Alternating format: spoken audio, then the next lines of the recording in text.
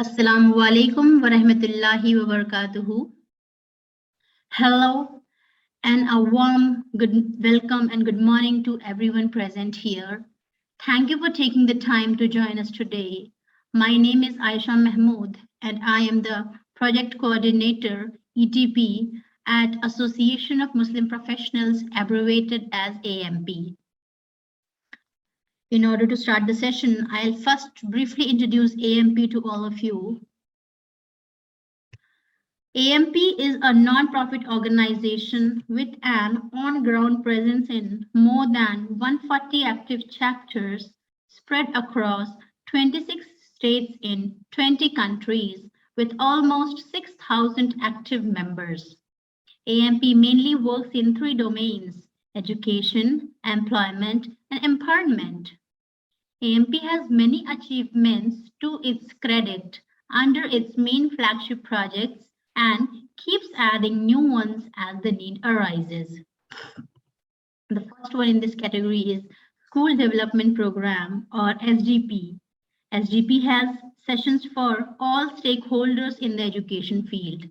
Next, Employment Assistance Cell, or EAC, launched in 2014, conducts job fairs and job drives, and it also conducts employability training program in colleges. So far, AMP has conducted more than 40 job fairs and around 250 job drives, bringing job seekers and corporates together and facilitating the placement of more than 15,000 needy candidates.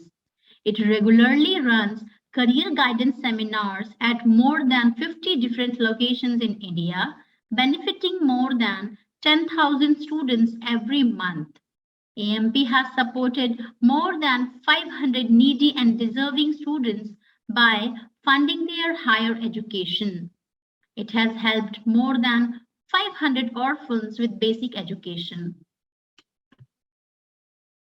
Some new digital initiatives by AMP are as follows. The first one is indiazakat.com. Indiazakat.com is India's first online zakat crowdfunding platform and was launched in April 2020 to liberate Indian Muslims from poverty and to set the individual on the path of self-sustenance. The second one, the indiamentors.com, or TIM, is an online mentoring platform that is free and open to all. It envisions a fully educated and empowered student community where no one is left out of the wheels of progress and development due to lack of awareness and guidance.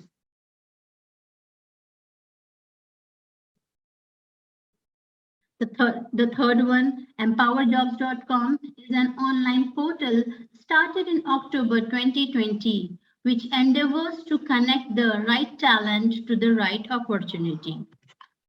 Talking about the reach of AMP, it is also present in the Middle East with chapters in Saudi Arabia, Kuwait, Qatar, and UAE. And active volunteers are present in Singapore, Malaysia, South Africa, Oman, Bahrain, UK, US, and Canada. Recently, it has been registered in US, UK, and Australia as well. Lastly, I would like to emphasize that more than anything else, it is the rope of Islam that the members of AMP hold on to while treading the strenuous path of empowerment of the Indian Muslim community in particular and the society as a whole in general that has been responsible for the phenomenal growth that AMP has achieved in just over a decade. Now, I would request Dr. Aminul Haq sir to kindly introduce AMU Murshidabad campus to our speaker. Over to you, Dr. Aminul sir. Thank you, Miss Aisha Mahmood. Bismillahir Rahmanir Rahim. With thanks to Almighty Allah, we are gathered here today in association with AMP, Association of Muslim Professionals, in order to help all our students and participants to have a hands-on approach towards how to find a job and how to prepare yourself in order to land yourself in a good job. Now, talking about AMU Murshidabad campus, I am proud to tell all the esteemed resource persons and all my students to remember that we are associated with Aligarh Muslim University. We are branch of Aligarh Muslim University that bears a towering legacy of more than a century. And in Aligarh Muslim University Murshidabad campus, day in and day out, we are trying to strive to live up to that legacy. Now, Aligarh Muslim University, as we all know, had been founded by Sir Syed Ahmad Khan. And this center, AMU Murshidabad campus, was founded by one of our most recent vice chancellors, Dr. P.K. Abdul Aziz Sahab. Along with the Aligarh Muslim University Murshidabad campus, he had laid foundation to two more centers, one in Kishanganj and another in Mallapuram, Kerala. So we have three courses up and running here in Aligarh Muslim University Murshidabad campus, that is MBA, BLLB and B.Ed. And I will not take too much of time because the time is precious. I wish all my students to be very attentive and very patient. These kind of sessions are very long, and if you can bear patiently throughout the day, I believe that at the end of the day, you will be able to learn something fruitful and help yourselves in furthering your career. So with this, I will hand back the microphone or the audience to Miss Aisha. Thank you, Miss Aisha. My pleasure, sir. Now I'll take the privilege to introduce our guest of today, Mr. Arif Hussain, sir, who will be shedding some light on the topic personality development. Talking about Mr. Arif Hussain, sir. Arif Hussain, sir, is a sales specialist and health enthusiast turned author and peak performance coach who has vast experience of working with people from different age groups, professions, and backgrounds. He believes in living life with freedom, integrity, justice, clarity, abundance, and logic, and he helps people to know what is important for them to attain the best possible version of themselves. Now, I'll request Mr. Arif Hussain, sir, to kindly start this session with the topic personality development. Over to you, Arif, sir. Thank you so much. And before starting the session, I'll request my dear all participants and attendees, in order to gain maximum from this session, I'll request you all to be involved in the session.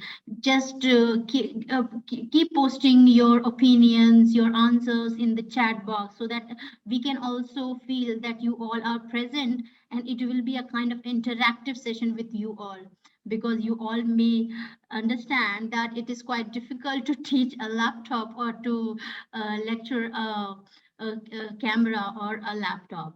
So I would be expecting a maximum participation from all the attendees, and you all can post your questions in the Q&A box related to this topic, and all those will be answered after each session of each topic. The topics which are being delivered, their related questions are supposed to be posted in the Q&A, and we will be answering it at the end of the topic session. Okay, with that, I will wind up my talk. I'll request Mr. Arif Hussain, sir. Over to you, sir. Kindly start. Assalamu alaikum, everyone. So to start with, I would like to know which all places we have the people from. So you can write in your chat box where the people are from. So we have people from Kerala, Murshidabad, Aligarh, Amroha. Okay, I've been there.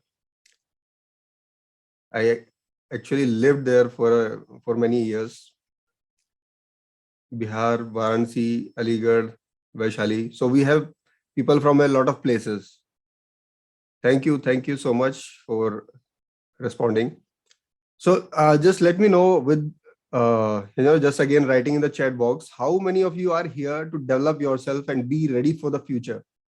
Okay, Mohammad Yunus Khan, Mohammad Arif. So thank you so much. I appreciate you all. And how many of you are here and still think they don't need personality development? You can again write in the chat box. Okay, thank you so much. It really means a lot to me. I appreciate you all for being here and giving your time and energy to learn or participate in this session. You could be anywhere else at this moment, but you chose to be present here. So I'm truly grateful to you all. Thank you. So I would like to do my best as I can. It's going to be awesome. I can assure you that. And just give a good round of applause for yourself. Just tap on your back. So let me. So you must be thinking, what is there in this session for you? So let me share in brief. So by the end of this conversation, you will be more aware about your own self, so that you will know exactly what you need to do to get successful. You will know how to get highest productivity from yourself so that you reach your desired goal in life. And you will also know how to reach the peak of your performance and be comfortable in doing so. So before I begin, may I give a little glimpse about my background? So as Aisha Mahmood told that I have been into sales. So most of my experience is into sales in pharmaceutical industry, but it's been almost 20 years of work experience at different places, at different positions. So I worked all over, across India. Uh, I have impacted more than 500 people to achieve the success mindset through coaching and brought them closer to their goals. And I have this inherent feeling of helping people achieve their goals without compromising their life and health specifically. Hence, I am here and I believe I never quit, and I'm doing this because I want others not to quit. So, how many of you want to learn from me about personality development? So, while I was, creating this presentation, tell you about my beliefs. So, it has been, while growing up, it has been ingrained in myself that I don't have to, my work will speak for myself and I don't have to show myself or present to anybody, right? And does that happen with you? Right. So in the next slide, I actually pasted my picture so that I break that barrier within my mind that yes, I have to be visible and I have to show it to people that who am I. Right. So to start with, I would like to share what personality is. So as you can see in the screen, a personality is a combination of qualities that form a unique character or the person. It is the characteristic set of behaviors, cognitive abilities, and emotional patterns that evolve from heredity and or environmental factors. So while growing up, the kind of experiences you had, the way you have lived your life, the way you have associated with your school, teachers, friends, neighborhood, parents, that all give you a certain kind of belief system, value system, and that makes your overall personality. So what as I already shared, what makes your personality? These are your inner values, the attitude you carry in your life, the habits, your daily routine, the way that what time you wake up, the way you do things, do you exercise or not, what kind of food you eat, how much creativity do you exhibit or you utilize, and what kind of goals you have in life. So all that makes your personality. So let's talk about personality development. If that is all your personality, then what is development? So personality is actually developing from the very beginning. So it's not that um, of course you can change a few aspects or you can upskill your abilities, but your personality is developing every moment, every day in life. And if I tell you that your personality is already developed, what did you feel? So by the age of 15, 16, or you attain puberty, your personality, or I would say more than 90% of your personality is already developed. Now, aging influences levels of ability, but the basic personality traits remain constant. Now, what are these factors responsible for your personality development? The number one is your heredity. So, what is heredity? The value system, the beliefs your family carry, and from there you inherit those uh, value system, those belief systems. That is a major part of your personality. Then comes the environment you live in. What is environment? School, neighborhood, the books you read, the movies you watch, the sports you play, all that is your environment. And it's not just the situations or the environment, it is the meaning you give to those situations that will develop into your personality.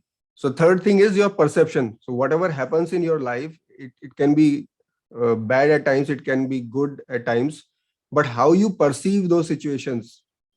So I tell you, so these are the 6 psychological needs that people look for, and these 6 psychological needs, they make a person what they are. And all these 6 actually, everybody have all these 6 qualities in different percentages. So for example, some people look for certainty in life. They want some kind of stability, that if I go to school, study till 12th class, or if I take science stream, what will happen? And then further in college, if I have some vocational course or uh, right. So we everybody looks for a certain level of certainty, but that depends person to person. Some people wants complete certainty, that everything what they have decided, if that happens they are happy, if it doesn't happen, then they get anxious, and at times they get depressed also. So whatever you do or don't do, right, so you are actually trying to fulfill these 6 needs, these pre-installed psychological needs, right? So what is certainty? Certainty is the sense of safety and security. So everybody wants that, right? I want that. Then what is uncertainty? So uncertainty is when you are expecting something to happen because of your efforts, but sometimes you get even more than what you had expected. You were expecting, let's say, 70% marks in the exam because of your expert, but you got more than 80%. Then how would you feel? You will feel happy. So sometimes uncertainty can bring happiness. The same uncertainty can bring sadness as well. So if you uh, flip the percentage from, you were expecting 80 and you got 70, so then that uncertainty can bring sadness in life. Similarly, when you are looking for significance, we are here talking about personality development, and uh, a kind of personality you carry? Are you visible outside? How do people think about you? There is one image that you carry about yourself. There is an image that other people see you through. So what is that significance? So a kind of popularity what everybody wants. Some people would like to mingle only with or get known by only 5 people or 10 people. Some people want that thousands and millions of people know them, appreciate them, like them. So that is significance. So some people work for significance. Some people work for connection. Connection is very important for them. So what kind of connection? Need for love. Okay. These people are ready to help everyone.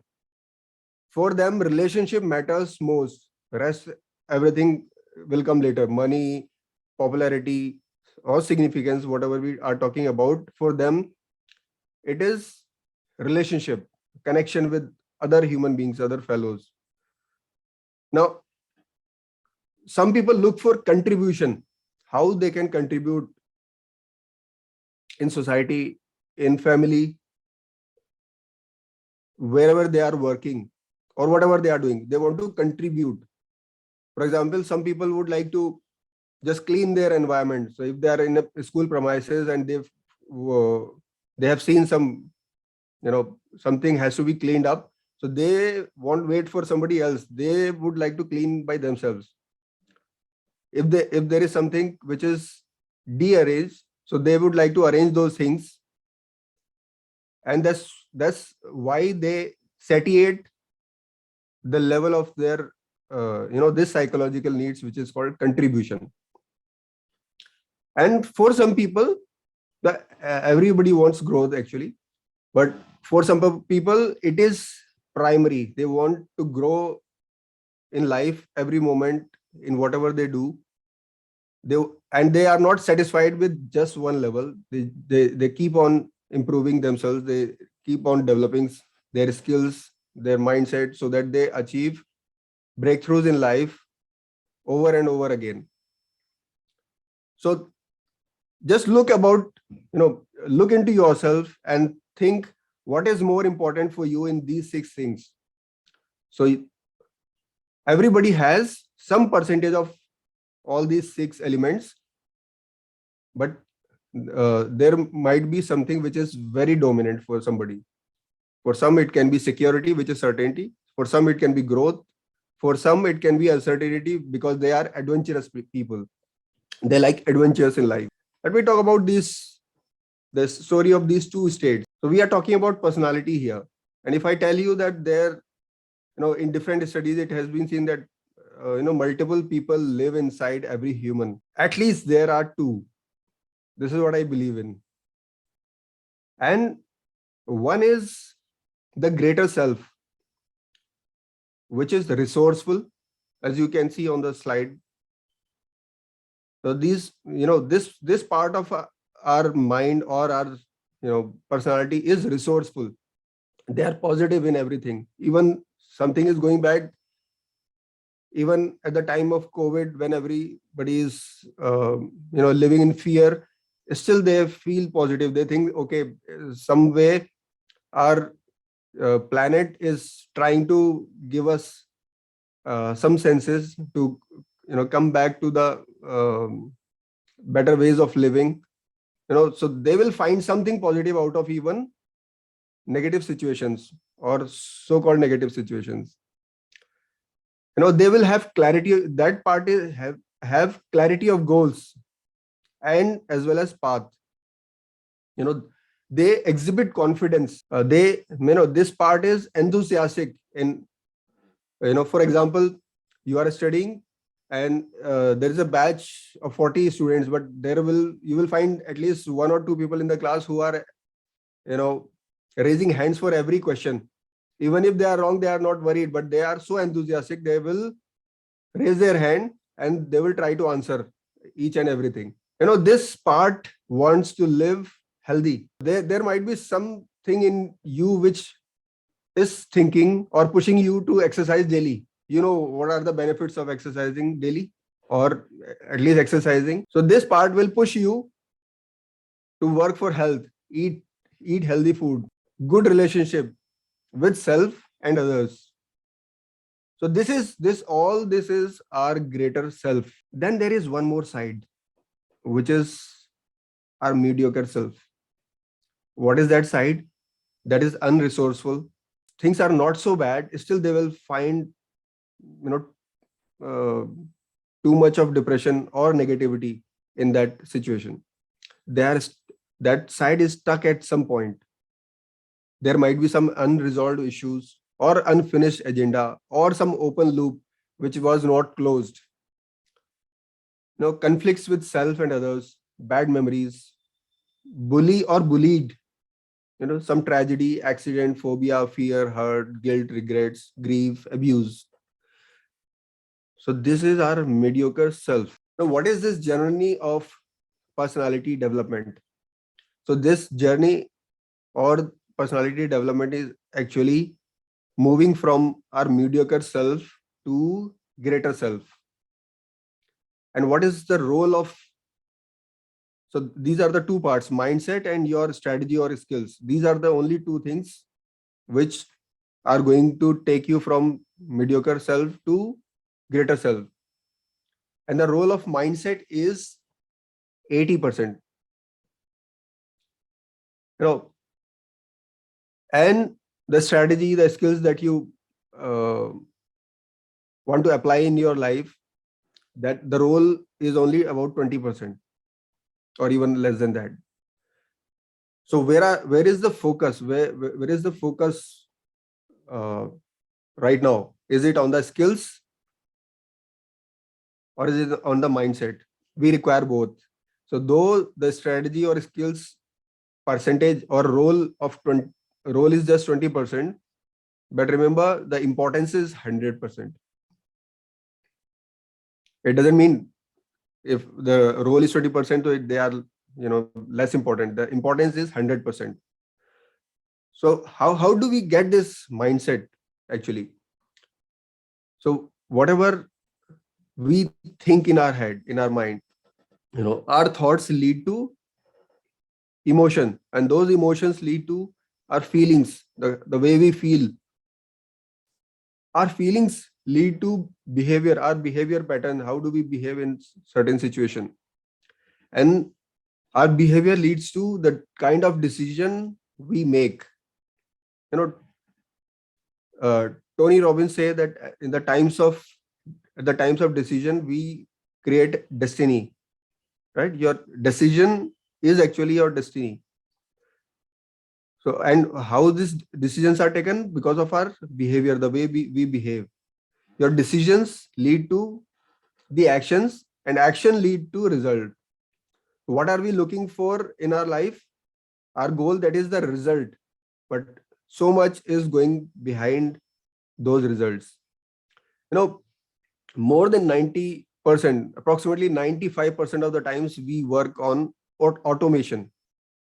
Some people call it non-conscious working. Some people call it subconscious working. But more than 90% we are on automation. So we have a set pattern of the way we do things, the way we study, the way we play, the way we see life, the way we take care of our health or relationships. In almost everything, there is a pattern, set pattern, the way you do things. Now that comes because of all these elements that I've just shared, your thoughts, your emotions, feelings, and eventually the action in the end. So where should we focus? Mindset or skills?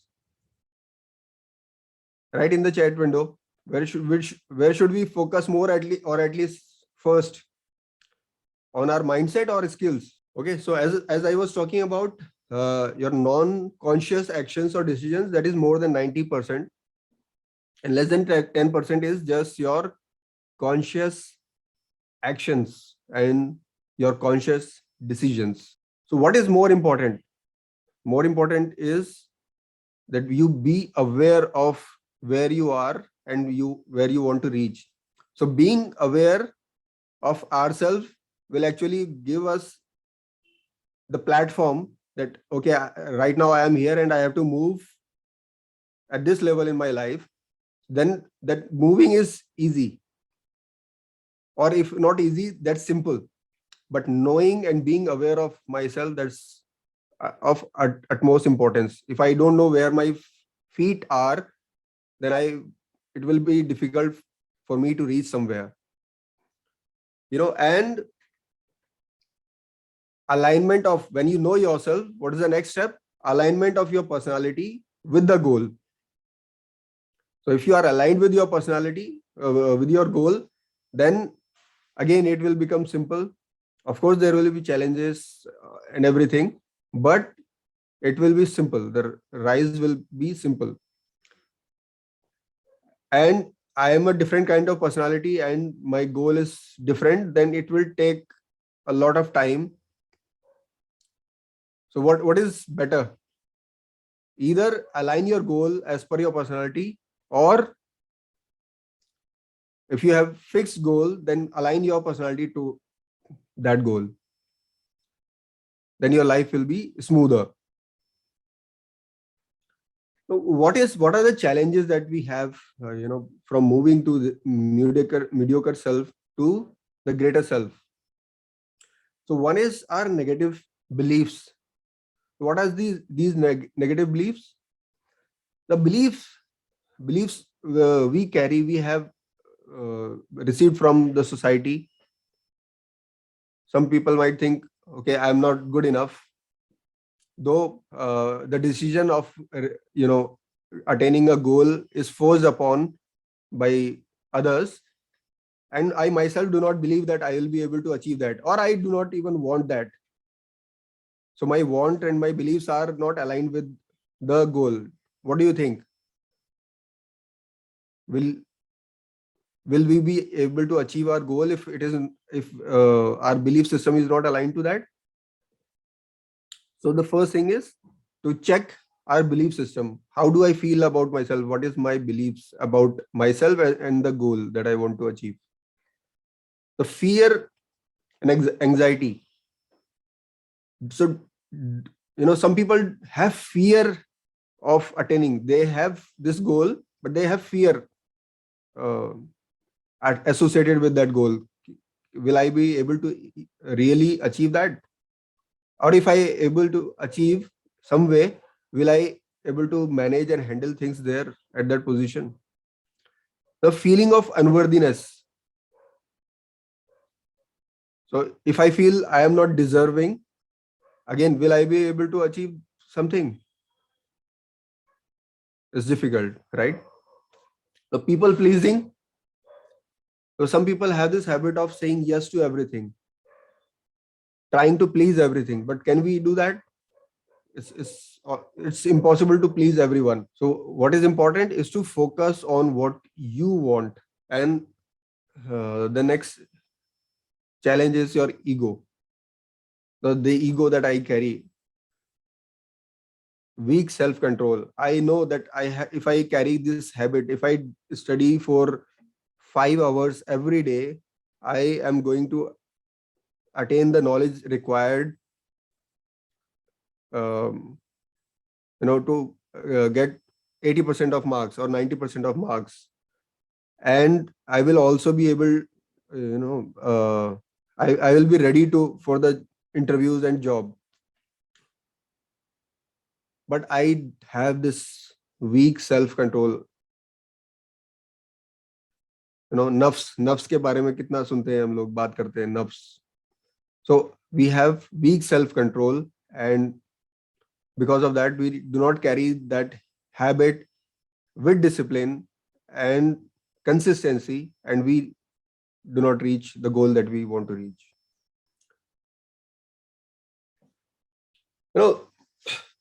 So I would like to share a few things how a few things that can enhance your personality and that will help in achieving success and reach from mediocre self to greater self.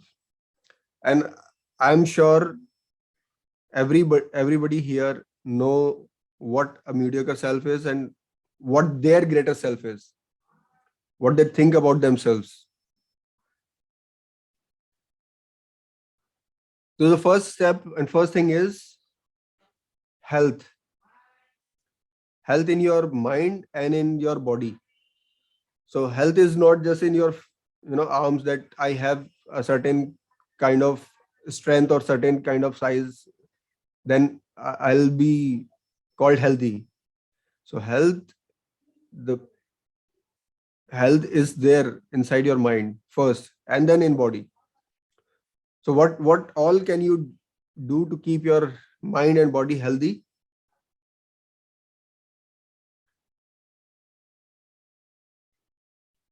So I want the answer from everybody here. What all can you do to remain healthy in mind and body?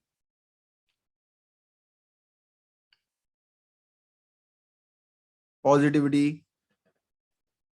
What else? Write in the chat window. What all can you do to keep yourself healthy in body and mind? Meditation, positive efforts, think positive, stay focused, exercise, positive environment, spirituality, exercise, right diet, be yourself, exercise, acceptance. Acceptance of what? Whom? Soulful conversation. Okay, so there are, you know it all. What are the things that you need to do to keep yourself healthy in mind and body? Right? So what I want to share with you is a few things which are well known. I just want to reiterate. You have already written everything. So the first thing is the kind of food that you have.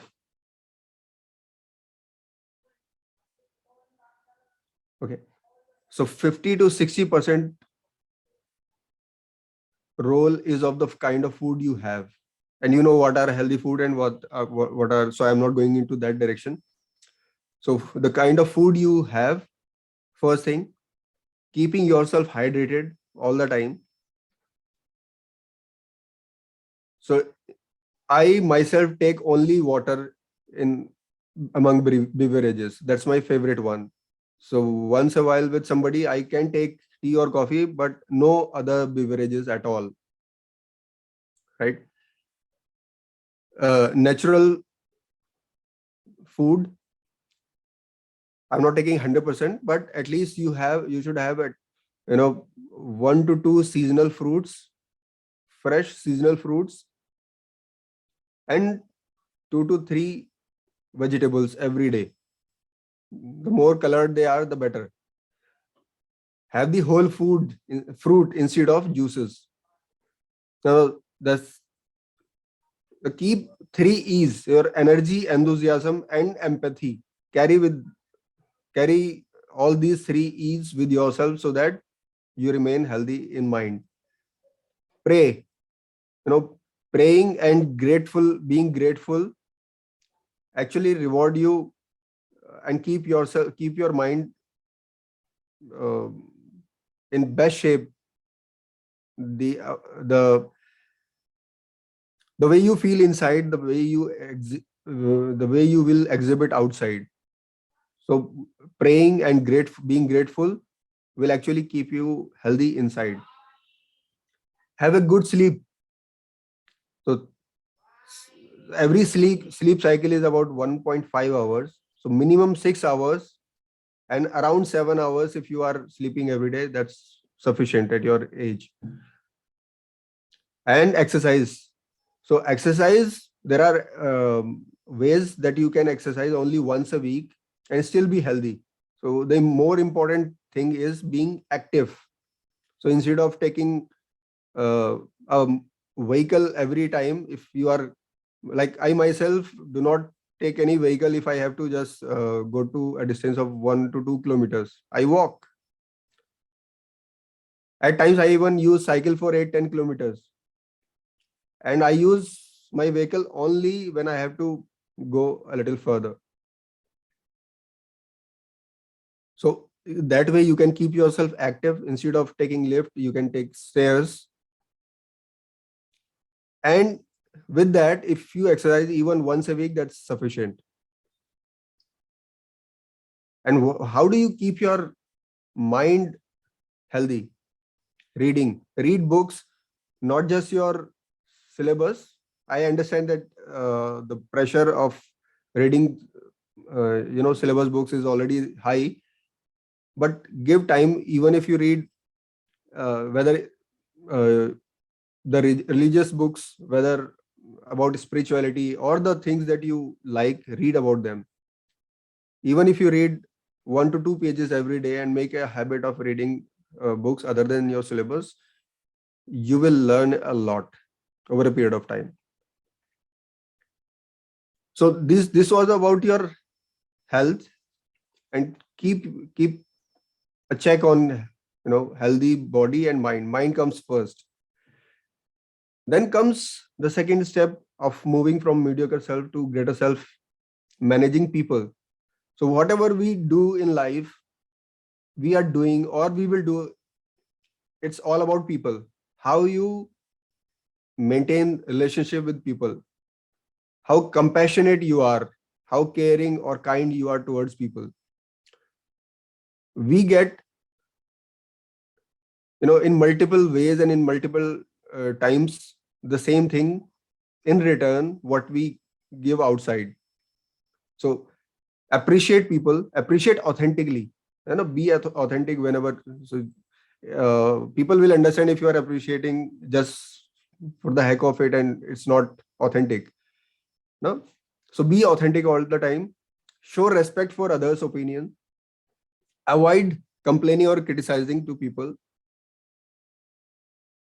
You can complain or criticize the situation or the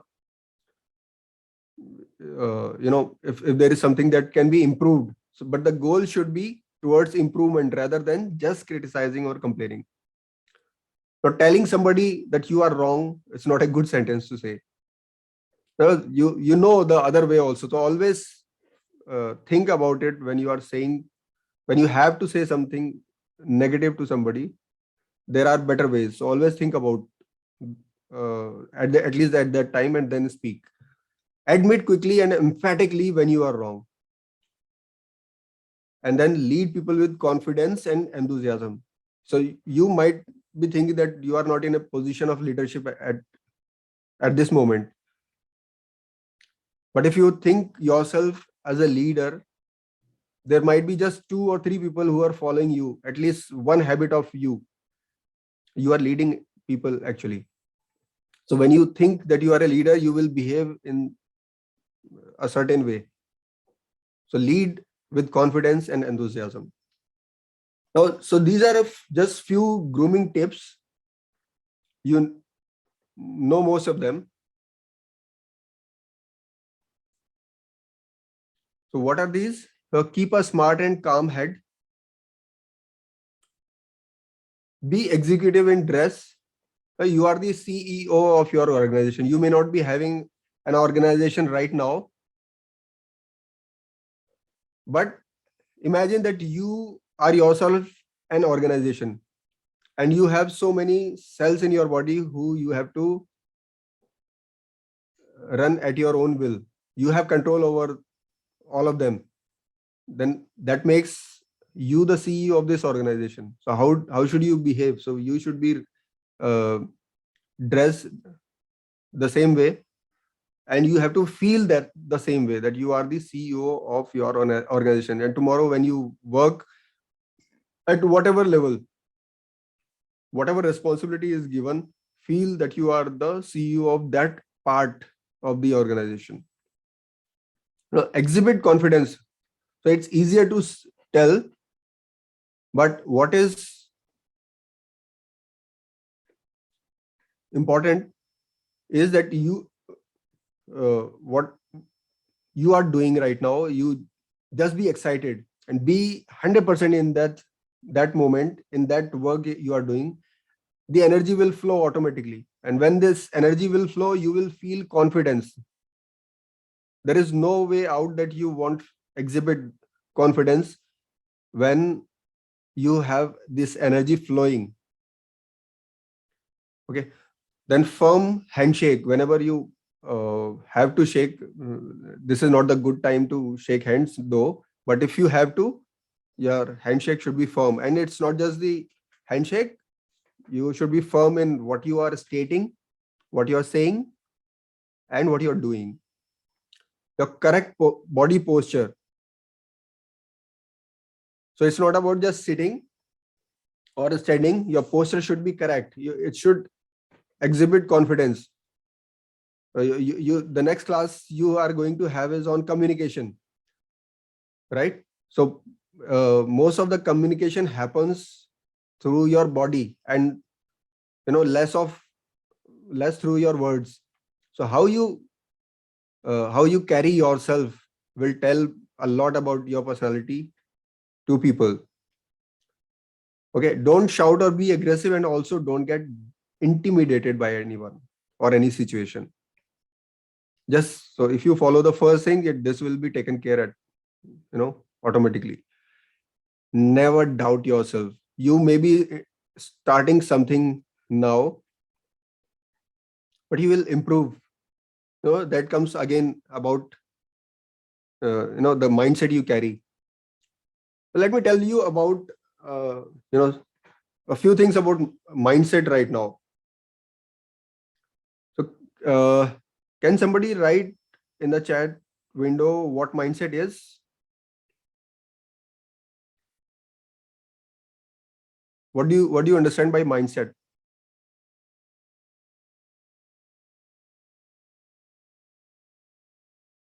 Nafse Mara mediocre self. Yes. So Ali Hasnan written about. Yeah, thought process, your belief system, thoughts that one carries, one's own perspective, your beliefs. Okay, all that is your mindset. There are two type of mindsets. So one is fixed mindset, and the other is growth mindset. So as the word suggests itself, fixed mindset is that I know what my talent is and it is fixed. So some people really believe in this. They think that the talent is inherited, or everybody has some talent and they cannot grow themselves. Or people who are successful, they have certain kind of talent in them. The other group, which carries growth mindset, what they believe is that you may start with some certain level of skill in what you do, whether you are writing something, you are singing, or you are into education, you are into academics, or you are running some business. You may be at a certain level in the beginning, but you will improve over time. The more you learn, the more you do things, the more you experience things, you will keep on evolving into a better version of yourself, and eventually you will become successful. So that's what people with growth mindset believe. So how do you know that do you have a fixed mindset or a growth mindset? How would you recognize? Okay, so I tell you, the people who have fixed mindset, they they focus on consistency in their work. So if they are getting a salary of, let's say, 1 lakh rupees a month, they are happy about it, and they think that's sufficient, and they think that it will be stable, it will not change, and They do not try to learn new things or new skills and develop new things, and that's sufficient for them, whatever they are. Whereas a person with a growth mindset will think that growth can happen over time, and their focus is on consistency with growth, or you can say consistency in growth. So instead of consistent income or consistent health, they are working on consistent growth. So that's a little difference. People with fixed mindset think that the difficulties that they have is, they see difficulties as challenge, whereas people with growth mindset, they believe that their difficulties are actually the opportunities to grow in life.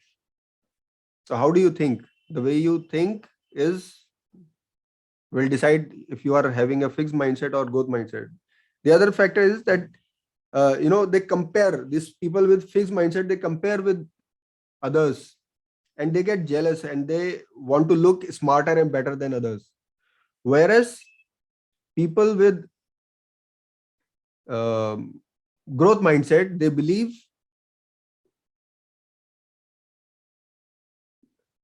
that it is for them to embrace their weakness, and they get inspired from others who are people who are already successful, and then they try to improve on themselves. Now, people with fixed mindset, they are threatened with others, or if they see somebody else getting more successful, they get threatened.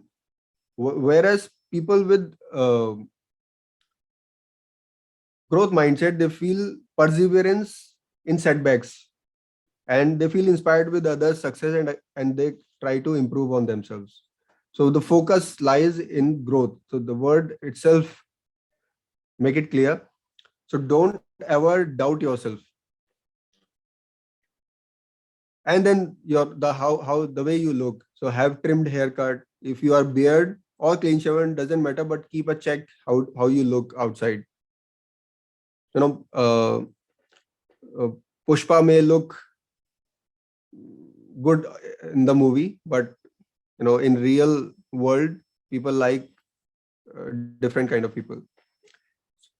Dress according to the place. It's okay to copy your role model, but you can do that until you have your own style. So have your own style.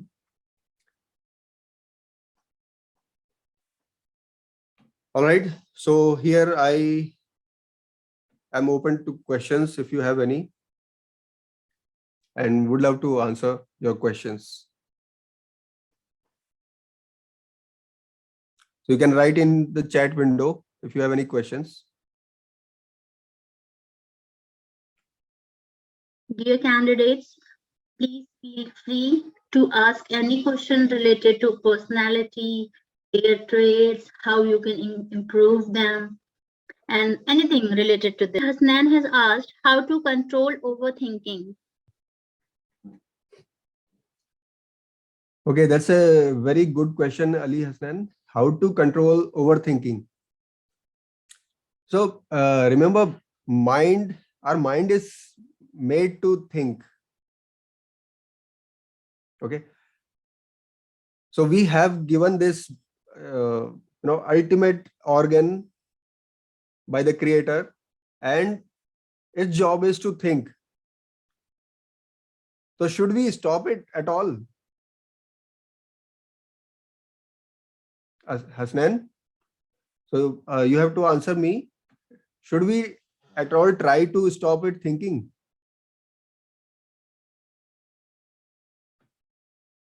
No. Okay. So what we should focus on, instead of focusing on that, okay, I have to stop my brain to think, give it some work. Your brain starts thinking thinking a lot about something when you are stuck at some point. But if you give it some work, it will be occupied. Now think of your brain, your mind as some entity जिसको मतलब हमेशा कुछ काम देना है. So give it some work. Look, if our mind is stuck at some point or at some position, some challenge is there, it's very difficult for us if we are thinking about it all the time. And you cannot remove that thought. You cannot. What you can do is you replace it with some other thought. So just replace it from other thought and you can get away with the problem of overthinking. So I understand that's a big problem in itself. But what we have to do is give it some work, give your brain some work. Rahul has asked, sir, how to extend focus, concentration, and memory. How to extend focus and improve memory. So again, the question lies with you. The answer lies with you. What can you do?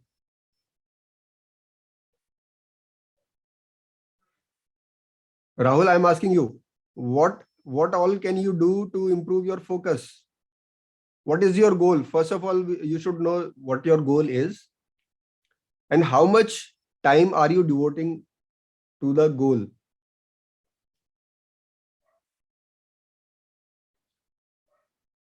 So you are preparing for administration services.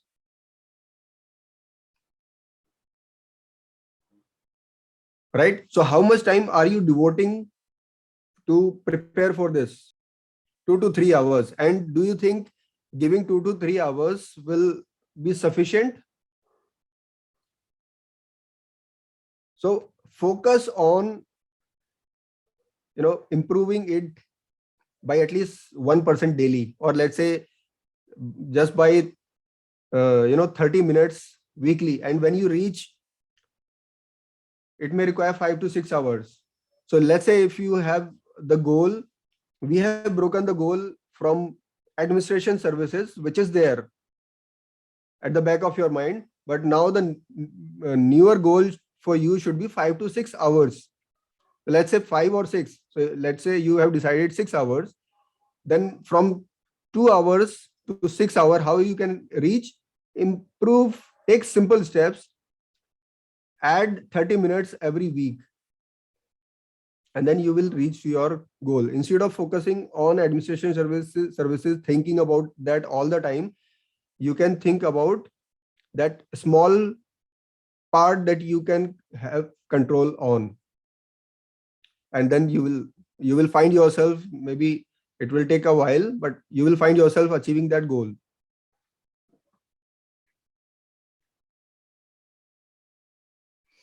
Mohammad Ashab has asked how to leave the bad habits like wasting time and start good habits, that is productive work. How to leave bad habits, for example, wasting the time. Ashab considers wasting the time is a bad habit and start good productive work. So how to do that? So again, I have already answered this in the first question, that your mind doesn't know what is good or bad. Okay, you know the theory, but your mind do not differentiate with them, between them. So what you can do is replace whatever habit you think it's not good for you. You replace that habit with, overlap that habit with the new habit, which is good for you. Okay, and then practice it daily until that practice becomes your lifestyle. For example, let's say my habit is that I wake up at 11 a.m. Okay, and I want to wake up at 5 a.m. every day. So 11 to 5, it can be challenging because to wake up at 11, I must be sleeping at 2, 3, 4 a.m. Right? So can that happen overnight? For 1 or 2 days, it may happen, but it will not become lifestyle until I, gradually work on it. So I have to try and go to sleep at least 8 or 9, maximum 10 p.m. in the night, and then think of waking up, and for that I can take support of somebody else. I may not do it myself alone. I can take support from somebody else. Okay, you are the person who is accountable for me, and ask permission if they can help you in creating that habit. You can have a group of people who can support you. It may not be just one, right? But you can always replace something with the other. Thank you. Good question, by the way. Mohammad Farhan has asked, sir, how to deal with negativity. Okay. As I said, your brain doesn't differentiate what is negative, what is positive. For example, I ask you, there was a forest and a white elephant was moving in that forest. So what does your brain, when you heard the words white elephant, what did you see? Your brain saw white elephant moving in the forest. Now I again ask you, I was moving in a forest. I didn't see a black elephant. Okay, what image comes in your mind? It is again an elephant. Okay, and it might be a black elephant. But I say I didn't see. Right? Isn't it amazing? So when I say I didn't see a black elephant, image of a black elephant appears. When I say I saw a white elephant, an image of white elephant came in my mind. So your brain actually does not differentiate. So you have to be very, very consciously practice what is positive for you. And you have to keep that repeating until that practice becomes your lifestyle. And eventually you can get away with your negative thoughts, negative habits.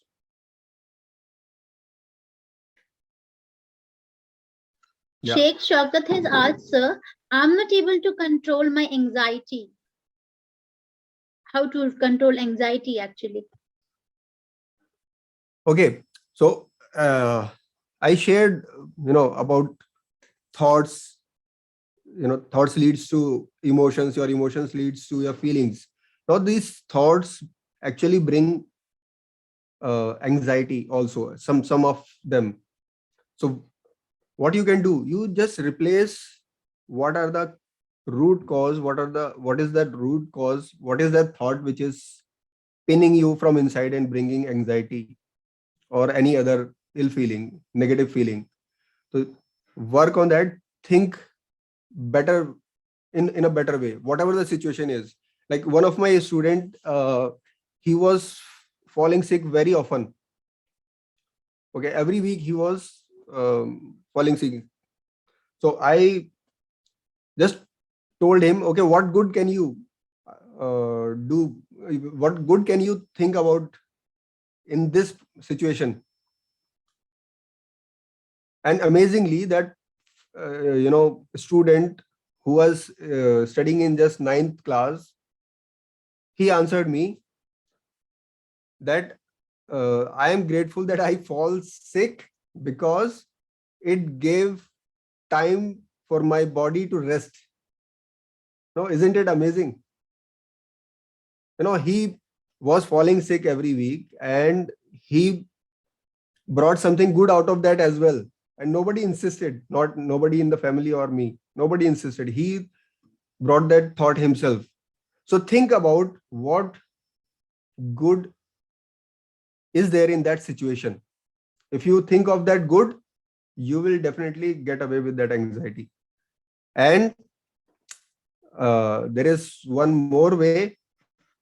Do mindful breathing. You call it meditation, you call it mindfulness, you call it just breathing exercise, but rhythmic mindful breathing helps a lot.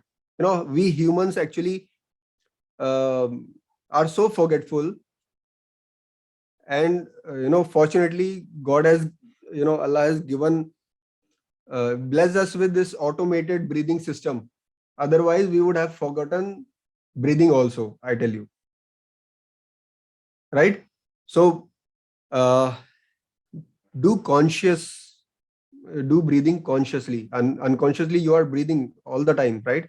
But feel your breath going inside, deeper, reaching out to your every cell in the body, and then coming out, exhaling that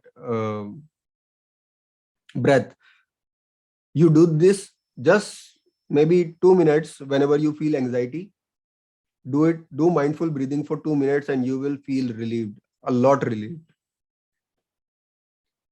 Yeah. Thank you, sir. Zoha Fatima has asked, sir, any tips to overcome self-doubt?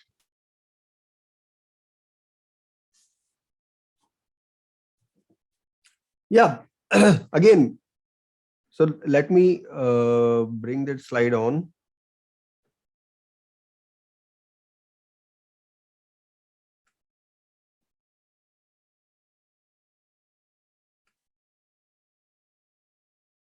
You can keep a note of it, or you can have a screenshot of the slide. So whether it is anxiety, negative thoughts, they all come from this part. Okay, your thoughts. So look for the root cause instead of thinking about the anxiety or self-doubt. Okay, think of the root cause. Why do you have doubt? What is that thought prevailing inside?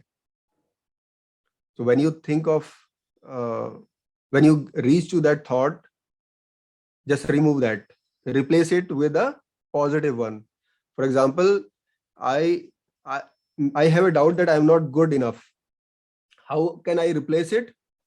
I can tell myself I'm the best in what I do. In the beginning, my mind would not agree. Okay, because I was doubting myself a moment ago, and how can I just think that I'm the best? But over a period of time, your brain will automatically search for evidences, some proofs in the environment, or the things that you have already done in your life. I'm sure you must be successful in doing many things in your life, right? So your mind will search for those evidences and those proofs, which will make sure that you will believe over a period of time that I am, if not the best, I am good in doing what I do. I hope that makes some sense and gives some clarity. Yes, sir. Another question asked by Farhan is how to work on divided attention. How to work on divide. He has written divided attention. I hope if you understand the question. Otherwise, I'll ask Farhan to elaborate it more. Farhan, can you elaborate it more? So how one can have undivided attention or to have focus, right? Yes, It's same sir. thing. Yes, sir. Yes, sir. If I'm right. Yes, sir. I too feel the same. Okay. So how, you tell me, how you can have undivided attention? Oh, simple. It's simple. The statistics say that your brain can only focus on something for about 18 minutes. That span, the time span has, it is reducing because of the effect we have through social media, through internet, and because we are distracted almost every moment, right? So that span has started reducing. Now you get only 10 seconds to get the interest and the association with something. So in those 10 seconds, what you can do so that you get attention, or you are attentive. It's just the exercise for this is just feel relaxed. Relax yourself, breathe, do mindful breathing at that moment when you are when you have to be attentive and still you are not being attentive. Do mindful breathing, and after that tell yourself that I am going to tell your mind, I am going to focus for next 30 minutes 100% on this particular thing, maybe on this particular class that I am attending, or maybe particular work I am doing, and then I will rest for 10 minutes. Tell your mind, and your mind will prepare itself to be attentive for those 30 minutes, and then you reward your mind for 10 minutes. Don't cheat it. Otherwise it won't work next time. So give your mind task for a certain amount of time, and then reward it. Okay, you get reward now when you uh, do some good work. You get reward, maybe from your parents, your teachers, your friends, right? Similarly, you have to reward yourself. Yeah. Okay, sir. Muhammad Khan has asked, sir, mindset always go to negative side. Why? How to overcome? Since we have enjoyed a lot negativity, how to stop negativity? Those occur in the mind. Okay. Most of the questions are related to mindset only, and how we have those negative thoughts, negative feelings, Yes, sir. I anxiety, would right? like to merge certain questions, because most of the questions they are leading to anger management. If I use a particular term, so maybe all of them want to ask that how that emotional quotient, no, how they can manage their Yes. emotional quotient. So you can answer them all in one. Okay. Look, for anything that is going negative in your life, ask yourself one question, the same that I had repeated earlier. What good can come out of this situation? If I am facing some challenge, if I ask myself this question, what good can come out of this situation?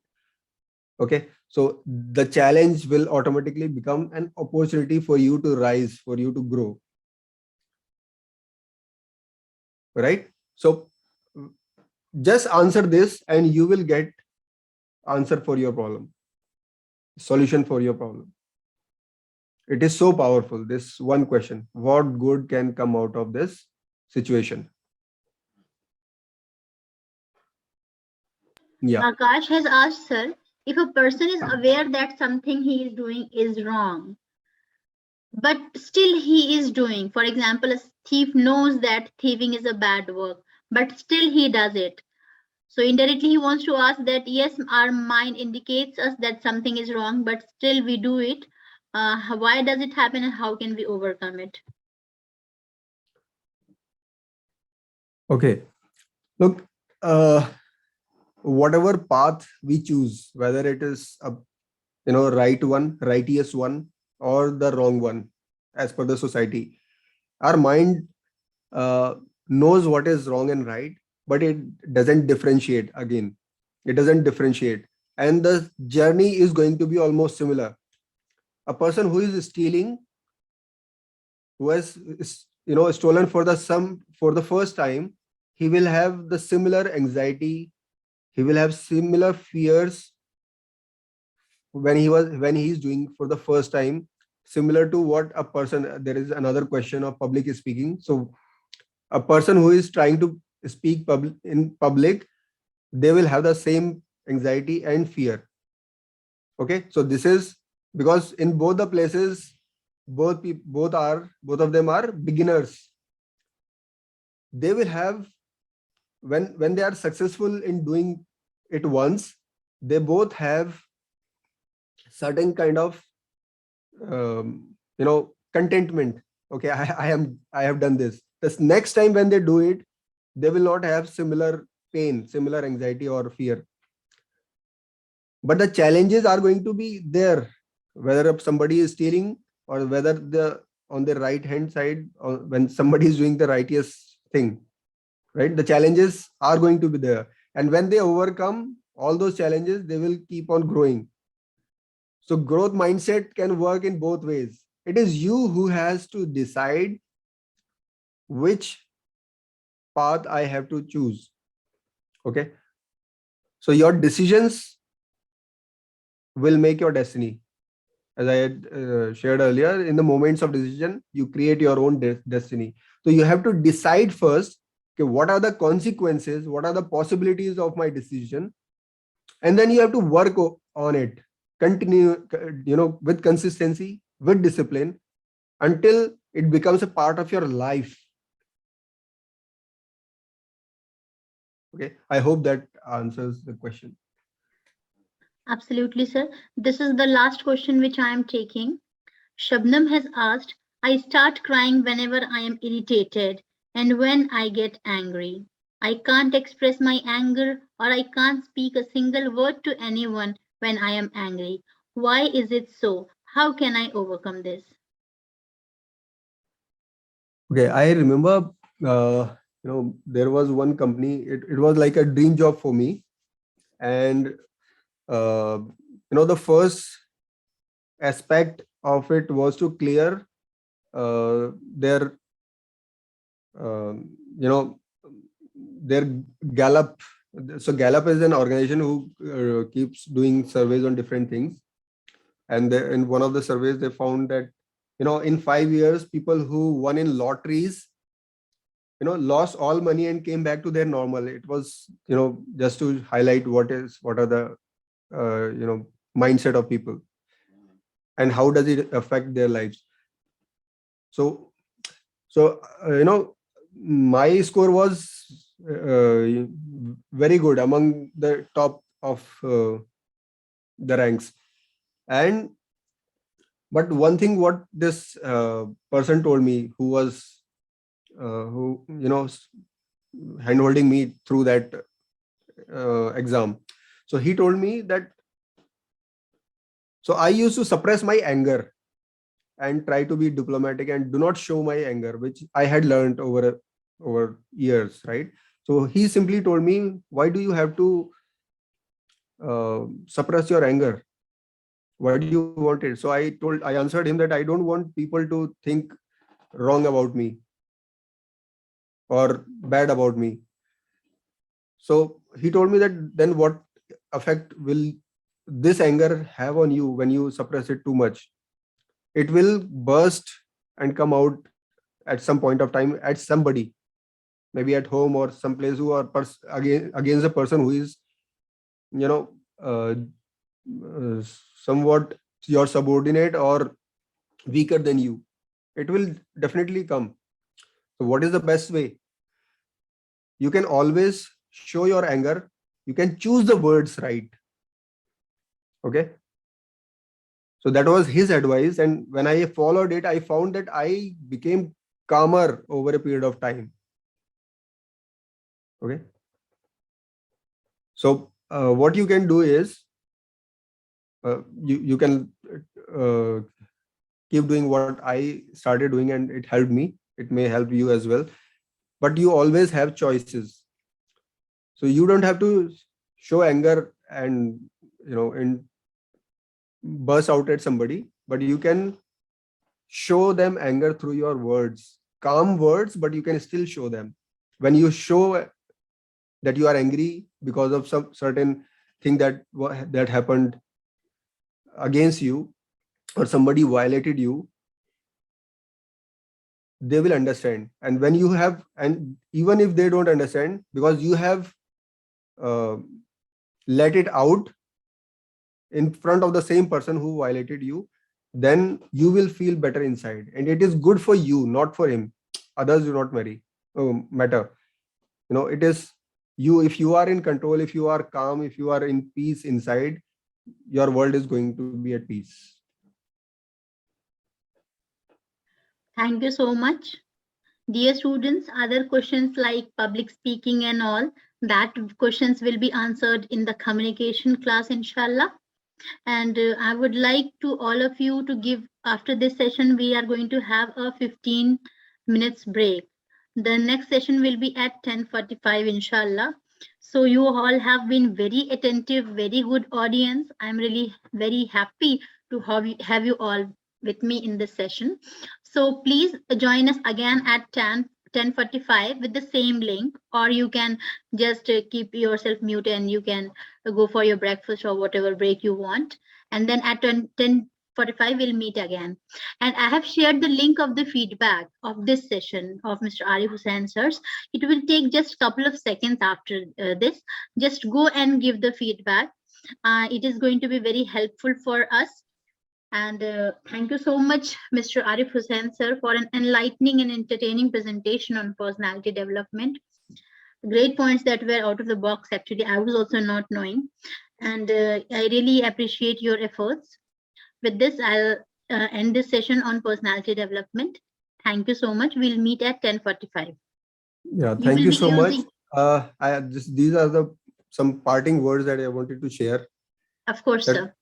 From, for personality development, or the person that you want to become, and from moving from mediocre self to greater self, the time is actually now.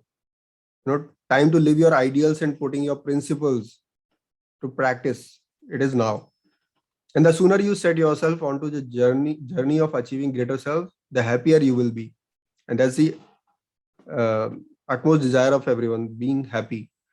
The longer you wait for right things to happen or procrastinate, the more you will be vulnerable to falling into mediocre self. And then you will feel filled with shame and regret, because you know you are capable of better. For this, thank you, everyone. Thank you for listening me out. And I thank for AMP to give me this opportunity to speak in front of you all. Thank you so much. Pleasure is for all of us, sir. Thank you. Hello, everyone. So, dear attendees, we are back again after the short break. The second session is on communication skills in the personality development program workshop. I'll now introduce our second speaker of today, the very talented and gorgeous Miss Uzma Golandaz, Madam. Miss Uzma Golandaz is a certified ambition and ambiguity coach who is extremely passionate about helping people realize their ambition, work towards it with clarity, and break free from the issues that stand between them and their success. Working as an English language trainer in the UAE, she is a personality mentor who focuses on confidence and communication related matters. She is a postgraduate from London in human resources and have a significant multicultural and international work experience. She is also a co-author of an Amazon bestseller. Now, I'll request Ms. Uzma Golandaz, Madam, to kindly start the session. Over to you, ma'am. Thank you so much, Aisha. Those were really kind words. And thank you, AMP, for making this possible. Good morning, everyone. And first question that I would like to pose to you is, how would you like this session to be? In mixed language, like a mixture of Hindi, Urdu, and English, or English? Can I have the answers, please? E for English, and if you want it mixed, you can type M. And even if we conduct the session in English, there is something that you do not understand, please don't hesitate to ask. I can speak Hindi as well. Okay, we have most of the responses for English and some of them for mixed. It's okay, whatever you do not understand or have a query about, we'll handle that. So don't worry, you're covered. I would like to start the session with a question. I mean, I'm your second session for today, so I'm sure you're already warmed up and awake. My question is, imagine that you are the interviewer and you are interviewing candidates, and you've been told that you need someone with good communication skills, someone who is good at expressing themselves for a certain position. You are the hiring manager, and different candidates walk in, and you come across this particularly talented candidate. You decide he or she is talented based on their CV, because the qualification is just what you want, or maybe even more than what the position requires. Okay. But when you ask them questions, they answer in about, say, 1 or 2 words, or at the most 1 sentence. What would you do? What would you do? Would you hire them?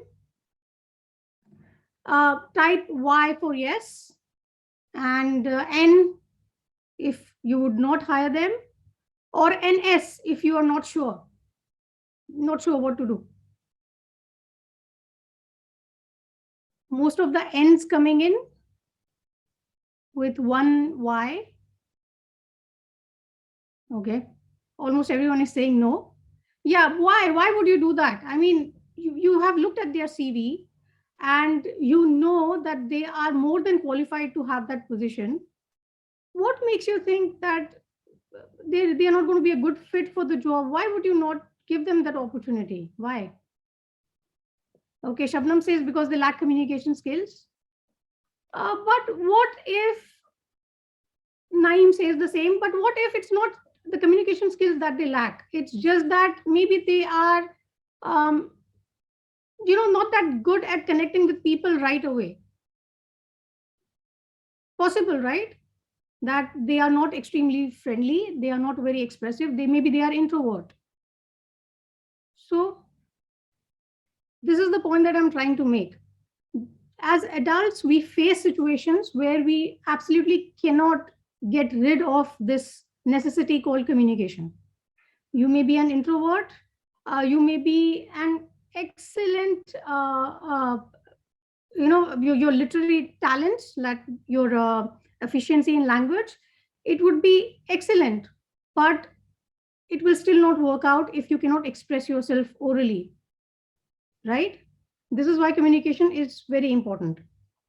The point that I was trying to make with this example was, we all are either extroverts or introverts, or a mix of both personality, but we still have to have a good command over communication, so that we are able to establish certain things, certain goals in our life. Because people will never assume, if people don't know you, they will not give you a benefit of doubt or assume something positive about you. They will never think, oh, this person may be an introvert, or they may be a little bit reserved. They will always think, okay, this person cannot talk, probably doesn't know the language that the communication is taking place in. That is why they are not talking, or maybe they've got something to hide. Now, the point is that balance is the key. You don't have to be an extrovert. You don't have to change your personality type. Okay, you just have to become a little bit more expressive and just speak well. That's all. And what is speaking well? We'll get to that in a minute. My intention behind this session is to give communication a well-rounded approach, so that I don't give you just a few things and then you don't know what you're supposed to do with it. We'll try to take a well-rounded approach, a holistic approach to this concept. I would like to ask you guys another question. Do you talk to new people when you meet them? Like, have you been for interviews and then you've met other candidates, and obviously the interviewer, have you started talking about, just general stuff, small talk? Or do you answer in class when the professor poses a question? Yes, most people say yes. Okay, Abdul Rahman says he likes talking to new people. Okay, that's good.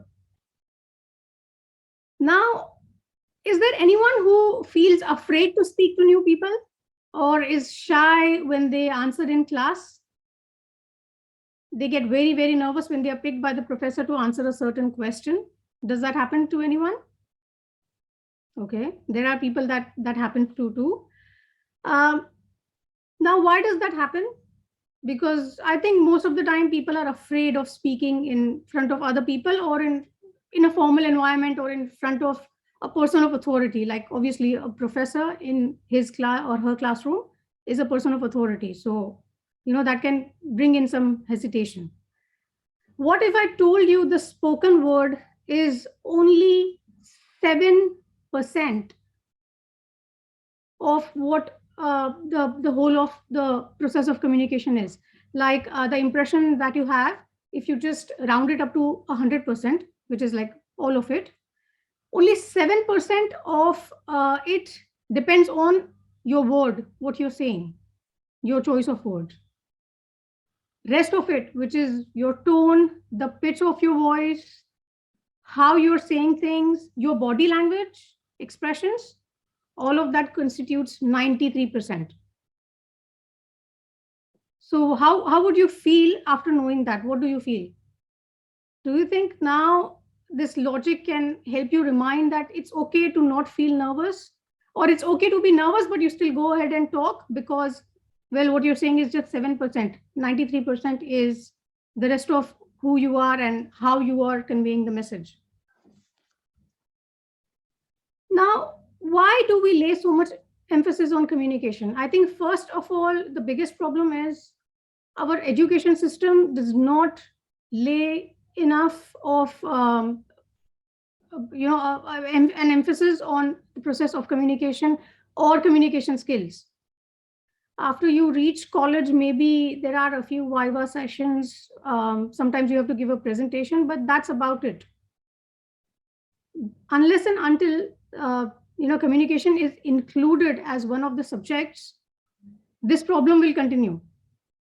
This is what our education system lacks, because basically internationally communication is always a part. It's embedded in their education system, because they are supposed to submit oral book reports and give presentations, give their own takes on stories and historical events and stuff. So they are always in this habit of speaking and communicating continually. We cannot do away with communication, whatever we may be doing in life, whether you're at home or you're outside. Even if you go to buy, say, groceries or anything at all, you will have to talk. Do you agree?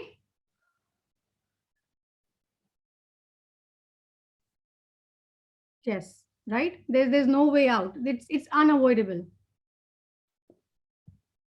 Now, how many of you are confident in inconvenient situations? Like, maybe you are in the middle of a fight between your siblings, your family members, or maybe your friends, and you are good in that situation. Like you jump in and you become the referee in the wrestling ring, that you just stop the two people, or you join into the fight, pick a side and join in, or you just go away, walk out, or just develop cold hands and feet. What do? Like you jump in, type in J, but you jump in and do what? Like you become a referee, R, type R, so that I know that you try to stop the fight, or you join in, type J for joining in, or you just sit. Sophia says, I hate fights, just sit and watch and enjoy. Oh my God. Okay, you jump into the fight, Farhan. There are many who say they will referee. Okay, good. This brings us to a very important angle in communication, and that is interpersonal skills. You know what are interpersonal skills? It's how you act and react. So how you act on your own, so you know what is the appropriate thing to do, or you react to someone else after you understand their emotional situation and level. Okay. For example, say you go with a friend to their office party. Okay, your friend is supposed to attend this function, this event thrown in by their employer, and they can bring in one friend with them, a date or another friend, and they decide to take you. You go there and you see that actually the the arrangements are not good at all. It's like you never expected that such a huge organization, so well-known and rich, would throw such a lousy party. How would you react? I'm sure most people would just keep quiet. They may whisper the comments to their friend that they have gone to the party with, but you will not say anything loudly, right? That means you understand the mood of the situation. You understand what you're supposed to do. That is a part of your emotional intelligence, which is a very important part of your interpersonal skills. Now, there may be few who would probably pass a loud comment and say, oh my God, this is so bad. There's absolutely nothing that's going on here. I never expected the arrangements to be so, like not up to the mark at all. And if the employer of your friend hears this, they would be in trouble, right? So anyone who has even that much sense will not pass that comment loudly. That is your emotional intelligence. Now, communication is a huge part of your interpersonal skills, simply because how you act and react, words are a huge part of it. I mean, what you speak, how you speak, obviously, the rule of 93 and 7 still holds true, but that means communication is a huge part of it, right? Now, interpersonal skills, to give you examples of interpersonal skills, I would say it includes decision making, your speaking skills, your non-verbal skills, listening, negotiation, all of that. Now, communication is often understood to be just talking. I don't know why we assume that, but often that is what people think when they think of a good communicator. They think of a person who can speak well. It's actually a two-way street. Communication is a two-way street. You speak, but you also listen. And good communication and good conversations are where you listen to the other person first, and then you decide to speak. Now, we cannot help it. It will not be that easy to just change this stereotype overnight that, okay, communication has to, someone has to be a good listener to be a good communicator as well. But technically, it includes listening, like I just said. This has led to this problem of bad, like breaking the etiquettes of communication. Now, what happens is often you will see that when there are group discussions or when you are talking, it could be with your friends or it could be in a classroom, it could be in a meeting, anywhere. People have this really bad, weird habit of interrupting other people. They will barely let the other person speak a sentence or a few words and they will jump in, even though they may have had their turn. They may have spoken for minutes at end, but they will still not let the other person talk. This is one of the biggest reason that this has happened, because we don't give listening that much importance. The fact is, listening has to be given importance, because how will you react to something if you don't know what's happening? If you don't know what has happened, what has been said, how are you going to react to that statement? The other person will talk about, say, I don't know, physics, and you are going to speak about biology. That's going to be a complete mismatch, chaos, right? So listening is very important. Don't interrupt the other person, because that hampers the process of communication. We have to remember that communication is mainly about conveying the message. You have to convey what you're thinking or what needs to be said, right? हमें ये भी दिखाना होता है कि हम क्या सोच रहे हैं, या जो मैसेज हमें देने की जरूरत है, लाइक कोई आइडिया ब्रेनस्टॉर्म हो रही है, हम किसी चीज का सॉल्यूशन निकालने की कोशिश कर रहे हैं या ऑप्शंस डिस्कस करने की कोशिश कर रहे हैं, तो वो भी तो पता होना चाहिए ना कि किस बारे में बात हो रही है, तभी आप एक रेलेवेंट जवाब दे पाओगे, वरना सामने वाला कुछ कह रहा है और आप कुछ कह रहे होगे, right? So listening is very very important. Now, How many of you participate in public speaking? आप में से कितने लोग हैं जो पब्लिक स्पीकिंग करना पसंद करते हैं या करना चाहते हैं? Why if you already do it, and W if you want to do it, you are interested but maybe you have not done it till date. Okay, there are quite a few who actually speak in front of a crowd, and there are also some who say they want to do it. So what stops you from doing it? I mean, if you want to do it, why don't you go ahead and do it anyway? What stops you guys from doing it? All the people who have typed in W, that is, they want to do it. Why do you not do it? Sayed Zarish says it's the fear of public speaking. Mohammad says the same, fear of public speaking. But what exactly is the fear? Have you ever thought about it in detail, in depth? Like, what is it about public speaking that you fear? What are you afraid of? To give you an example, are you afraid that you'll forget what you're talking about? Are you afraid that you'll make a mistake? You speak something wrong, something that is not a part of the content that you're supposed to deliver?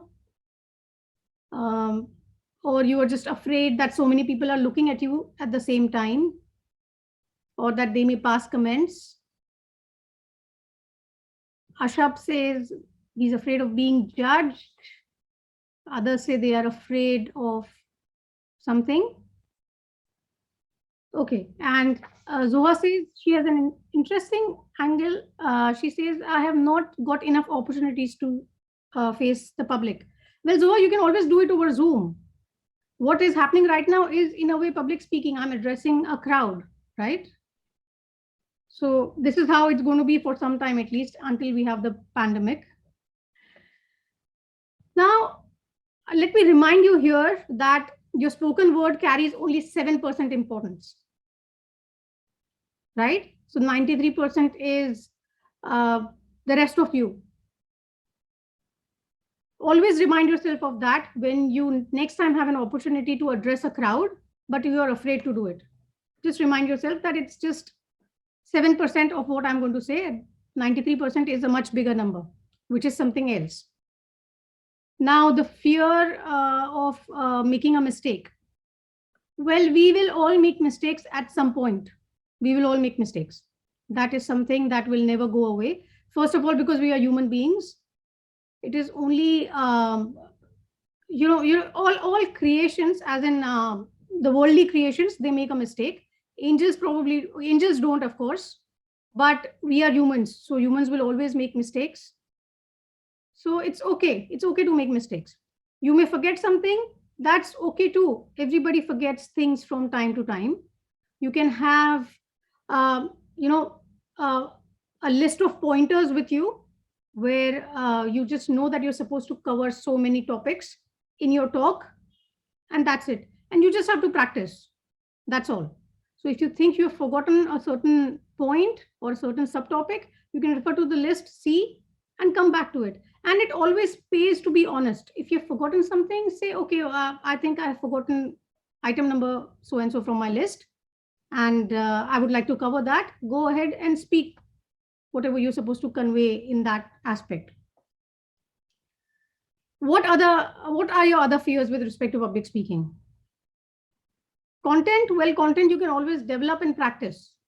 And you can practice in front of friends first, then you can move on to your classmates, and then to complete strangers.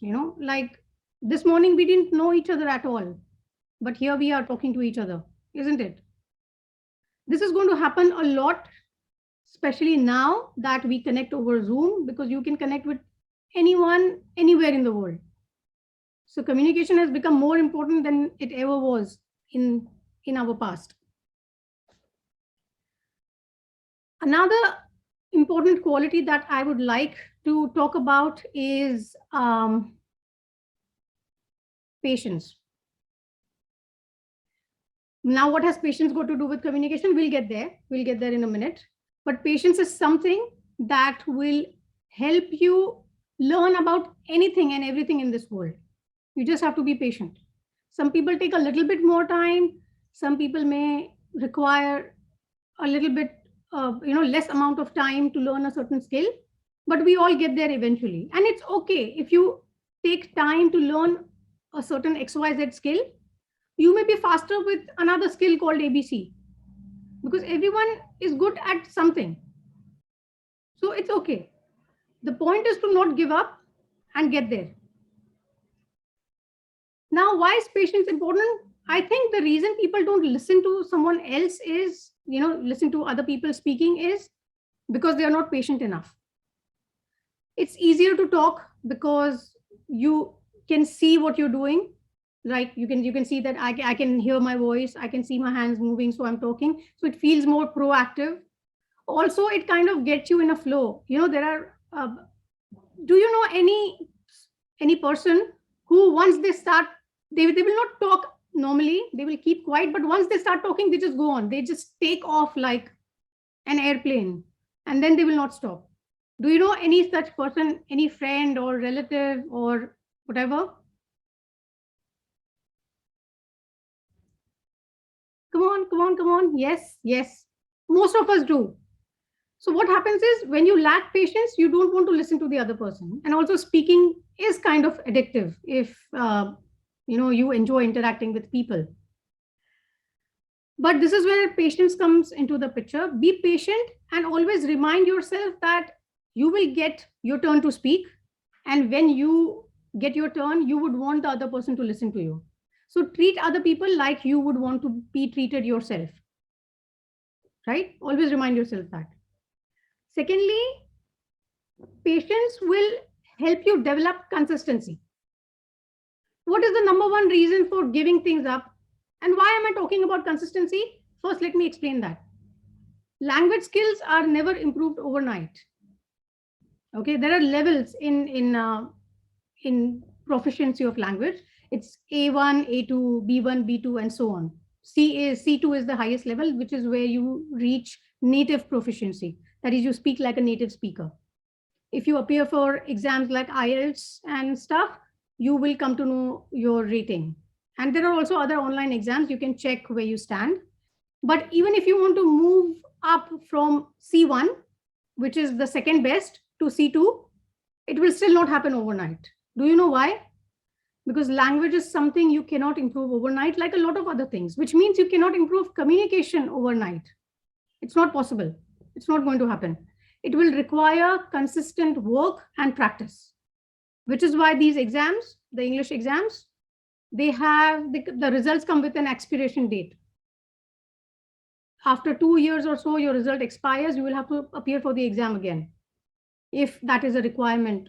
You normally require these scores if you are trying to apply for immigration or you want to apply to a university abroad. You have to establish that you have a certain level of proficiency in the English language, and that is how you can proceed. Now, patience, coming back to consistency, patience will allow you to be consistent. What is the number one reason for giving up on anything that we do, whether it is fitness or any kind of practice, dance practice, art, whatever? What is the number one reason? I think it's because we realize, say, after about 15 days or a week or a month at the most, that, oh, I don't see any result, or I don't see any visible results, maybe about that much. So I'm going to give up. It's not worth the effort. No, the foundation always takes a lot of time. Okay, even when you're trying to build muscles, you want to go to the gym and have a good physique, it takes time. You will not see much of the stuff happening in the first month. But after consistent work of a few months, after you've put in that kind of effort, then suddenly you will realize one day that, okay, yeah, when I began, I was here. I can see I have reached here. And after that, you will take off. You will, your progress will go up. But it is during times of, stagnation where we hit a plateau. That is where you need patience to have consistency. Because when you're patient and you know you will get there, that is when you will not be shy of putting in that work. Yes, Anam, hopelessness could be one of the reasons, but if you have patience, you will not lose hope, right? You're patient with whatever befalls you, whether it's good or bad. You'll be patient and you will come out of it. Another very important quality is flexibility. You need to be flexible in life, and more so now. I think technology can be blamed to a great extent for our loss of patience and for this disbelief in flexibility, because we have all the gadgets and the apps at our disposal, which means you want to start something, it starts immediately. You want to end something, you can end it with a click of a button, right? Isn't it? So we expect the same kind of obedience and immediate results from the real life around us. You ask someone for something once and you want it done, and when that doesn't happen, we get annoyed, isn't it? And it's easy to blame other things. I mean, yes, technology is one of the causes, but at the end of the day, you have a free will and you need to have control over yourself. If you don't have control over yourself, what is the point of having control over various devices? Because you yourself, you are unable to control your mind, which means there is a bit of a lack of discipline. There is, there is something at a deeper level that you need to think about. Now, flexibility is important in language because it happens to all of us, even the most exquisite of speakers. You may forget a certain word, a word which is so efficient that it can replace a whole sentence. But you should be ready to replace it with a few other words which will convey the meaning, although you may have to speak a few extra sentences, but which means you were successful in avoiding an awkward pause. You were successful in not letting the flow of the content delivery break. That's really important. So this is where flexibility comes in. Flexibility will lead to fluency. Fluency is where you can speak at length about whatever that is being discussed, and you don't fumble, or you don't have to wait and think about what to say. Now, why is fluency important? Fluency is important because obviously it will lead to continuous communication. And I would say fluency is more superior to vocabulary. I'm not undermining the importance of vocabulary. Having a good vocab is extremely important. But what is the use of speaking fancy words when there are chances that you may forget them? They are so difficult to remember that they may actually escape your mind at the last moment. Or they are so fancy, so hi-fi that the crowd that you're addressing may not be able to understand what you're saying, which means they will ask you what you mean. And initially, it may give some people a bit of a kick, because then you suddenly start experiencing this high, oh, my level of language is so high, the other people cannot understand what I'm saying. They have to ask me what I mean, or what a certain word that I have spoken means. But it's just like, I don't know, it will, maybe you'll take a fancy to it once or twice, but after that, it's you're not really communicating, right? Because the other person cannot understand what you're saying. They may stop listening to you altogether. Besides that, for a good vocabulary, you have to also develop the rest of your proficiency, the proficiency of the rest of the words that you're using, the way you form your sentences. Because if, say, you use one very, very posh word, very high word, okay, and the rest of your language is just mediocre, how do you think that sentence is going to look? The rest of it is going to be here, and suddenly there is a jump, and the rest again goes back to below average or average level. People who know even a little bit of the language, that, the concerned language, they'll be able to say that you just learned this word by heart and you're trying to use it. You're just trying to push it into the sentence to show to the other person that, okay, I'm aware of what this word means and how this is used. And that gives a very bad impression. By the way, that is also something that's very important when you appear for your IELTS exams, because The examiners, people who grade you, they are able to see through that very easily. So you use two fancy words in your essay and you may think, oh, I have aced it. No, we are trained enough to see through that, and they will give you the right score according to your proficiency. And also the other skills are taken into account, right? There is listening, there's speaking, reading and writing. Now, what are the benefits of good communication? Can anyone tell me? Like, say, imagine you talk really well. Where do you think you will excel, or what would be the advantages? What will happen? Come on, guys, wake up. What do you think will happen? Yes, Zarish says we can communicate our thoughts properly. Of course, you will be able to communicate what you are feeling. Anam says good interaction with people, better social life. Yes, of course. Zainab says better relationship. OS says impress others. Yes, all of that and more. And why forget that? That is going to be really important when you try to network for a better, professional upgrade. Like you are trying to find newer opportunities in your career, or you go for interviews. In all of those situations, it's going to be useful. Yes, you will have a better social life. You will know more people, or people will enjoy talking to you because you talk so well. And because like I said, it's just a spoken word that is 7%. The rest of it is going to be, say you have a good sense of humor. As long as the other person understands what you're saying, they understand the joke, they will laugh even if you have not spoken in the perfect English or Urdu. That's okay. As long as they understand the joke, they will laugh. So clarity is very important. The main purpose of communication is to get your message and the thoughts across, right?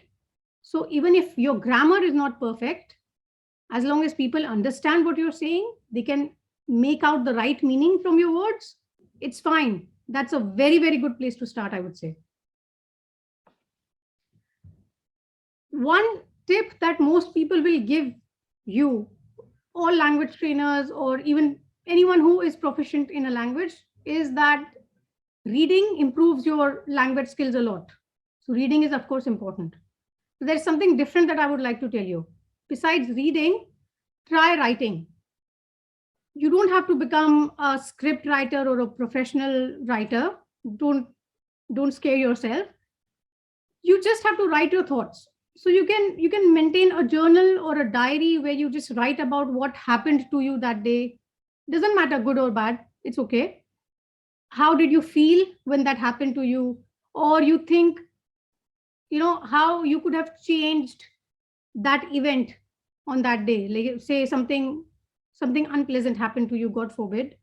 Say you were scolded by your professor or something.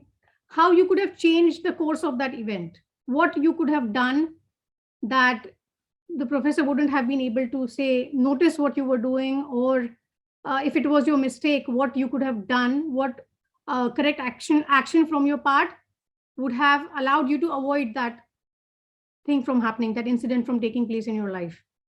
You can write about that. What will happen with this is you will start thinking consciously about language.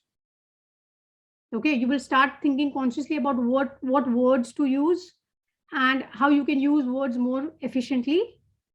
You will get in touch with your feelings, which means you will become better at expressing yourself, where communication is a lot about expressing, isn't it? Most of the time, we are supposed to give feedbacks, which means what you have thought about someone else's performance, like you'll be giving a feedback to me today. We give feedback to our friends, or it's about your perspective about a certain story, or how, if you saw a movie, how did you find the movie to be? It's all about your feelings, isn't it? That will get you in touch with feelings, your own feelings, and the way you use language. You will see tremendous improvement in your proficiency once you start doing that, but you'll have to do it consistently. So remember patience. Don't forget that. Now, I already told you that fluency is rated higher than vocabulary, even in IELTS. There's another thing that's important, and that's your pronunciation, how you pronounce words. Okay. I don't know, there's this another misconception that we have, especially countries that are not traditionally English speaking countries, not native English speaking countries. And that is, we give a lot of importance to accents. So people either want to have an American accent or a British accent or whatever accent, without realizing that even people in those countries do not have a uniform accent. People from the other parts of America will speak very differently to people from, say, Texas. The accents are very different, and they know based on the accent of the other person. Americans know, people from the US will know this person is probably from this part of the country. And another thing is, when you try to develop an accent, you will fall flat at some point, and this will happen over and over again. That's because you're trying to speak unnaturally. You have to have command over language, of course. You have to have practice over how to pronounce words correctly. This is not something you can do for certain events. So it's not like you can say, oh, how do I speak well in interviews, or when I'm talking in class or trying to present my project for for such and such academic purpose, or how do I suddenly have a good accent when I go for the interview. It's not going to happen. You will continue to communicate successfully only if you remain who you are. So you try to communicate with the same proficiency that you own. You try to speak in the same accent, the way you normally speak. Because if you try to portray, try to be someone you are not, your reality will be revealed very quickly, because there will come a time when you reach a point in the discussion and you start speaking like you normally do. And the other person, it may not seem very unnatural to you, but the other person will be able to see a complete shift in your character. Okay, this person was speaking in an American accent, and suddenly they started speaking like a regular Indian. So what happened? And that is also a sign of an inferiority complex. That will definitely be construed as a sign of an inferiority complex. So always remain who you are, have a correct pronunciation, good pronunciation, but do not try to imitate accents, because we are who we are and it's your identity. There's nothing to feel bad about. That's who you are. Now, we've spoken about how fluency is more important than vocabulary, and it's important that other people understand you, which means your communication has to remain clear and concise. Just because you can be wordy, you can speak for 5 minutes, does not mean you continue speaking for 5 minutes. The more concise your communication, the more your audience will be captivated, because they know you'll be able to explain everything in fewer words. So see to it, whenever you can do that, do that. This is something that Mark Twain said. He wrote a letter to his friend, and he said, if I had more time, I would have written a shorter letter. I mean, that was the gist of the sentence that he wrote to his friend, which means obviously communicating something in fewer words, that is using words economically, efficiently, will require more thought and practice. But if you can do that, you should do that. This is what it basically means. With that, I would like to tell you to improve your communication skills from now on. Obviously, read, practice journaling, write your stuff down. It will also help you as a person to grow, because say a few months later, when you read your own thoughts on the subject, you'll be surprised. If you read it a few years later, that is, if you're able to preserve your diaries and you read it a few years later, it's very refreshing. It refreshes some very good memories, and a lot of the bad stuff that happens to us, honestly, 5 years down the line, it feels funny, doesn't it? Like something that may seem like a big problem today, because maybe you had a fight with a friend or you got told off in your classroom. 5 years later, it feels so funny, and it could actually be a good memory, something that makes you smile. So do that. Other than that, keep evolving, keep growing, see where your language needs take you. You can have goals with respect to languages also, as in whether you want to work on your speaking skills first, or your writing skills, or your listening skills, or your reading skills, and focus on that for some time. And revise these goals every few months. It shouldn't so happen that you've been practicing listening for 1 year and you neglect the other skills. Practice speaking for say a month or so, and then move on to reading, maybe grammar. There are lots of things that you can do. You can even have goals with respect to topics, that I want to cover this topic in grammar in the next 2 weeks. And keep doing that consistently. You will see tremendous improvement in your language skills. Don't forget patience and flexibility. And with that reminder, I end my talk and invite your questions. So what are your questions? I am really excited to find that out. Sophia says, I feel more nervous in front of my friends or people I know while public speaking, but I do feel confident in front of unknown people. What to do in this situation? Well, I know that happens, that can happen, and that happens to a lot of people, Sophia, so you're not alone. It happens because, we know that people who do not know us will probably just take us at face value. They will see that you've performed well and that's it, that's the end of story. Or if you make a mistake, that is where it's done. But with people who know you, obviously the feedback is not going to end there. They may actually pull your leg about it more later on. Even if you have done everything perfectly, people who are close to you, your family, friends, relatives, they are capable of pulling your leg or just putting you down even despite that. So it happens because of that. With practice, you will get over it, of course.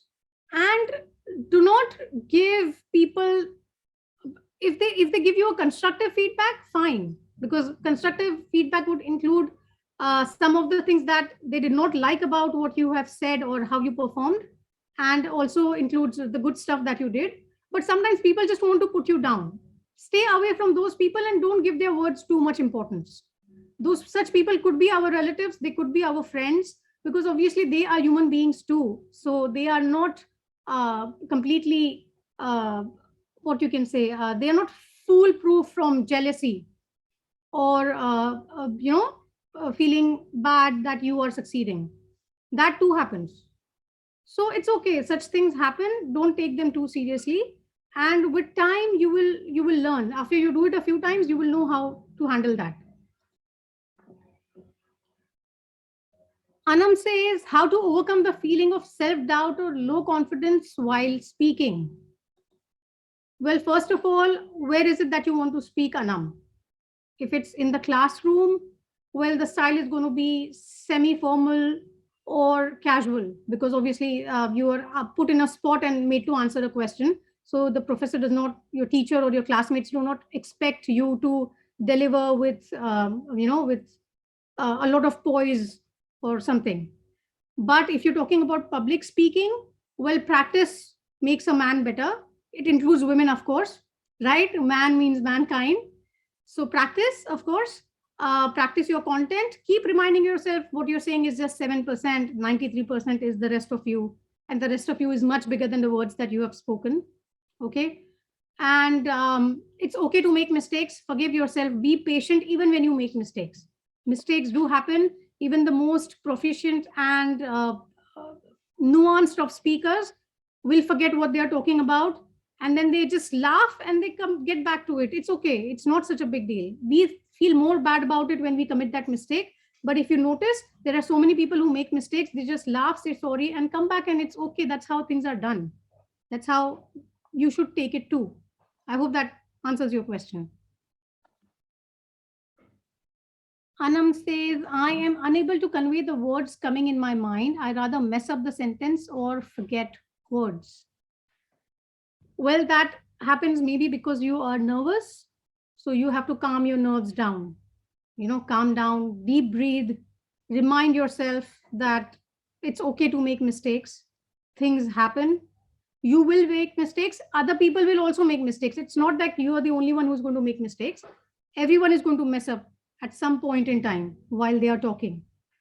You want to say you want to say apprehension, but by mistake you end up saying comprehension. That's the complete opposite. And it's okay, just laugh, say excuse me, and come back to what you were saying, what you were trying to say. But not giving up is important.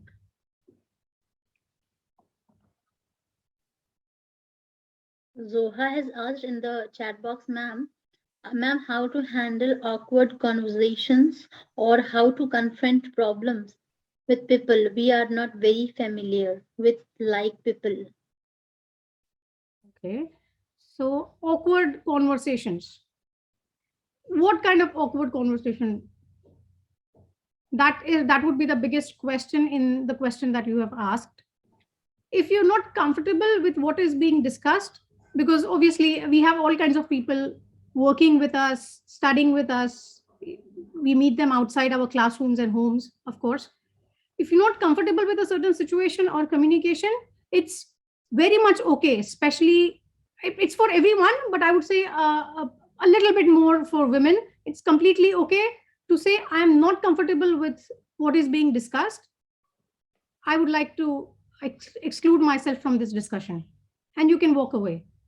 But awkward conversations, don't term inconvenient conversations as awkward conversations. Like say, for example, you did something that has hampered your relationship with your friend, okay, and your friend decides to confront you. Don't name that as an awkward conversation. That may be an inconvenient conversation, that could be uncomfortable, but it's important. If you don't want to lose your friend, it's important. And it's also important to develop your emotional intelligence, because you may be able to avoid this situation today with a friend. What if tomorrow you have the same kind of a confrontation with your family? Will you be able to avoid them and cut ties with them? No. So take that opportunity up, work on the relationship. People are precious, don't lose them. And besides awkward, what was the second part? Sorry, I forgot and I cannot see it on my screen. What was your question about? It was about awkward conversations and? Hello, am I audible? Yes, ma'am, you are audible. Actually, some more chats have come, so I'm also searching the same question actually.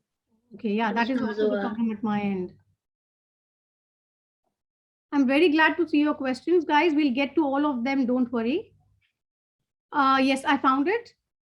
Problems with people we are not familiar with, like people at work.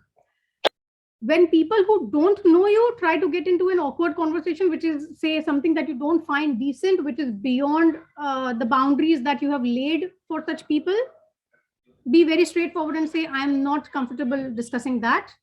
That is something that particular matter is personal, and I would like to take that up when it's appropriate. Right now, I don't think is the right time to do it.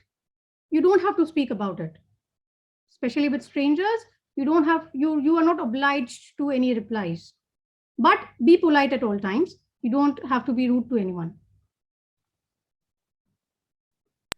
Sharif says, I'm a good speaker. I have done public speaking many a times on stage, but I feel uncomfortable on video calls in today's scenario.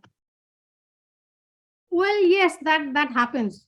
Any changes from what is deemed as normal by us, by human beings, will always shake us up a little bit. So say, for example, you are accustomed to taking this certain route to college, and suddenly on a particular day, on a certain day, that road is blocked and you have to take another road. You see, that can shake a lot of people up a little bit, though it's not such a big deal. You will reach maybe a few minutes late, but you will reach your destination, right? Because that also is an established route as per the locals or the directions of Google Map, but it still shakes us. So it's okay. Give yourself time. You will get there. The rules remain the same. Do it a few times on Zoom, and you will see that your nervousness goes down with each attempt. You will get more and more confident, because it's the same here. Honestly, it's pretty much the same. Sayyid Zarish asked, ma'am, how to improve accent and pronunciation? Because I think even after having good speaking ability, If our accent or pronunciation is not good enough, people won't take our words seriously, or maybe they make fun of us. Like I said, somehow I don't know why we give accents a lot of importance, but accents actually mean nothing. Seriously, even in the English exams, various English exams, it is not the accent that matters, it is your pronunciation. Because when you pronounce a word incorrectly, the other person may not be able to understand what you're saying. Okay, for example, take the word contingency. Everybody knows what contingency is. What if I say contingency? It may take you a minute to understand what I'm saying, or there would still be many people who would not understand what is being said, right? So pronunciation is very important. Accent, not so much. But I understand we speak, I don't know, like I think there are 1,000 languages, including dialects in India. So our accents can vary quite a bit. Just try that your native language, that is your mother tongue, does not interfere a lot with your English pronunciations. That's all you have to do. So when you talk in your mother tongue, you don't have to change your accent. You don't have to speak like a foreigner. But when you speak English, see to it that the influences of the way you pronounce your alphabets, your letters in the mother tongue, that influence does not get carried over into your pronunciation of English. Am I making a lot of sense? Am I making any sense here? Can you understand what I'm saying? Like, for example, sometimes you will see that we pronounce how as how. That's because in some languages, the last syllable is often, it ends with oo. So how becomes how. So that is a problem. So that is mainly a pronunciation problem. It's not an accent problem. So if you work on it consciously, it will happen. But you'll have to work on it very consciously, and you can partner up with someone who reminds you when you make that mistake. Because sometimes when we are talking, we don't realize we have made that error. When you listen to a recording of yourself speaking, or when someone else points it out, do you realize, oh, I may have made that mistake? So you can do that. You can also record yourself, by the way. You have Zoom, you have voice recorders in your phone. Record yourself, see how you talk, and then you can decide where you need to put in work with respect to your pronunciation.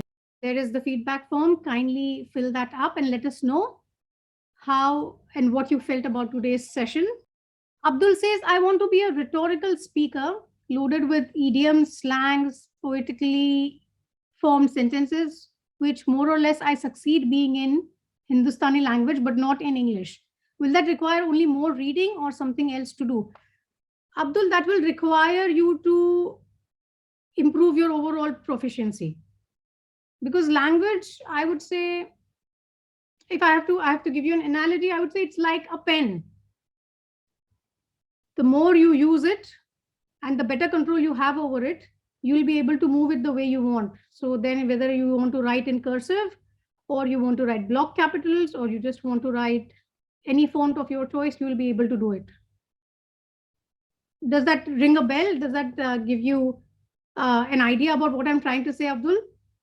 So yes, you will have to speak, you will have to work on your overall proficiency, because from what I can make out from your message, it seems like you want to deliver a very impressive talk, which has a high literary, a high quality of literary elements to it.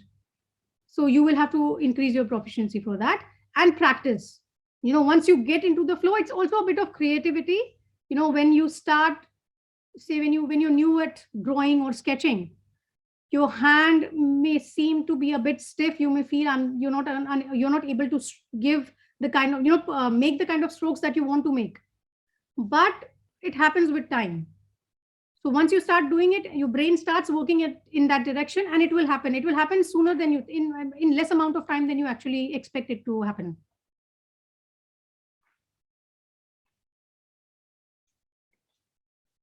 Uwe says, how to overcome shyness? Well, shyness like in your personal life or as a speaker? I will address this question from the point of view of a speaker. you will have to practice.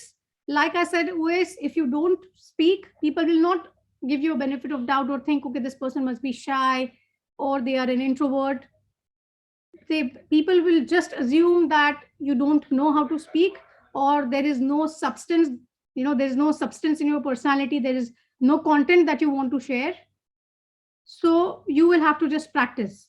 And it's not that difficult, because see, when you talk on a certain topic, even if you're a shy person, when you speak on a certain topic, you're not revealing any personal information. People who are personally shy, they don't like revealing stuff about themselves, their own information, what kind of people they are, or what their likes and dislikes are. You don't have to do that in all the topics that you, in all the talks that you deliver, right? You can just deliver the content that you're out there to deliver. That's it. Ashab says, what to do when I'm speaking and get stuck and forget everything? Well, if you forget absolutely everything and you feel the content is not just coming back to your mind, you can take a minute. You can excuse yourself from the audience if that is an option available to you. Or else you can just say, just give me you can say, excuse me, guys, just give me a moment to collect my thoughts again, and calm yourself down. Within like 5 or 10 seconds, you will be back to normal and you will remember something related to the topic and you can start delivering again. This is where flexibility comes into the picture. If you are reminded of an allied topic, something that's related to the topic that you were talking about, you can start talking about that and then connect it to the main topic, as and when your brain starts working normally again. And it just feels that way. You will not forget things completely. It will not happen. So within a few seconds or maybe a minute, you'll be back to normal. So just try.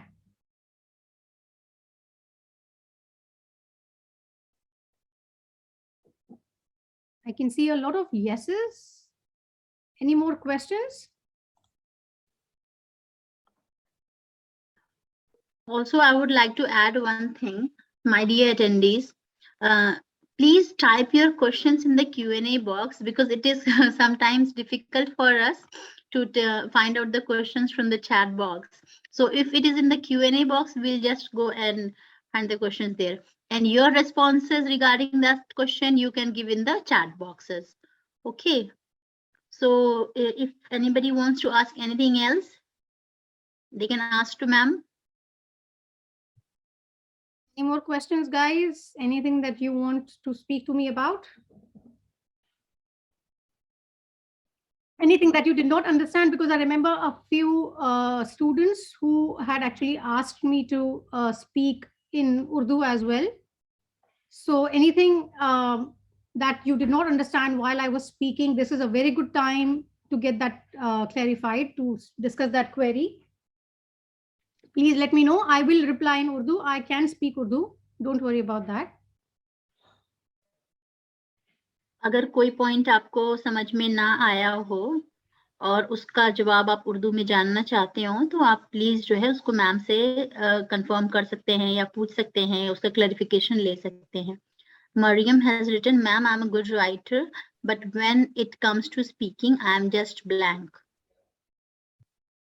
Okay, Mariam, that is also a common problem. I mean, we are a planet of 7 billion people. So first of all, always remember any problems that you may be experiencing, any issues that you have, you're not the only one. There are so many others with you in the same boat. And that is a consolation in itself, I think. Now, the difference between writing and speaking is when you speak, you are put in the spot. So you have so many people looking at you. That's point number one. That can be quite intimidating and overwhelming for a lot of people. Secondly, there are chances you get sidetracked, or if you are not proficient enough in the language, that will show through. That happens. With writing, it's more relaxed, because people, when they have to read what you have written, they are not looking at you, they are looking at your work. Secondly, when you write, you get time to think, isn't it? Like you write something and then suddenly you come up with a better word, and you can edit what you have written, replace words with the better words that you have thought of, and the work becomes more impressive instantly. So that is very common. You will have to practice speaking, put yourself in that situation. It's like the best way to beat your fears is by facing those fears. It may not happen instantly. It may not happen in 1 or 2 shots, but you try a few times and it will happen. So it is completely up to you whether you want to become better or not. So practice. Mohammad Ashhab has asked, ma'am, how much grammar is important in English speaking fluency? English speaking fluency. See, grammar is really important because that is how you will be forming your words. Your sentences. Okay, that is how you'll be forming sentences. Like you should know where to use conjunctions, what are prepositions. These are basic things. Okay, you don't need to know the terminology. It's like what are conjunctions, what are prepositions. No, you just need to know, okay, if you are mentioning a list of items, then you will be using words like and or. And if you are, say, describing things, you'll be using describing words, which are actually called adjectives, but something like big, small, tall, short, fat, thin, beautiful, ugly, average, above average, and so on. Okay, that is all that is important. If you have your basics in place, you will still be able to form sentences that, though they may not look very high in quality or in their in the beauty, I mean, like like representing the beauty of literature, but people will be able to understand exactly what you're saying.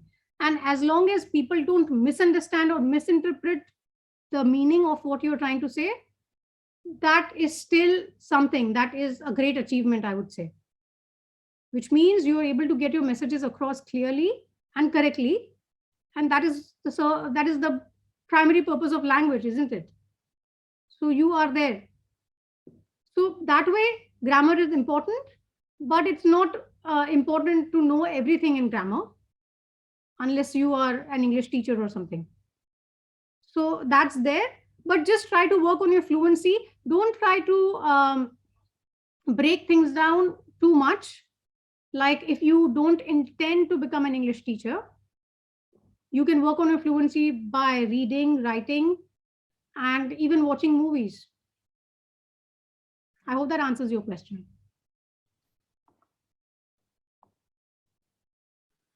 Yes, ma'am. And before other question, Ibrahim Patel, I think so he wanted to ask something in Urdu, और वो मुझसे पूछ भी रहे थे कि मतलब कैसे पूछें. तो इब्राहिम, अगर आप टाइप कर सकते हैं तो आप टाइप भी कर सकते हैं उर्दू में अपने सवाल को.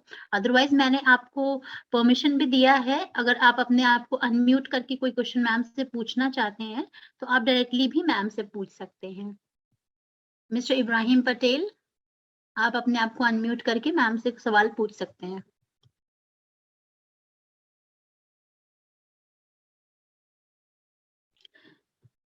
Till that time Sabeel Ahmed has asked, ma'am अपने साथियों को कैसे इंग्लिश स्पीकिंग के लिए उत्साहित कर सकता हूँ?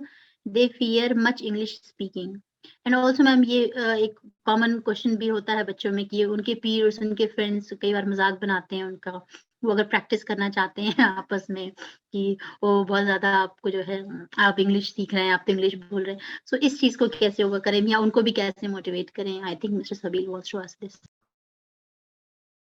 Sabeel, there's this general things like I spoke about patience, I spoke about flexibility. There's another general, I don't know, advice or suggestion that I would like to give to you. मैं ये कहूँगी कि ये कहूँगी कि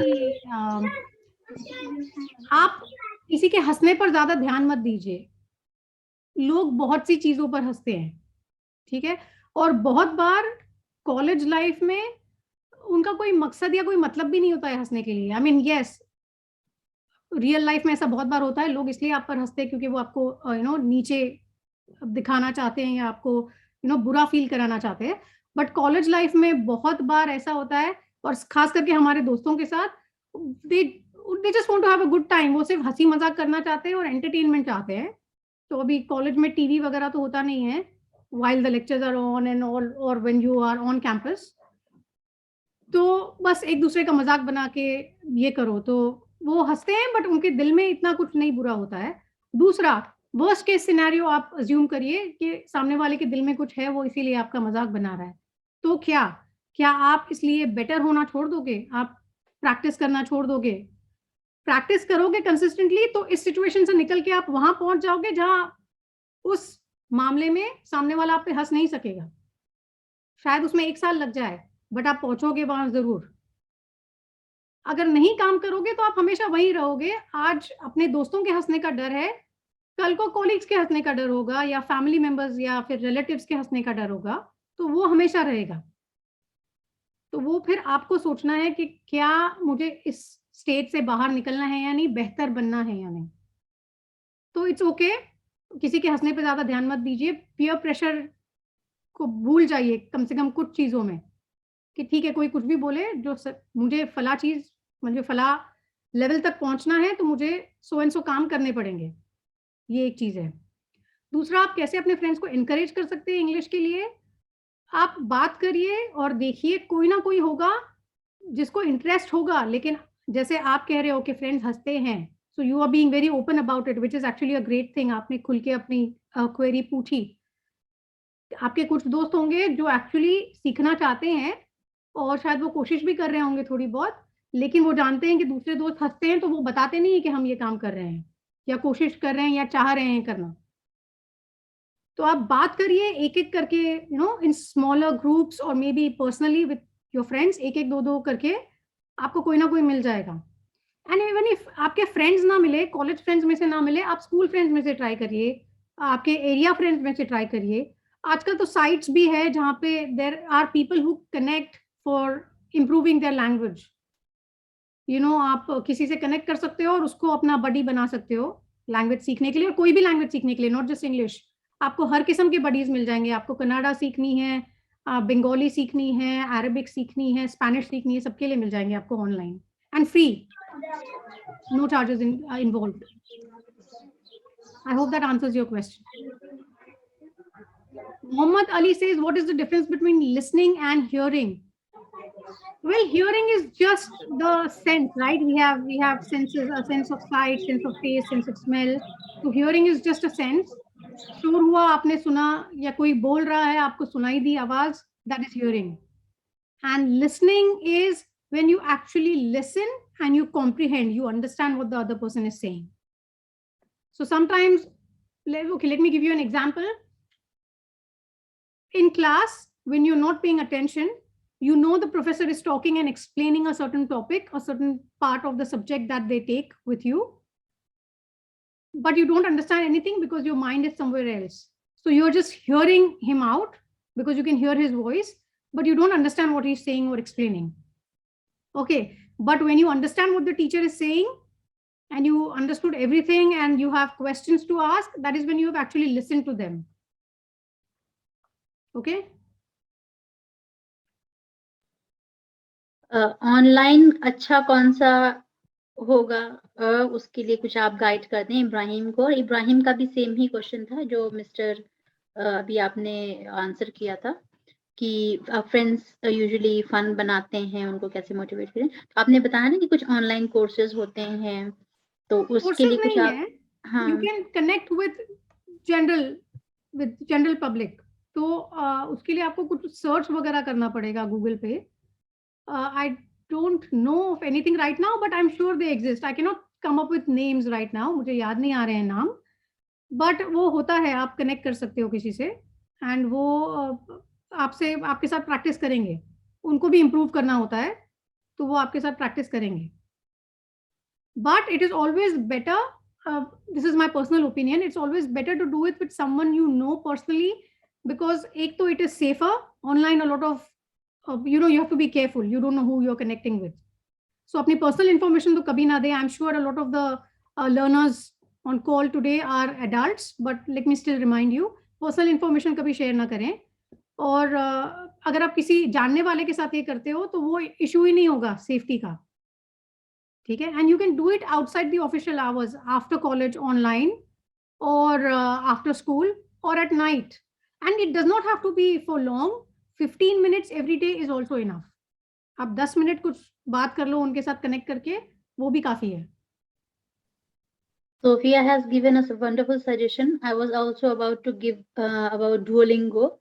Duolingo is a very outstanding application. So इसको भी हम लोग ऐसे बहुत से applications मैम आज के टाइम पे कैम्ब्रिज के और सबके अवेलेबल है, वेयर आप जो है अपना खुद ही स्पीकिंग रिकॉर्ड करके, जैसे वो एक सेंटेंस लिखेंगे, मैंने खुद भी कर रखा है ऐसे बहुत से एप्लीकेशंस को use. So it'll write a sentence and it'll ask you to speak. तो आप जैसा उसको बोलेंगे, जितना आपका प्रोनाउंसिएशन अप्रोप्रिएट होगा, it will repeat and then it will teach you. So ये कंपैरेटिवली ज्यादा सेफर हो सकते हैं as compared to connecting to somebody whom you don't know. Yeah, because apps are just apps, so it's okay. You're not actually connecting to another stranger, so that's okay too. Mohammad Ali asks verbal and non-verbal means. This is the last question we are taking, ma'am. Verbal means something that involves words. Okay. काफी बार लोग misunderstand करते हैं मोहम्मद कि verbal means only spoken. No, verbal is spoken as well as written word, क्योंकि words दोनों में involved होते हैं, right? आप बोलते हो तब भी आप words का इस्तेमाल करते हो, आप लिखते हो तब भी आप words का इस्तेमाल करते हो. And non-verbal means जिसमें words involved नहीं होते हैं, जैसे कि expressions, आपका लहजा या जो टोन में आप बात करते हो, जैसे आप कोई अच्छी चीज भी कह दो किसी से लेकिन चिल्ला के कह दो आपका शर्ट बहुत अच्छा है, so it looks like a complete mismatch. ये ऐसे लगता है कि बंदा गुस्से में था, जबरदस्ती गुस्से वाली बात एक्सप्रेस करने की जगह जो मुंह में आया वो बोल के चला गया. That is non-verbal. Your tone, your pitch, your body language. Like if आपके expressions बहुत गुस्से वाले हैं, आपकी body language बहुत hostile है, और फिर आप कोई अच्छी बात भी कहो तो it does not come across as genuine. It looks like okay, ये बंदा बिगड़ा हुआ था मुझ पे, but बोल नहीं सका किस लिए बिगड़ा हुआ था. So I hope you've understood the answer, Mohammad. Any other question, guys? We have 5 more minutes before ending the session. So if you want to ask any more questions, guys? Your questions were really interesting, by the way. I had really, I would say it just made me think. I had a good time answering those. And to tell you all, ma'am is all the way live from UAE. And she's here just to interact with you all, just to help you all. तो मैं यही आप लोगों से गुजारिश करूंगी कि maximum utilise कर लें इस अपॉर्चुनिटी का. No more questions are coming. So would you like to add something else as at the end? Yeah, at the end, I would say this will sound repetitive, but consistency is the key, because like I said, I train people for IELTS. I also teach general English. So English takes time, especially जब आपके पास guidance ना हो, तो कोई भी चीज खुद करने में वक्त लगता है, राइट? अगर मैं कहूँ कि मुझे कराटे सीखना है या जूडो सीखना है, मैं क्लास ज्वाइन करूँ तो obviously there be a teacher to guide me, but मैं अकेले करना चाहूँ, it will take time. So I need to have patience and consistency. तो उसको कभी ना भूले. Progress is progress. It doesn't matter. Even a small amount of progress will add up over time. तो अगर 1 महीने में आपकी प्रोफिशिएंसी इतनी इंक्रीज होती है, करते रहें, 12 महीने में इतनी तो हो ही जाएगी, right? That is still like moving ahead. एक जगह पे खड़े ना हो, आगे बढ़ते रहें. That is what I would say. And always be patient. We are running out of patience and that's going to lead to a disaster if you don't stop. That's all I would say. Farhan asked, tell us about HR interview questions. Dear Farhan, please be a bit patient. After this, we have a session on CV writing and then on interview techniques.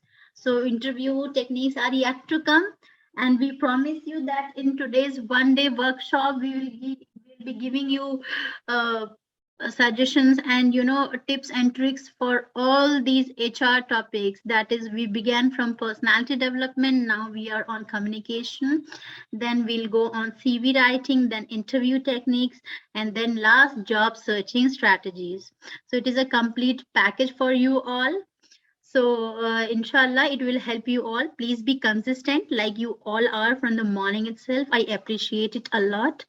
And I would like to thank.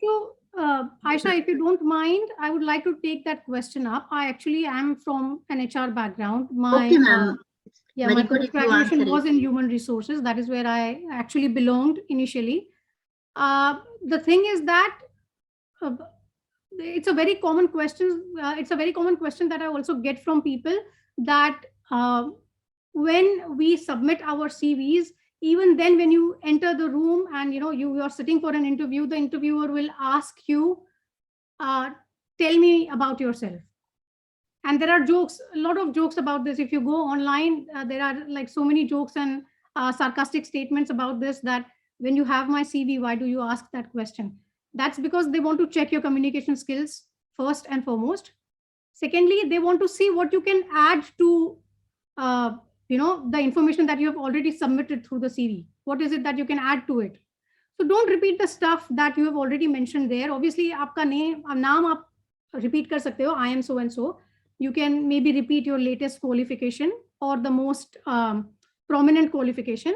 And then you can say things about yourself, like any quality that you have, but always form your answer on the basis of the job profile.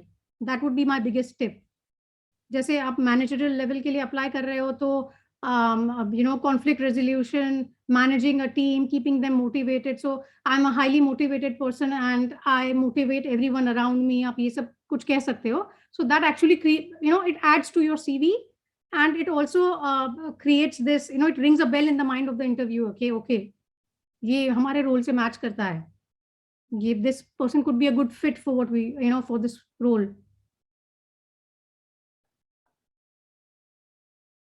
Someone here says, we generally speak English, alhamdulillah, but when during HR and technical interview, all our body language just freezes, like communication anxiety.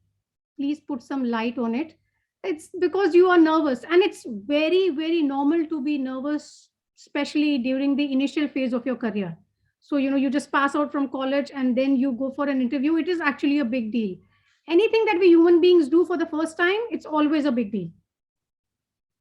First time you may meet someone, first time, the first day in college, when you step foot on the campus, first date, first whatever, it always causes a lot of nervous energy inside your body.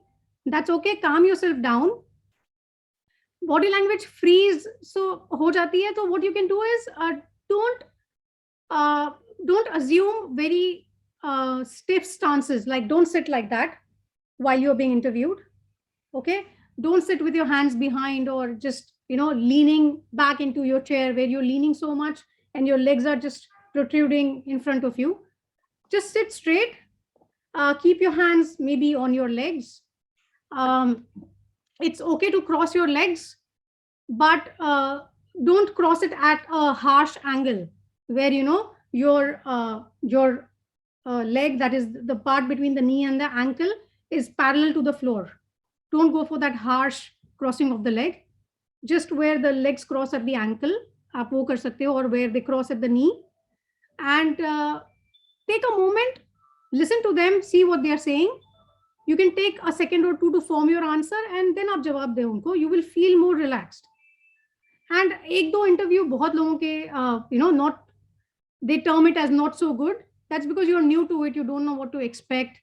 But it gets fine, it becomes fine. After 2 or 3 interviews, you will feel completely confident, and there are so many people actually who actually crack it even the first time. So just relax. The right thing will happen. Thank you so much, ma'am. Just to add on this point, listen, who asked this question? Farhan.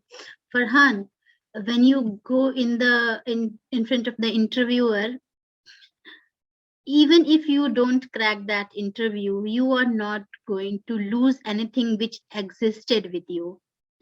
है ना, कुछ आप खो नहीं रहे हैं. You are not going to lose anything, no. जो पहले से था आपके पास उसमें से कुछ नहीं जा रहा है. हाँ, कुछ नया मिलने वाला था वो नहीं मिला, but that is completely fine. Okay, so जब इस मेंटालिटी के साथ जाएंगे कि अगर मैं नहीं भी मेरा इंटरव्यू में सिलेक्शन होता है तो भी I am not going to lose anything in my life, so then you will be very very relaxed. और जब ये रिलैक्सेशन का मोड आपके माइंड में आ जाएगा तभी आपका इंटरव्यू एकदम स्मूथली और इजीली जाएगा और वो फियर आपका जाएगा.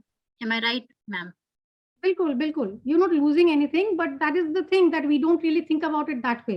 You don't actually have that job in hand right now, but you will definitely gain experience. आपको एक बार में पता चल जाएगा. And also don't let it affect you, whatever the outcome, even if you don't, if it's not a successful attempt, don't let it affect your second performance. That, okay, I met a really strict and stern HR the first time over, I'm going to meet the same kind of person again. No. Like in any profession, like in the world, even within professions, all kinds of people exist. People who are friendly, people who are arrogant, stern, but that's part of life. You have entered the real world, so get used to it. And also you will get an experience when you have faced first one, second one, third one. So maybe you can do a self analysis and find out, okay, these were the points where I was lagging, or these were the points which I was not able to express myself very clearly. So next time I'll prepare. And so please leave the rest things for the interview techniques. And I'm really very, very thankful to Ms. Uzma Golandaz ma'am. Thank you for the informative and interesting presentation. It was very lovely and outstanding presentation, though there was not a PPT, and it was such an interactive, and I was really feeling that I never felt at a moment for just moment itself that we are on a Zoom call. I was feeling that all of us are sitting together and having a healthy conversation. Alhamdulillah, I'm really very happy to host such a session. Thank you so much. And guys, you were a great audience. I loved your questions. I always like to interact with the listeners that we have online. So thank you so much, and have a great day. Thank you, ma'am. So dear attendees, we'll be having a 15 minutes break here from 12:15 to 12:30. You can go and have quick snacks or freshen up, and then you'll be back for the third session on CV writing. I'll request you all to be consistent in the third session also. Please, please, please join the next session. Until that time, we'll be going on for a 15 minutes break. Thank you so much. Welcome back, my dear participants. We are on our third session now. That is effective CV writing. To deliver on this session, we have with us Mr. Rahil Khansar. To introduce him, Mr. Rahil Khansar is a postgraduate in pharmacology, having over 13 years of experience in leading national and international universities as an academician. He gained additional experience through working in Indian as well as international multinationals at different positions such as marketing executive, business development manager, pharmacist, and even served as a regional training manager in a healthcare company. He's an ardent believer in live your passion. Hence, he made training and facilitation as his profession, something he is passionate about. He is a certified train the trainer from Eka Academy, mentored by Master Trainer Brigadier Sushil Bhasin sir. He is currently working as academic head at Jamia College of Pharmacy, imparting hard and soft skills to the pupils. He has more than 10 publications in national and international journals. And he firmly believes that training and teaching can surely bring the positive change if imparted properly. With this, I would request Mr. Rahil Hansar to kindly start the session on CV writing. You all have been very patient till the time and very interactive also. So I'll request all of you to keep that spirit on and be very participative and responsive in the chat box to the things which Rahil sir is going to ask and explain you about. Over to you, Rahil sir. Thank you very much, Miss Aisha, for giving such a beautiful introduction of mine. And indeed, this is an honor to be associated with Association of Muslim Professionals India, which I am since very long. And this is an honor indeed to deliver the lecture to AMU, that is Aligarh Muslim University's branch. So thank you very much. And now let's start. I want this session to be a bit of interactive, wherein you people can use the chat box, and I'm going to ask you some questions. If you have any questions, you have the Q&A session section over here. So there you can ask the question, or you can, raise your hand. So Miss Aisha, is going to unmute you, wherein you can ask the question directly to me. So first and foremost thing is, I would like to ask you, you can quickly answer me in the chat box. Which language are you going to be comfortable with? Is it only English? Is it Hindi and English? Just tell me. Okay, good. Maximum people are saying English and some are saying mix English plus Hindi. That's what I'm asking. If you people are more comfortable, because here language I feel is just a mode of communication, okay? But your understanding matters, fine? So for this particular thing, I would be going a bit of English and I will mix it somehow in Hindi, okay? But not altogether. So let me first show my share my PowerPoint with you people. Our session, you have back-to-back session throughout the day. You are going to, have from different people from different, set of skills. We are going to talk about how to increase your employability, okay? And in that particular session, I'm going to explain you the basics of CV or resume writing. Now, how many people can give me the full form of CV? What is a CV? Can anyone give me a full form of CV? Okay. Fine. What is the another word for this? For CV, curriculum vitae. What is the another word? Good, very good. Resume, you're writing. Very good. You people know these things. Resume. Fine. Any other word? The old word?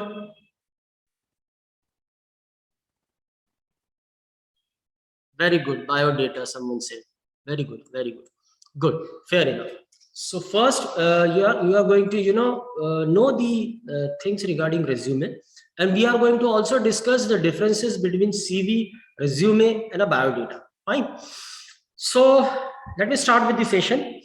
How to increase your employability, how to impress recruiter and land your dream job. Okay, because this is the most crucial part for all of you people who are going to, have the things in mind that you want a job, but still you may have a kind of dream job in your goal setting, that you want a dream job, a job which you have dreamed for, and how you are going to go for it.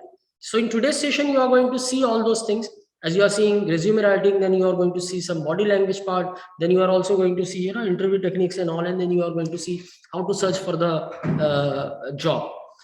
So in my session, I am going to explain you what a resume is, then what is the difference between a resume and a CV, then different resume formats we are going to discuss, and the layout of the resume, the sections of the resume, and resume writing tips which I am going to give you from my own side.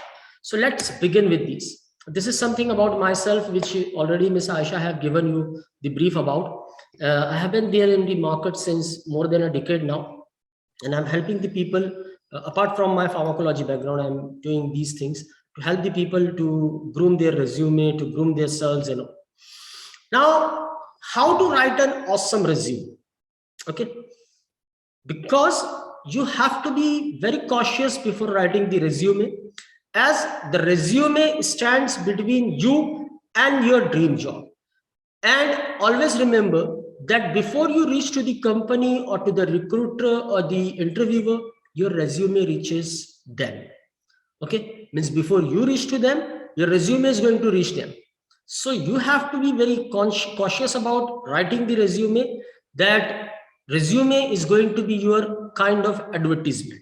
Fine, a kind of advertisement which is going to place, you know, your overall character, your overall qualification, all those things in front of the recruiter before you arrive there.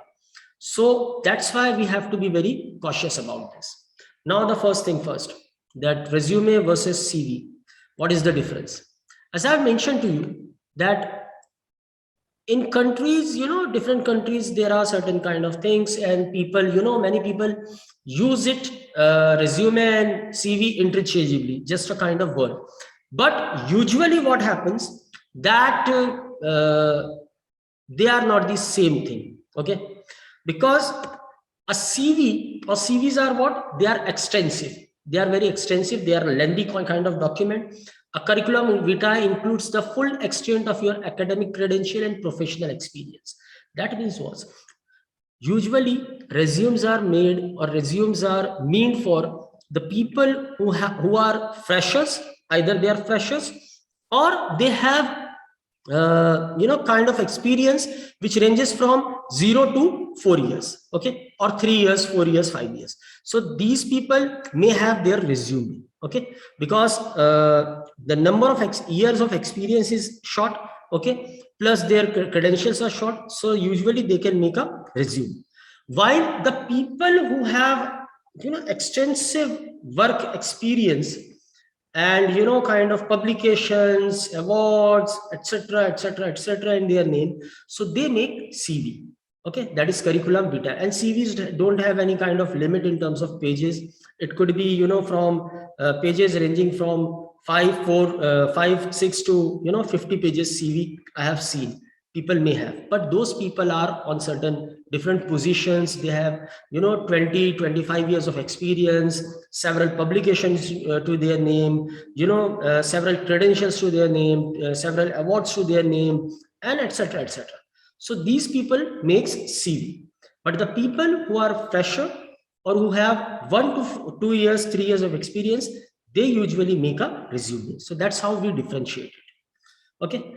While as I have mentioned to you that resumes are concise, okay, they are very concise, to the point document, okay, include only the skills and qualification related to the position.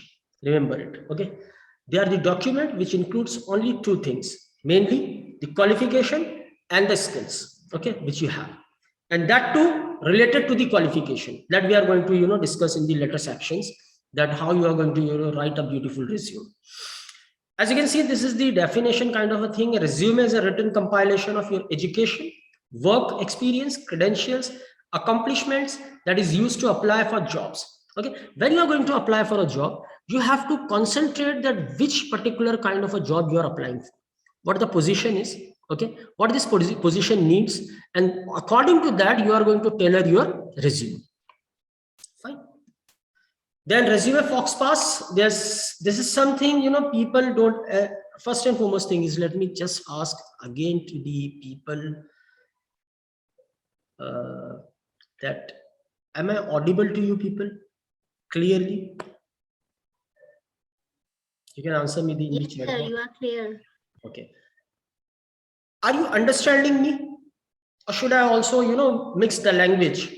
As I have explained to you, there are resume fox pass. Like people, they think that they should, you know, give a very beautiful picture into the resume, You can put a passport size photograph into the resume, which we are going to talk in the later section. But it is not like that you are writing, you are giving some kind of beautiful poses, because recruiters are not at all interested in your photo. They are not at all also interested into your, birth dates and all. So these things you take into consideration. What a resume should have. Preparation. Before you write any resume, okay, you have to be prepared, because preparation is the key. Whatever task you are going to perform, whether you are going to, you are going for examination, whether you are going for interview, whether you are going for, to perform any kind of task, preparation is the key. Okay, always remember, before preparation you cannot move. So prepare yourself first. Okay, what you need to know before writing a resume, that we are going to see. Okay, that is what preparation is. Number one point which you are going to concentrate on. Number one is know yourself. Okay. When we talk about know yourself, means know your strength as well as the weakness. Fine. And how you can benefit the organization. It is all about, when you are going to write the resume, okay, you have to concentrate on that how you are going to benefit the organization, not how the organization is going to benefit you. Because the organization is going to hire you only when you are going to make some value to the organization, when you are going to add some value to the organization, then only the organization is going to hire you. So for that particular part, you have to first understand that what are your strengths, okay, and which particular kind of strength it can be beneficial for the organization. It could be your qualification, it could be certain skills you may have learned throughout your academia or throughout your life, which is going to benefit the organization. That you have to concentrate on first thing. Then know your weakness as well, but do not show them. Try to overcome with these weaknesses. Okay, try to cover those weaknesses. Okay, but you should know your weaknesses as well. So this is the number one part. Before writing any resume, you have to prepare these things. Know your strength, know your weakness, and how you are going to benefit with your strength to the organization. Fine. Number one, know yourself. Number two is know the job details. Now, once you are applying to the company, so you know actually that this particular job is for this particular organization, okay, or this particular company. Fine. So know the organization. Okay.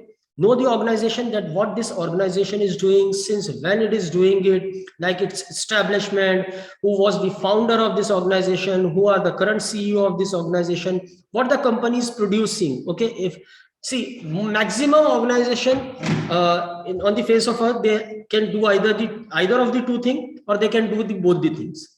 What those things are? What most of the companies or organization do? Can I have the things in the chat box? What they do? How you are going to? May I know which background people are there? Ms. Aisha? Yes, sir.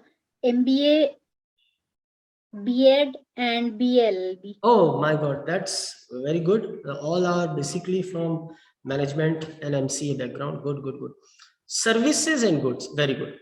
So let me precisely speak. Either the organization is going, it is going to produce, or you are going to apply for product and services. Okay, to be precise, either products or services or both. Okay, like there are various organizations, they provide products as well, they provide services as well, or either an organization provide only product and some organization only provide services. Okay, so if you are going to apply for a job, know what products they have, okay, or what services they have. Okay, what is their star product, or their best rated service they have. Then also know that the good things about the organization, maybe the news cuttings, some news article. And in nowadays it is very very easy, because you can Google it, you can get the information handy before going to the writing the resume, or before going to the interview. So you can have the things prepared. So if you know the organization, if you know the company, if you know their services, and of course the KRA is what? Key result areas. Okay, now key result areas are what? Every job have its specific key result areas. Like suppose there is a job of a marketing executive. Okay, the key result areas will be, number one will be to improve the sales, number two will be to know the competitors, number three will be to understand the market capacity, number four will be to understand the competitors' strength. These things are there in the key result areas of a particular job. Okay, so there can be different key result areas for different positions, so you have to understand the key result areas of a job as well. Company you are going to understand, the products you are going to understand, and then you are going to understand the key result area of the job. Once you understand these things, means you know yourself and you know the job as details as well, then you can write a beautiful resume by taking these things in mind. Okay, because most of the people will have a question, sir, I already have a resume, or I may have a resume, should I restructure it every time when you are going to apply for different jobs? Yes, you should restructure it, you should refurbish it. Why? Because for every job you have to change a bit of your resume to match it according to the job. That we are going to talk in the discussion session later on. Next is this is something, the figures which I can tell you. HR departments, major companies receive as much as 1,000 resumes. When I'm talking about the big companies, they resumes they receive 1,000 resumes per month. Per month they may receive more than 1,000 resumes, and sometimes 200 resumes for a particular or specific job. So understand it, that how crucial is it, okay, for you to stand out of these 1,000 people or 200 people. Okay, so if you really want to stand out of them, because if you are going to apply for a job, for a single position there can be 100 people who are going to apply for this particular job. Now the recruiter is going to shortlist 20 people, and they are going to call 10 people for the interview. But when they are going to shortlist the people, those 20 people may be from because of their resume they are shortlisting. Okay, so those shortlistings are because of your resume. Resume does not promise you a job, but it gives you guarantee to sit before the interviewer. Remember this. Okay, so if you are going to write a good resume, you are having the maximum chances that you can go to the interview, and then you are going to crack the interview, and then you can land a job. Okay, so now we are going to talk about different types of resume. So I have different people will tell you different kind of types of resume and these things, but according to me, means what I am seeing, I can give you these three types basically. One is reverse chronological. Okay, reverse chronological means the latest work experience comes first. Like currently I am heading the Jamia College of Pharmacy as the academic head over here. Okay, then I was working with a nutraceutical company as the zonal training head. So I can write first my Jamia College of Pharmacy, then that company, then again I was working with Institute of Clinical Research India, so I can write that. Then before that Aligarh College of Pharmacy, before that Gold Shield Healthcare, before that Cadila Pharmaceuticals. So these are my things. So my first job was actually with Cadila Pharmaceuticals, but I am writing it in the last. Okay, so this is called as a reverse chronological resume. Fine. Second comes as the functional or fresher resume, and you are going to concentrate majorly on this particular point, because you are either be a fresher or you may be having a bit of experience. So you people will be having this functional resume or a fresher's resume, which focuses mainly on skills and achievements, okay, which we are going to talk in the later section. And it could be a combination, best for those who have diverse skill set, like people who have kind of technical skills as well as soft skills. Okay, they can have this diverse combination of these kind of resume, like people who have different skill sets, like they are good at soft skills, they are good at accountancy, they are good at computer operation, and etc. So they can make a combination of these kind of resume. Okay, you can make it, I'm not saying that you can't, but only after landing your first job, and then after gaining some experience. So you can also make a combination resume. Now this is something which is building a resume. As you can see, I have drawn, kept a picture over here, and this is something about how you are going to build this, okay, your resume. Number one thing which you have to focus, that is no copy and paste. Most of the people I have seen that what they do, they find a resume either from their senior, either from some, people they know, or from their, colleague, or from their friend, and they, just copy paste the things. Like, they will just remove the name of the person, they will write their name, then they will, do something with the marks, and then they will, submit the same resume, which is a very wrong kind of a practice. Okay, let me tell you, build your personalized resume. Okay, you should build your resume as a personalized item. The next point is that resume shall be designed keeping in mind the employer. Okay, now as I have already mentioned, you do not only think that what you are, you know yourself, but you have to take this thing in consideration, that how you are going to benefit the employer, or how you are going to benefit the company. Okay, so always keep this thing, design your resume keeping your employer. Now let me give you an example over here. Keep it in your mind, whether you are applying for a job role for production, are you applying for a job role for marketing, are you applying for a sales position, are you applying for some technical position, back office position, are you applying for HR position, are you applying in research and development department, are you applying for academic department? So these things you have to take in consideration before writing the resume. Okay, then never refer to the personal advantages the job would bring to you. That means what? That you should not actually consider that how the job is going to benefit you. Always try and concentrate how you are going to benefit the organization, because the organization doesn't want they want you to grow. Okay, they want you to develop, but they don't want only you should get the benefit and the company won't get any benefit. So you have to consider this thing in your mind. Next is check for typographical, grammar and spelling errors. This is something which you also have to understand, that you should check the grammatical errors and all.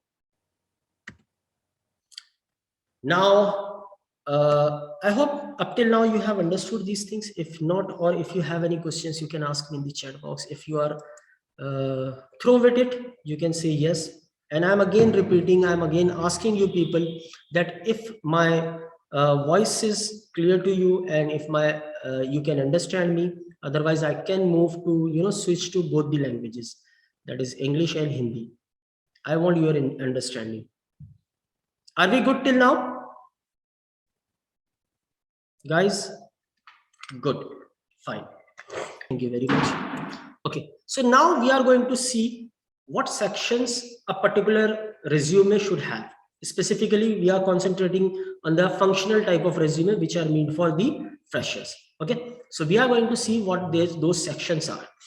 So number one is, that is the identification section. Now there are people who write resume on the heading and then they write their name and all. You can do it, okay, but always try to make it simple, and you can write simply your name in bold, capital letters as well, or in sentence case as well, and that would be bold in 16's font. Okay, that we are going to discuss later on, what font size you should keep. Then write your mobile number. Okay, your name, then your mobile number, then your email address, and then your postal address. Okay, I have not given my postal address over here, but I have given the space over here. And then you can put a beautiful picture. No issues that you can't put a picture, but put a professional picture over here. It should not be like the pictures you are putting on Instagrams or on Facebook or on the DP of your WhatsApp. Those pictures should not come over here.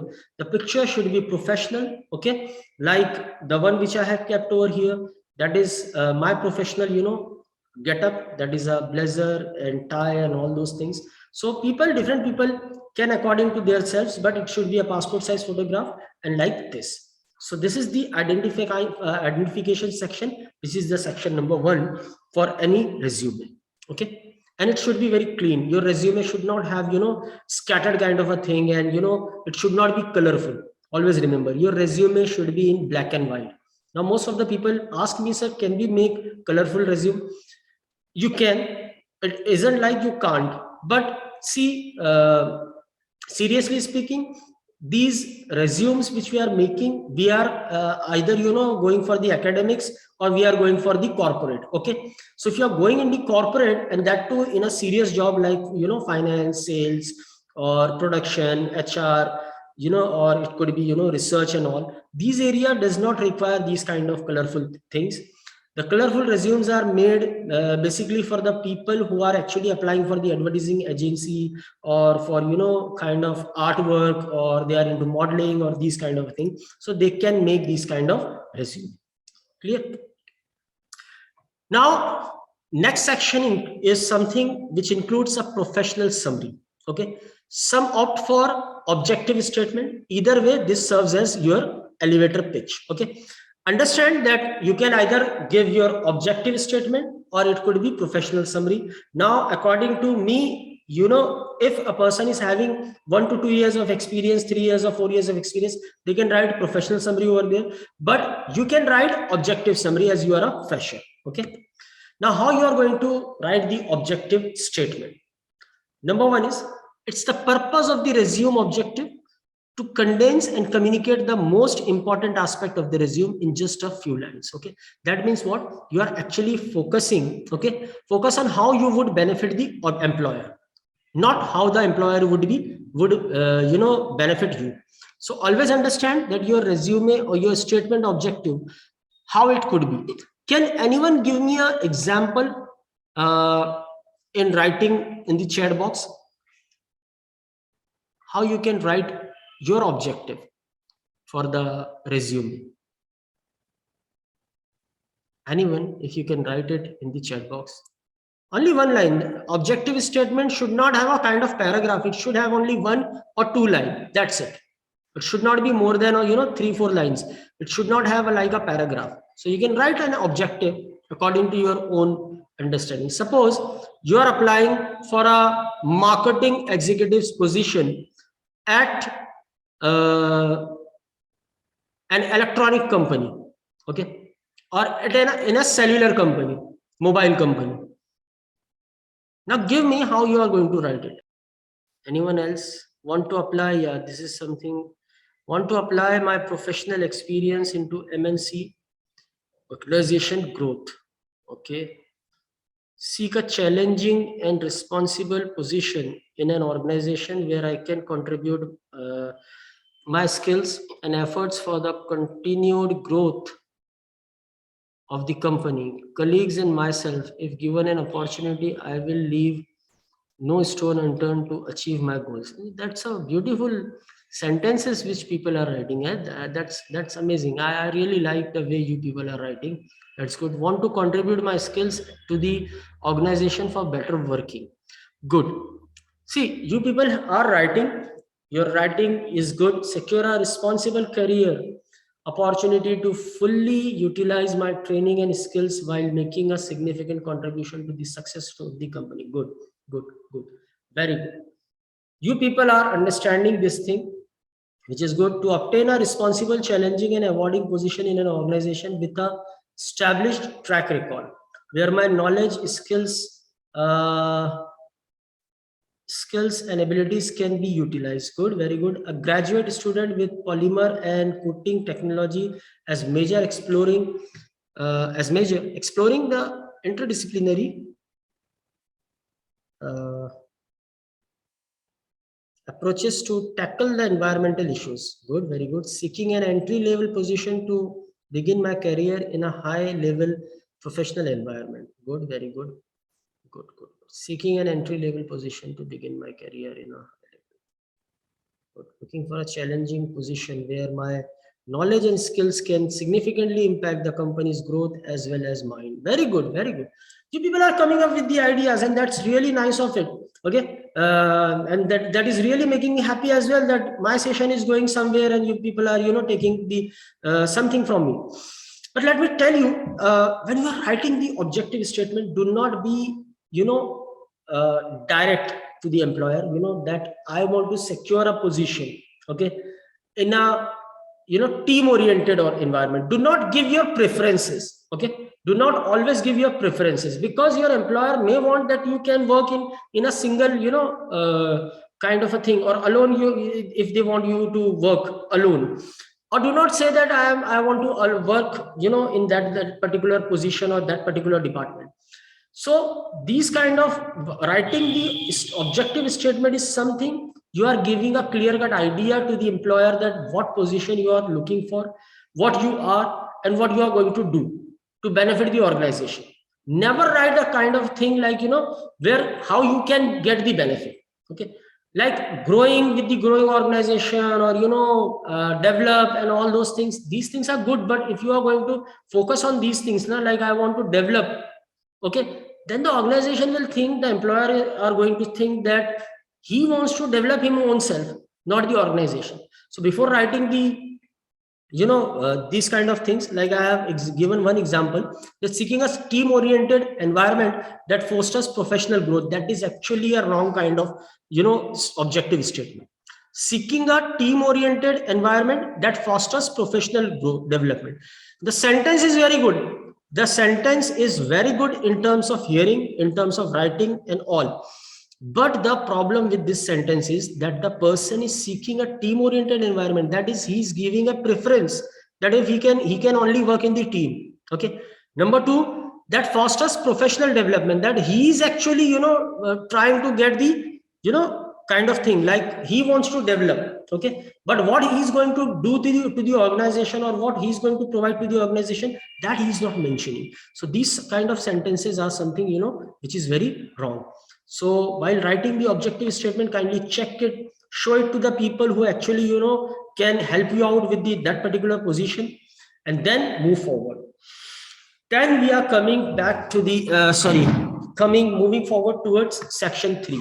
And this section 3 is educational qualification. When we are talking about educational qualification, always go in terms of reverse chronology. Okay, reverse chronology means again the same thing. You are going to, put the highest qualification which you have gathered. Okay, first the highest qualification, then your graduation. Suppose majority of you are, I think, doing your post graduation, because I have seen some are doing MBA, some are doing MCA and all. So you can put your MBA or MCA on first. Okay, then your BCA or BSc or whatever you have done. Then you can put your senior secondary, that is SSC, then SSC. Okay, after SSC you do not have to put anything over here. You just have to keep up till SSC. Okay, this is the thing. Then you can make a column. You can have the start year to end year, in which year you started in this particular program and which year you ended.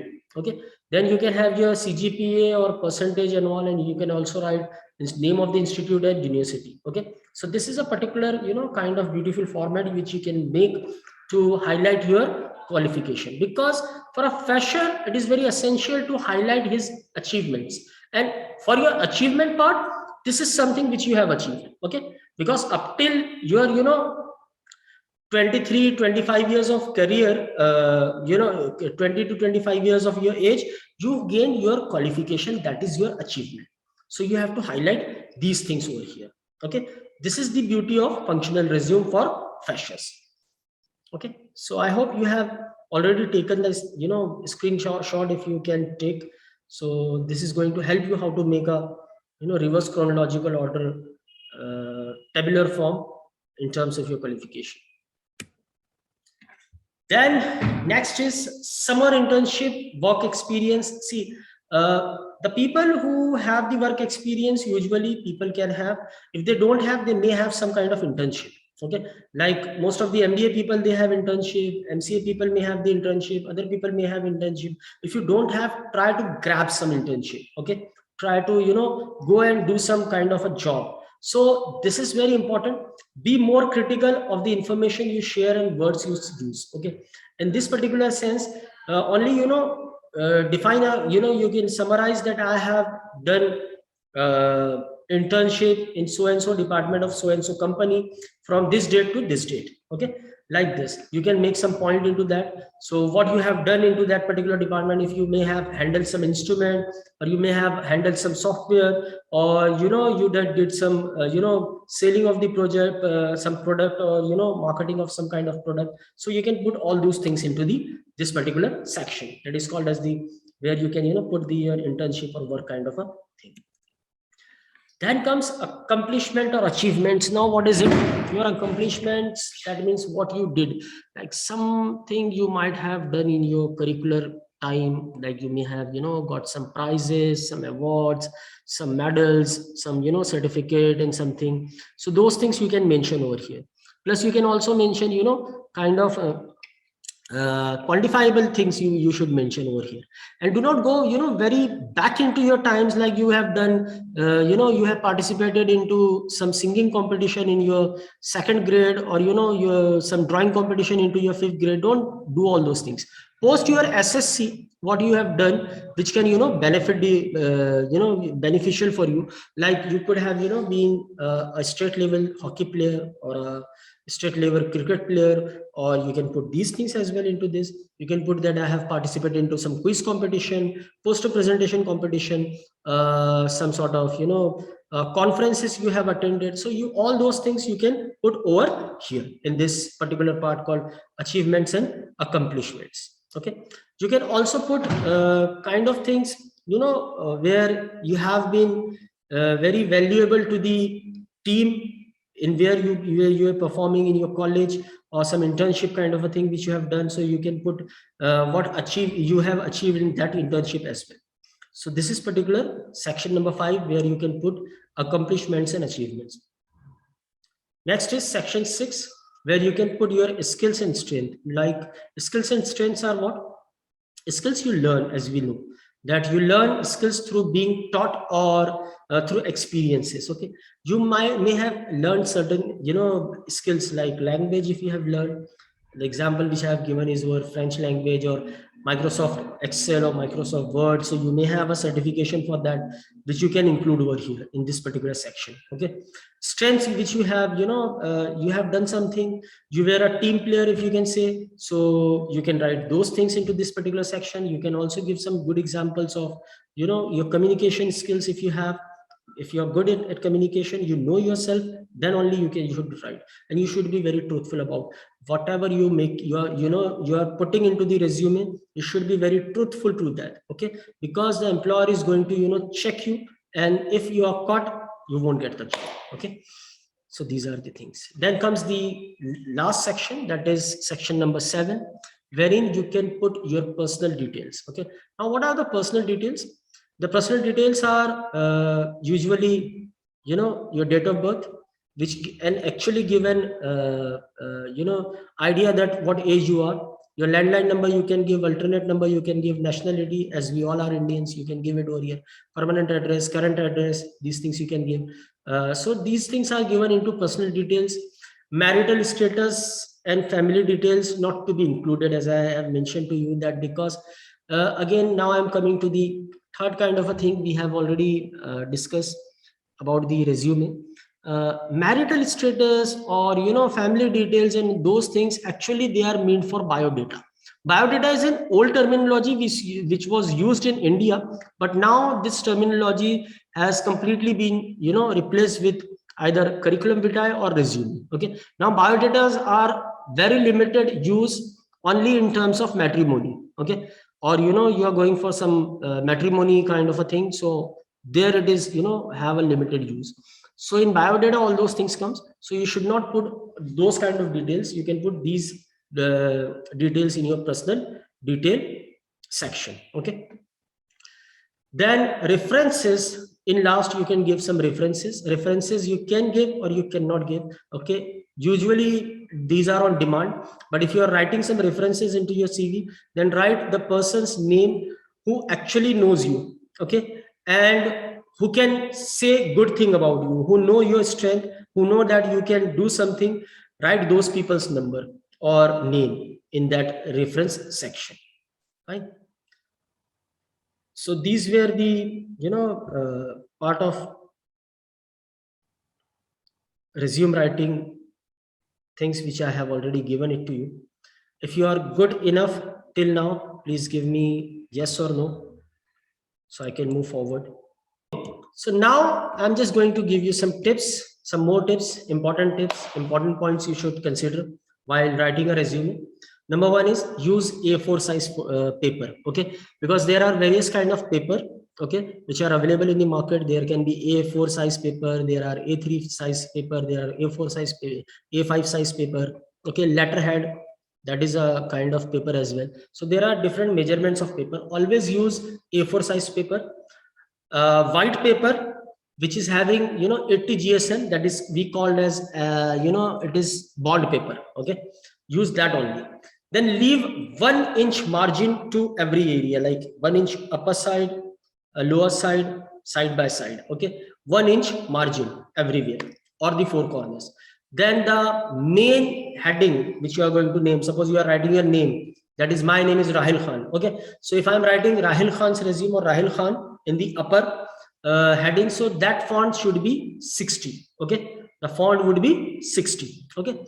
Then the section headings, the sections which we have seen from section 1 to section 7, you can write the section like number 1, identification or contact information. That contact information kind of a thing, that will come in the font of 14, okay, and that too bold. Then the balancing text which we are writing in the balancing text, those should be 12 font size, okay, those should be 12 font size, but these things should not make into the bold capitals, okay, it should be in balanced text.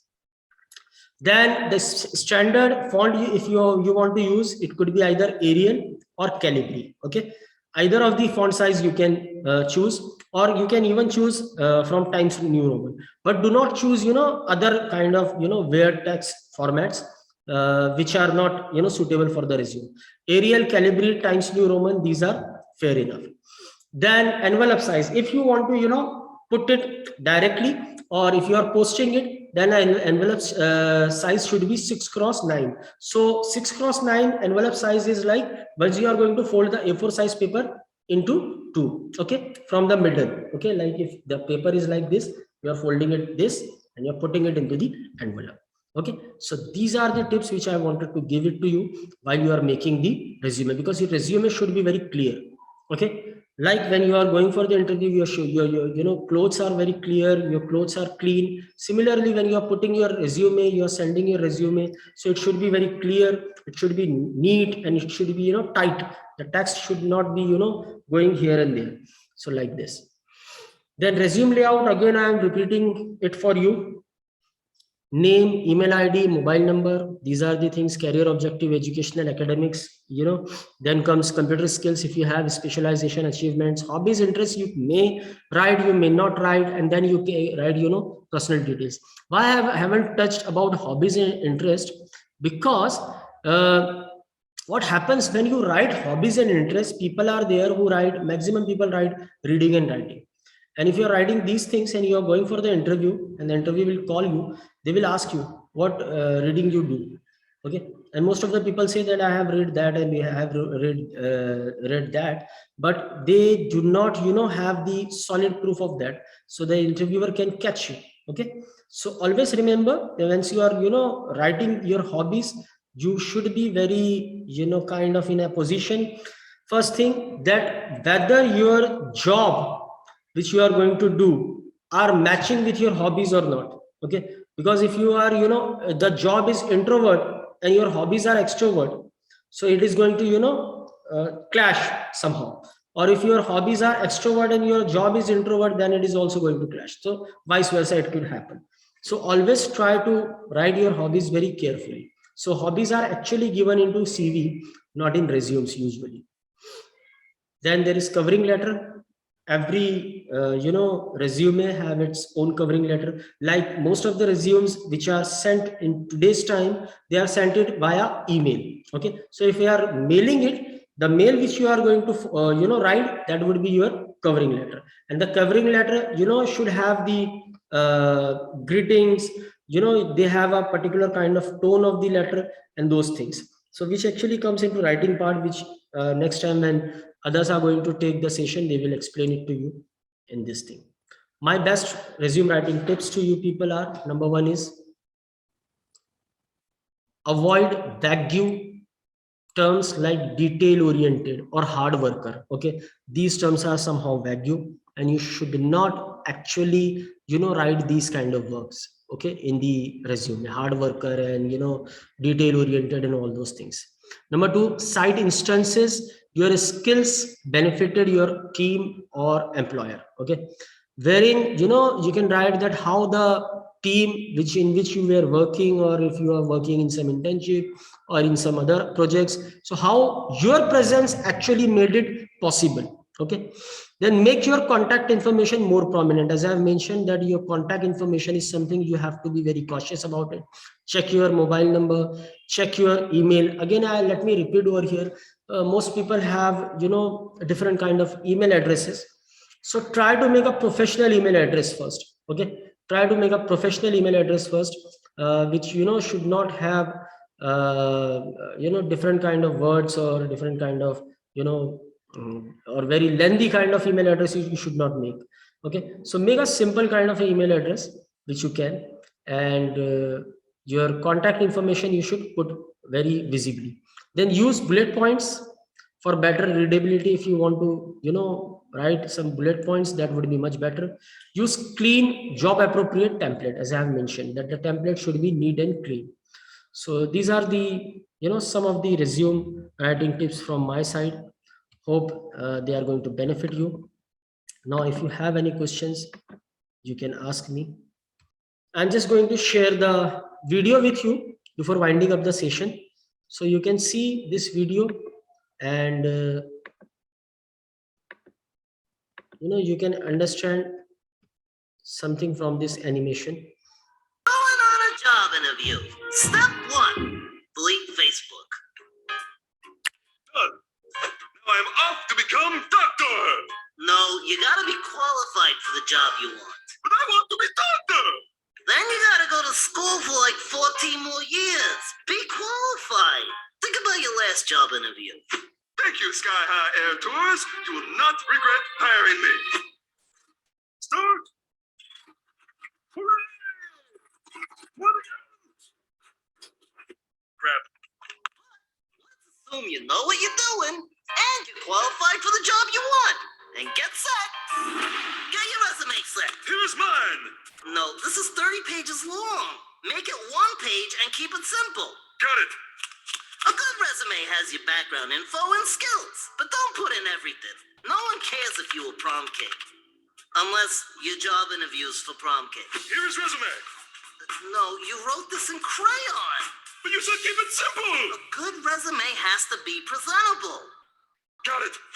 That means no typos and easy to read, but not too easy to read. Don't just write Hodor over and over again, unless you're applying for a job carrying around a little psychic kid with no legs. Here's resume. There are no typos and it is easy to read. This just says my name is Mario. But I have no background or skills. Just print out my resume and put your name on it. Got it. For the record, you should never do that, but we never get through this video otherwise. It's time to go to your interview. Just follow the 4 B's. What, like the Beatles? Get back in the shower. The 4 B's. Number 1, be clean. Mario smelled real bad, so I had him take a shower. And now we can go to his job interview clean, confident, and prepared. Okay. Got my resume. Took a shower.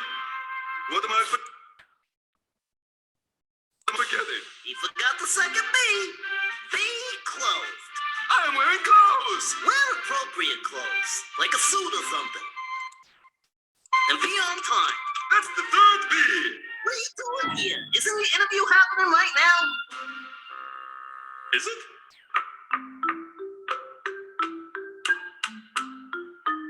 And the final B. Be polite. I can do that. And say thank you when it's over. Got it. I must say, my good sir, it smells like a cat died in here. Would you care to say grace before I begin my lunch? Your toupee is quite impressive. Wherever did you get it, Mrs. Wilkinson? Goodbye. Don't forget, say thank you. Thank you. Congratulations! By some miracle, your new job liked you. Now, go back for your second interview. Nope, I did so well on my first interview, I don't have to. No matter how well you did, if you don't show up for your second interview, you won't get the job. No, I'm going to take a me day. But you have no job. What is that supposed to mean? That means every day is a you day. Oh, stop judging me! Congratulations, you got the job. I got the job! Now what? Now you get to go back in your suit and never say anything inappropriate for 8 to 12 hours a day, every day, for the rest of your life. Or at least until you're too old to enjoy all the money you made. Screw that. Where you going? Going to the dumpster to find something to eat.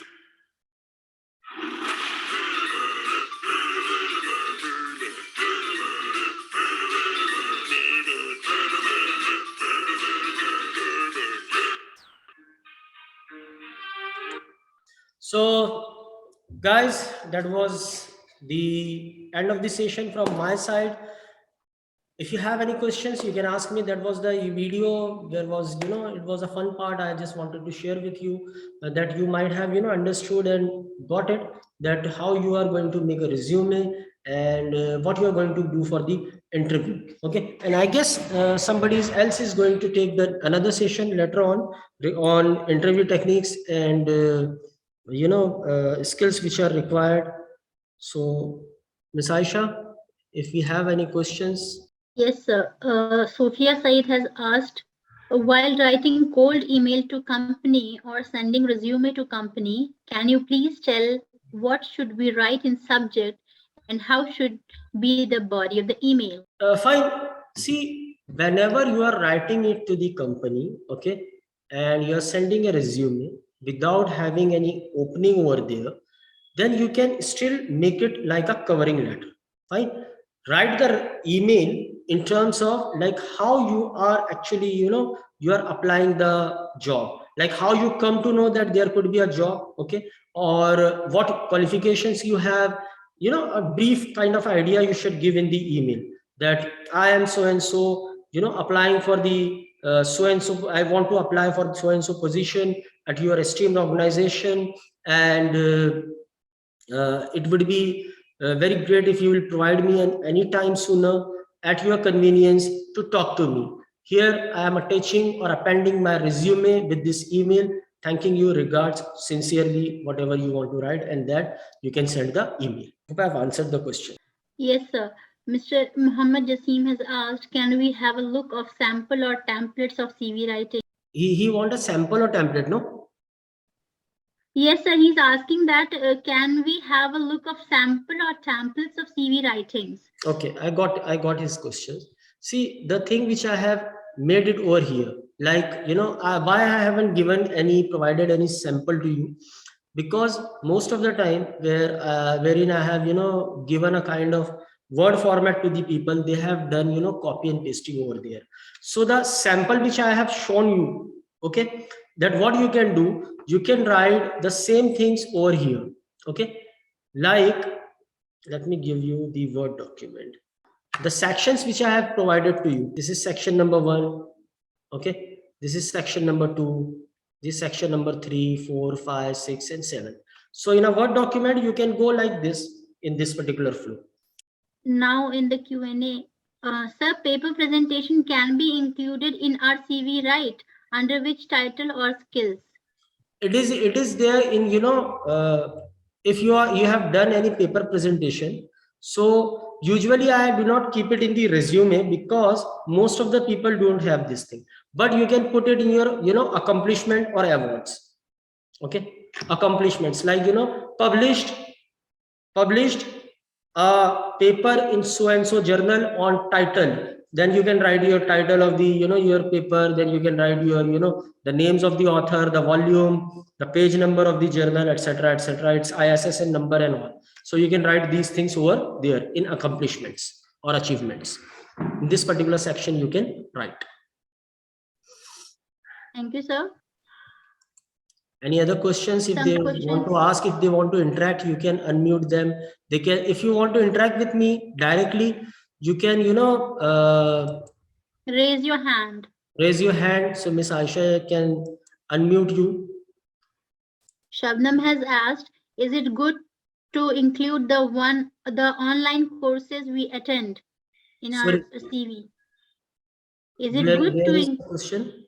in the chat box, sir? It is Yeah. not in the Q&A. It's from Shabnam A. Yes, sir. That is it good to include the online courses we attend? Of course you can, and you should. Actually, you should. Okay, you should actually write it in the skill set. Okay, what kind of courses you have done? So in the skill part which I have shown, there you can put the things.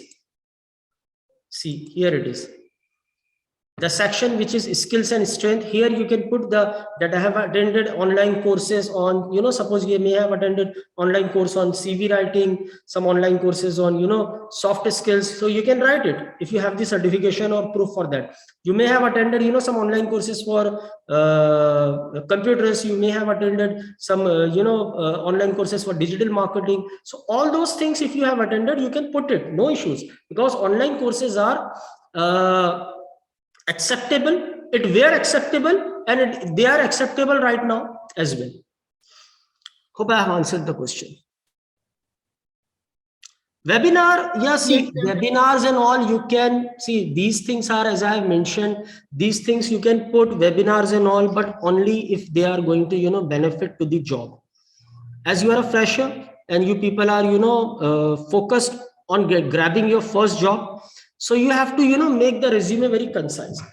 Most of the people puts the webinars and all, like your teachers, if you will ask, they will put. Why? Because they are making the CVs. Okay, like for me now, I have more than 15 years of experience right now. Okay, 15 years of experience. So I am making a CV for myself. Now in that I am making putting various kind of thing in that. The sections are different for my CV. Okay, they have kind of seminars, workshop, trainings, industrial kind of a thing. Then I am delivering so many webinars, I am delivering so many lectures, online, offline and all, throughout my period of experience. So I can put all those things as well, but that comes into CV. So if you are making a resume, be concise. If the webinar really means that you can put it over there and it is going to add some value to you and to the organization. Okay, like if you are applying for a digital marketing position, okay, or in a digital marketing firm, and you may have gone through the webinar for 2-3 days, conference or training kind of a thing online in that mode, so you can write those things.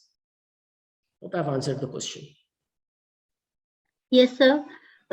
Syed Zarish has asked, is there any perfect number of pages for a CV, especially for a fresher? As I have mentioned, you people are going to make a resume, not CV. Okay. In the beginning itself, I explained it to you what is the difference between a CV and a resume. So you people are going to make a resume, not a CV.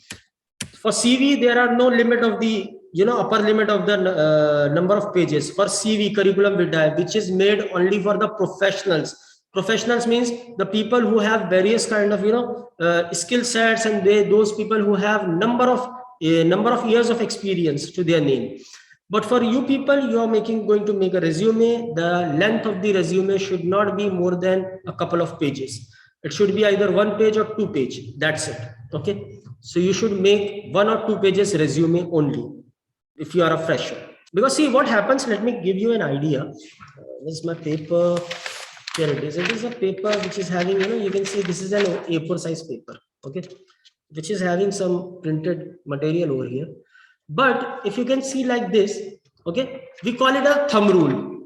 Thumb rule means, as you can see where I am holding the paper at the center. Okay, so this is called a thumb rule. When the recruiter is going to see your paper, if it's in a paper format, it is the thumb rule. So it is going to see like this. Okay, so if the recruiter is having, suppose whether it is checking online or offline, if they are having 50 resume for one position, so you are going to they are going to shortlist you. The 10 resumes they are going to shortlist from 50 resume. Now you have to be very concise, and you have to be very precise while writing the resume. That's why I'm telling you, do not include all those things which are irrelevant for the job position. I have got given the answer. If Yes, you sir. have any other question. Muhammad Arif has asked, is it good to attach a purpose letter with CV? Sorry, is it good? To attach a purpose letter.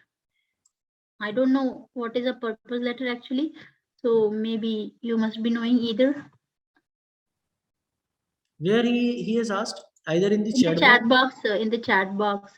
Muhammad Arif, can you kindly unmute yourself and you can ask directly to sir what purpose letter are you talking about? Maybe he is talking about cover letter. See, covering letter, I have already told you that you should, include it. You should always include a covering letter, because if you are sending it through email, so the mail body, okay, the email body of the email should be a covering letter, and I have shown you the format for that as well. And for that particular part, you can refer some, when you are going to learn other interview techniques and all, they are going to also explain it to you. But when you are writing the covering letter, you should mention the briefly what you have done, what is your qualification, how you are going to benefit the organization. You can write it in a paragraph mode, and then you can send the email by attaching the resume with that. So always you are going to if you are sending a resume to the employer, whether it is through an email or whether it is through in the hard copy, you should always attach a covering letter, right? Thank you, sir. Yeah, thank you. Mr. Mohammad Jasim Ansari, you have raised your hand. Do you want to ask something directly to sir? You may ask. I have given you the permission to ask. Assalamu alaikum. Alhamdulillah, the sessions went very well. What I was expecting, all the things has been covered in the session. Thank you so much, sir. It was wonderful. Sir, 1 second, the azan is going on, so we can just listen to the azan for a couple of minutes. Yes, sir. Jasim, sir. Sorry, Mr. Jasim. Yeah, I listen all the points of CV writing and all. What I have some questions from my juniors that does it depend upon the job categories like the CVs and the CV writing all? Yes, of course. As I have mentioned you that every job profile, when people are making a resume, that their resume should reflect in terms of your job, what job you are applying for. Suppose somebody is applying for a production department, then your objective statement will change. Okay, somebody is applying for marketing, the objective statement will get changed. Okay, so the thing is that you should not have to change the overall layout of the resume, but few things you have to change. Okay, you have to highlight the skills, you have to highlight the strengths which you have, the skill sets which you have for a particular kind of a job. So that's it.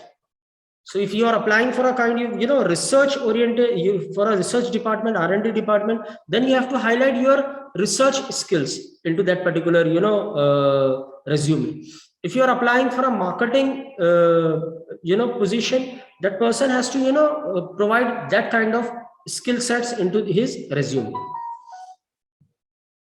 Yes, Mr. Jasim. Yes, I got it, sir. Thank you, sir.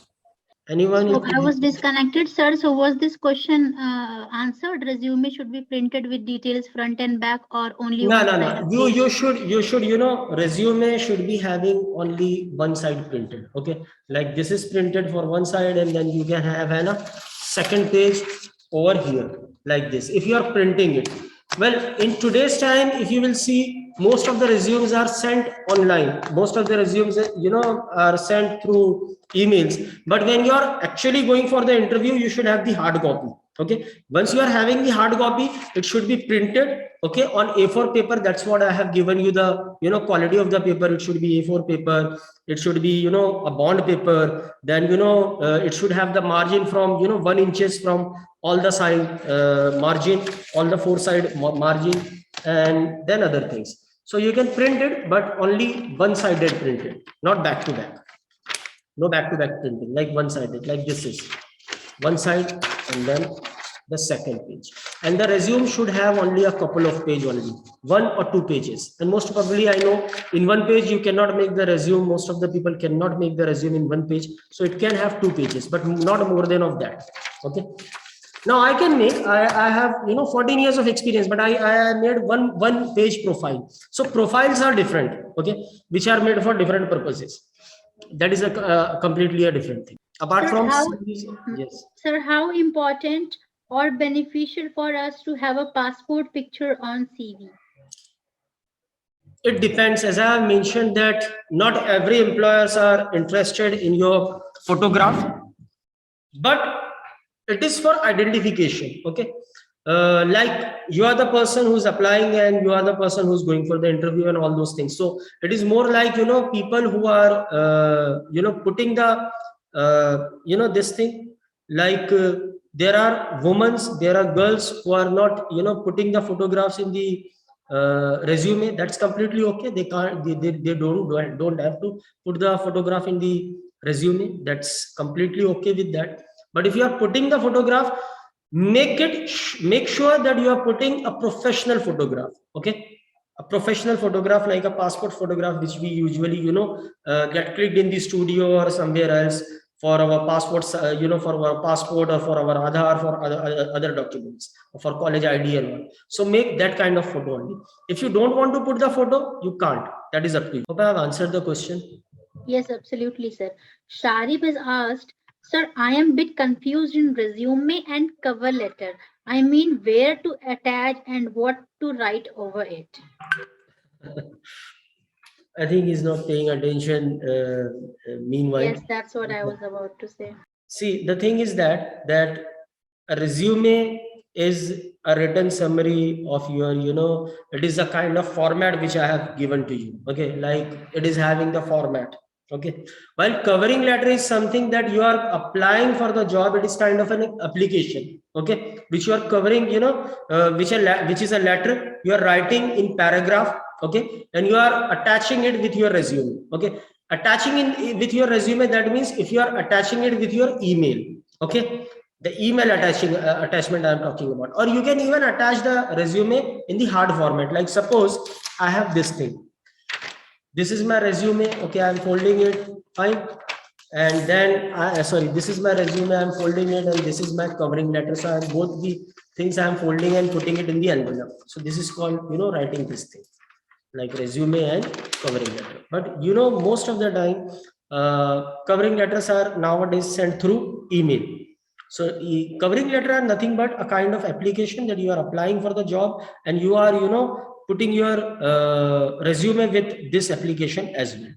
So covering letter basically mean for that your resume should reach to the concerned person.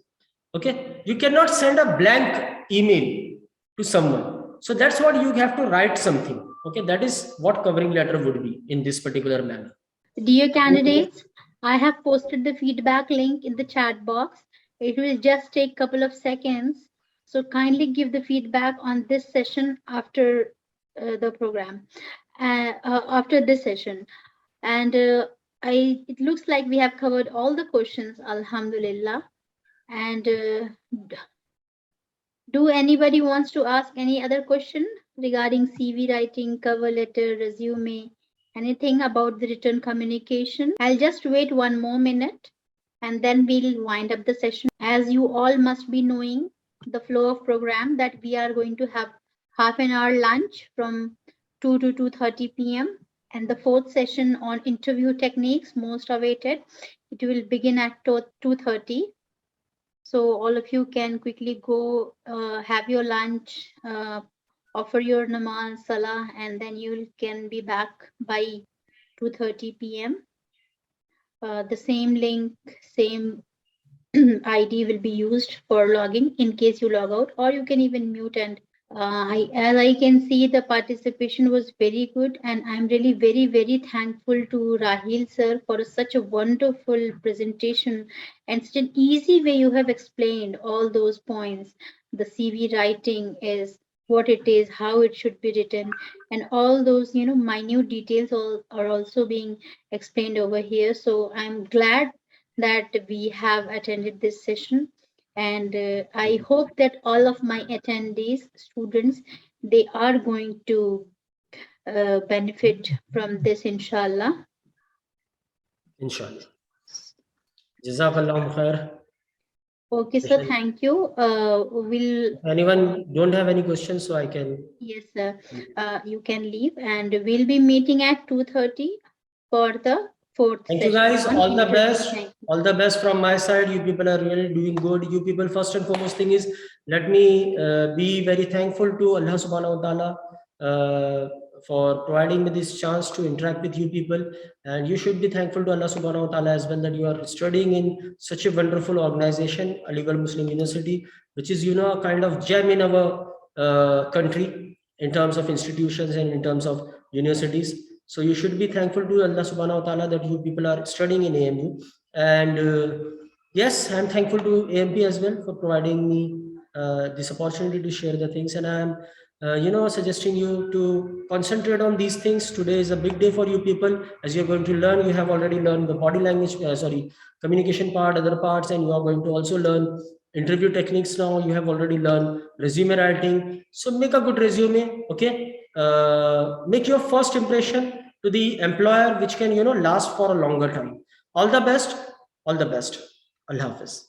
Assalamu alaikum wa rahmatullah. We are back again, and I hope all of you must have completed your lunch. And now we have Mr. Zamir Hussain sir with us. He is going to deliver the session on interview techniques, the most awaited topic.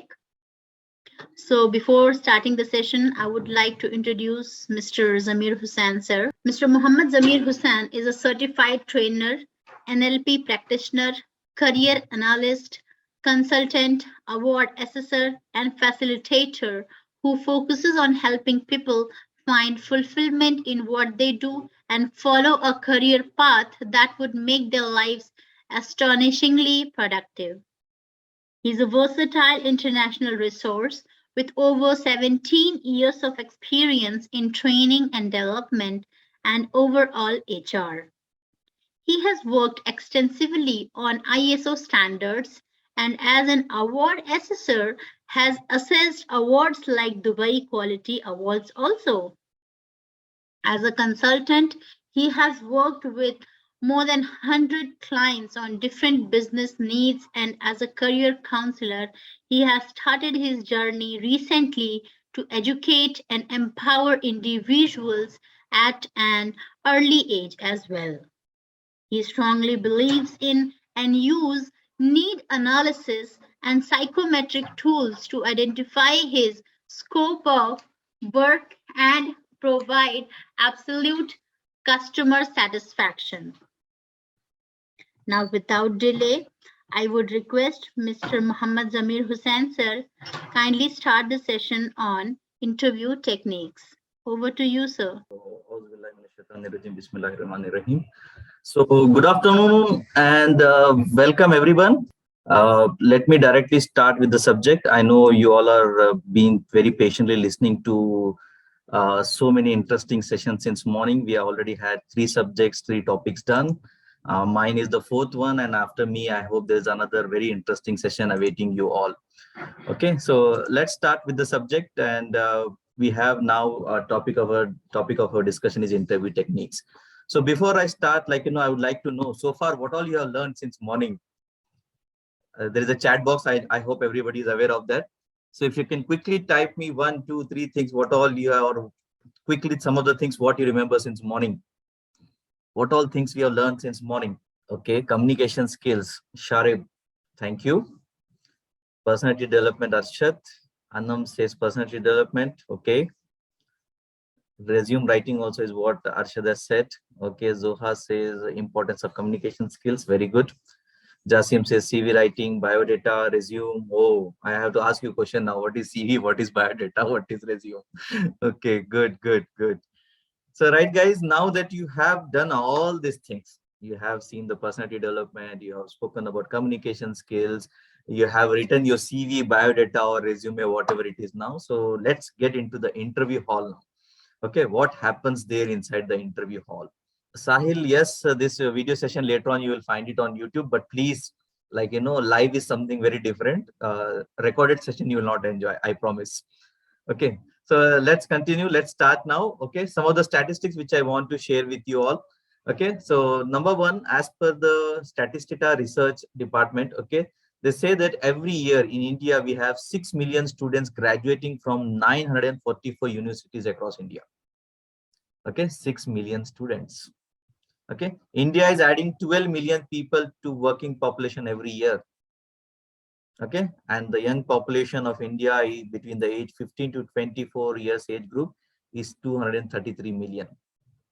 Right, guys? Why we are discussing this number? One positive, one good news. Recently, India employment rate increased, unemployment rate increased. Okay, unemployment rate decreased, employment rate increased. Okay, so that's also good news. But how we can crack the interview?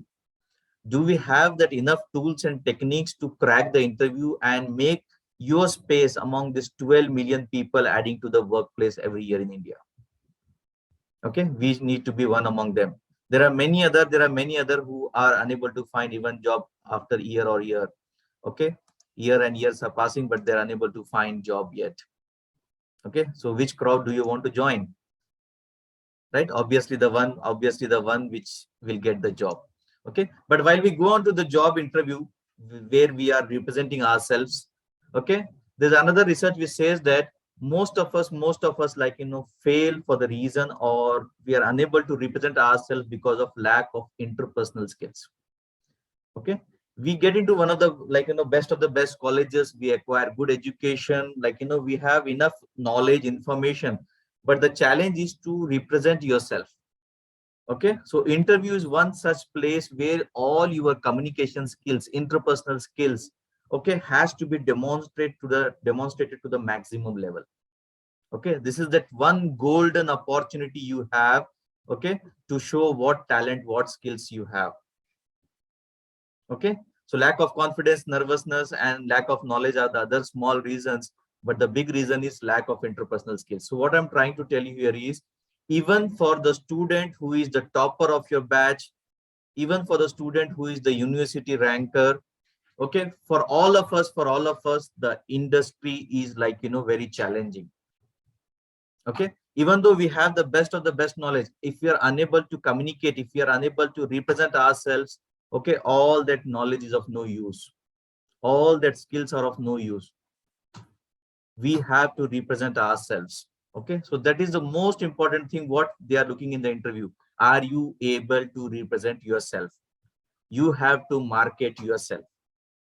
Okay, like you might have seen so many celebrities coming and doing endorsement or advertisement of several products, like Amitabh Bachchan, Shah Rukh Khan, you name, most of them does that.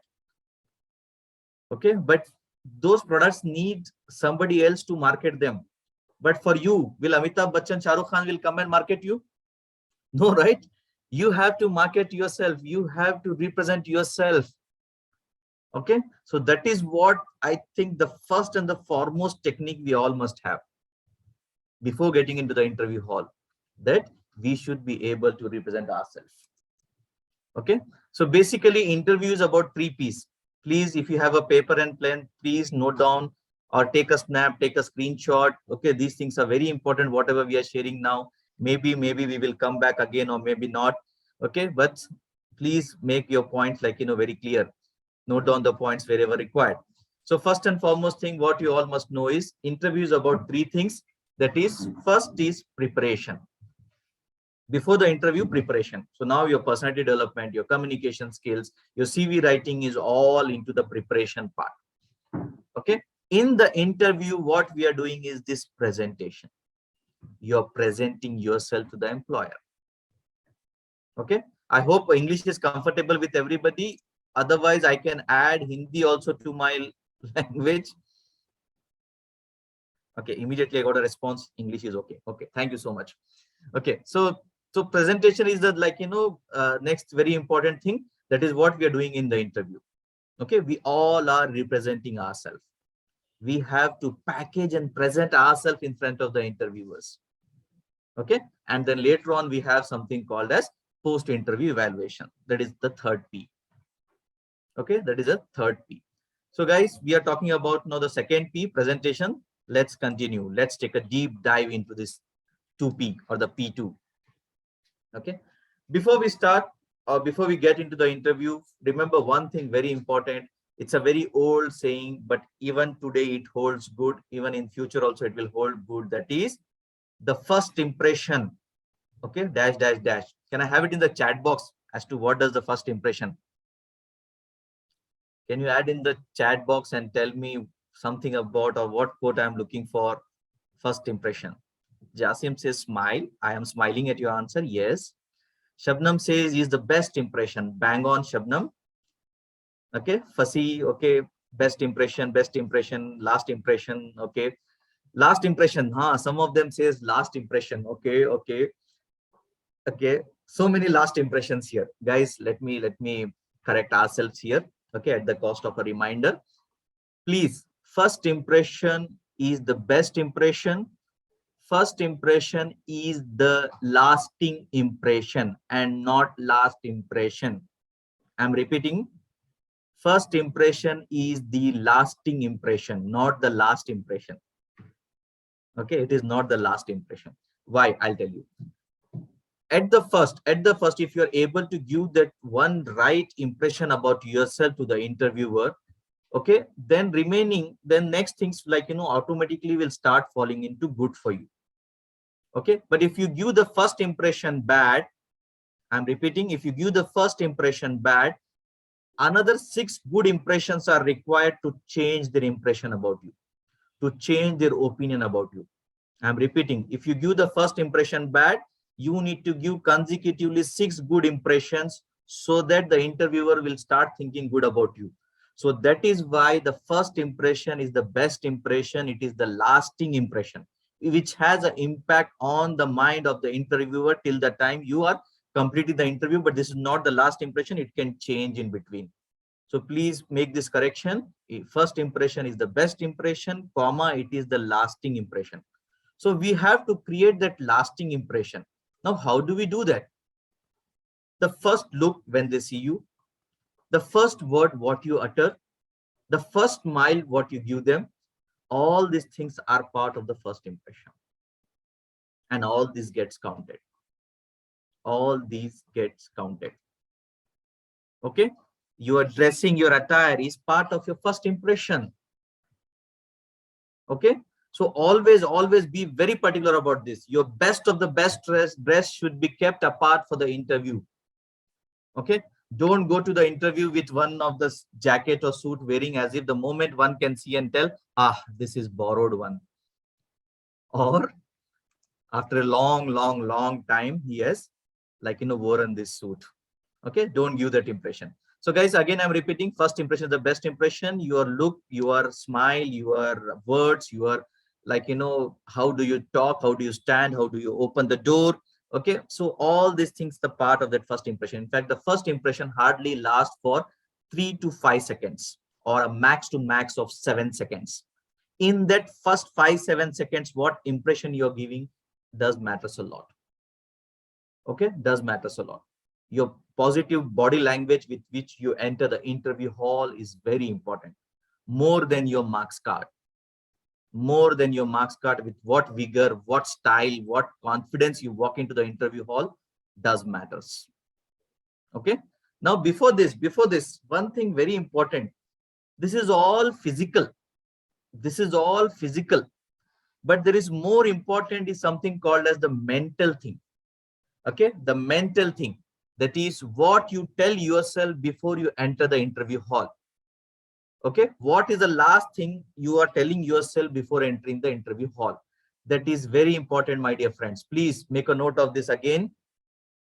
You should enter the interview hall with a positive note for yourself, a positive affirmation for yourself, telling that I will crack this interview. I will get this job. This is one of the most important thing I am telling you. One of the most important thing. If you are entering the interview hall by telling yourself, I will crack this interview, okay, you will crack. But if you're entering, oh, it's another interview, I don't know what they will ask, I don't know, will I be able to answer all the questions? My dear friends, you are right, you will fail. You will fail. For sure, you will fail. So if you want to succeed, tell yourself, I will crack this interview. Right, guys? Will you do that? Tell me what sentence you will tell yourself. What sentence you will tell yourself, tell me before entering the interview hall. In the chat box, please. Anam, I'll come to your question later. Please keep it for some time. If I doesn't answer your question till the end of the session, you can repeat. Very good, Azam. Very good, Jasim. Very good, Arif. Okay, very good, very good. Shabnam, Arshad, Sahil. I love your answers. I love your answers. Guys, this is the first thing. This is the foremost thing. Okay, so enter with that confidence. I'll give you an analogy here, one example here, that let's say, who is the best batsman now in the world in cricket team in India? Not in the world, in India. Who is the best batsman of Indian cricket team for now? Give me that one name. Kohli. Okay, fine. Freeze. Okay, now who is the most difficult bowler which Kohli can face? Which is the most difficult bowler from any of the country? Bolt. Okay, Abu Fazal says Bolt. Fine, again freeze here. So let's say there is a World Cup final match happening. Okay, Bolt is bowling the first ball. Okay, and our great Virat Kohli is facing the first ball. Okay, World Cup final, World Cup final. And now on this first ball itself, Virat Kohli hits a six. Virat Kohli hits a six. Now, what will happen to the confidence of Mr. Bolt? Yes.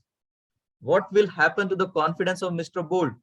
And on the contrary, what will happen to the confidence of our great Virat Kohli? Okay, yes, it's low down, it's decreases. Okay, it will go down, shatter. Now, what about Kohli? Kohli, Abu Fazal says high. How much high? Next question. How much high? Right, my dear friends? So this is about that. It is like you are hitting the first six on the first ball. Okay, you're hitting the first six on the first ball. Okay, so now let's move further. Let's get into it.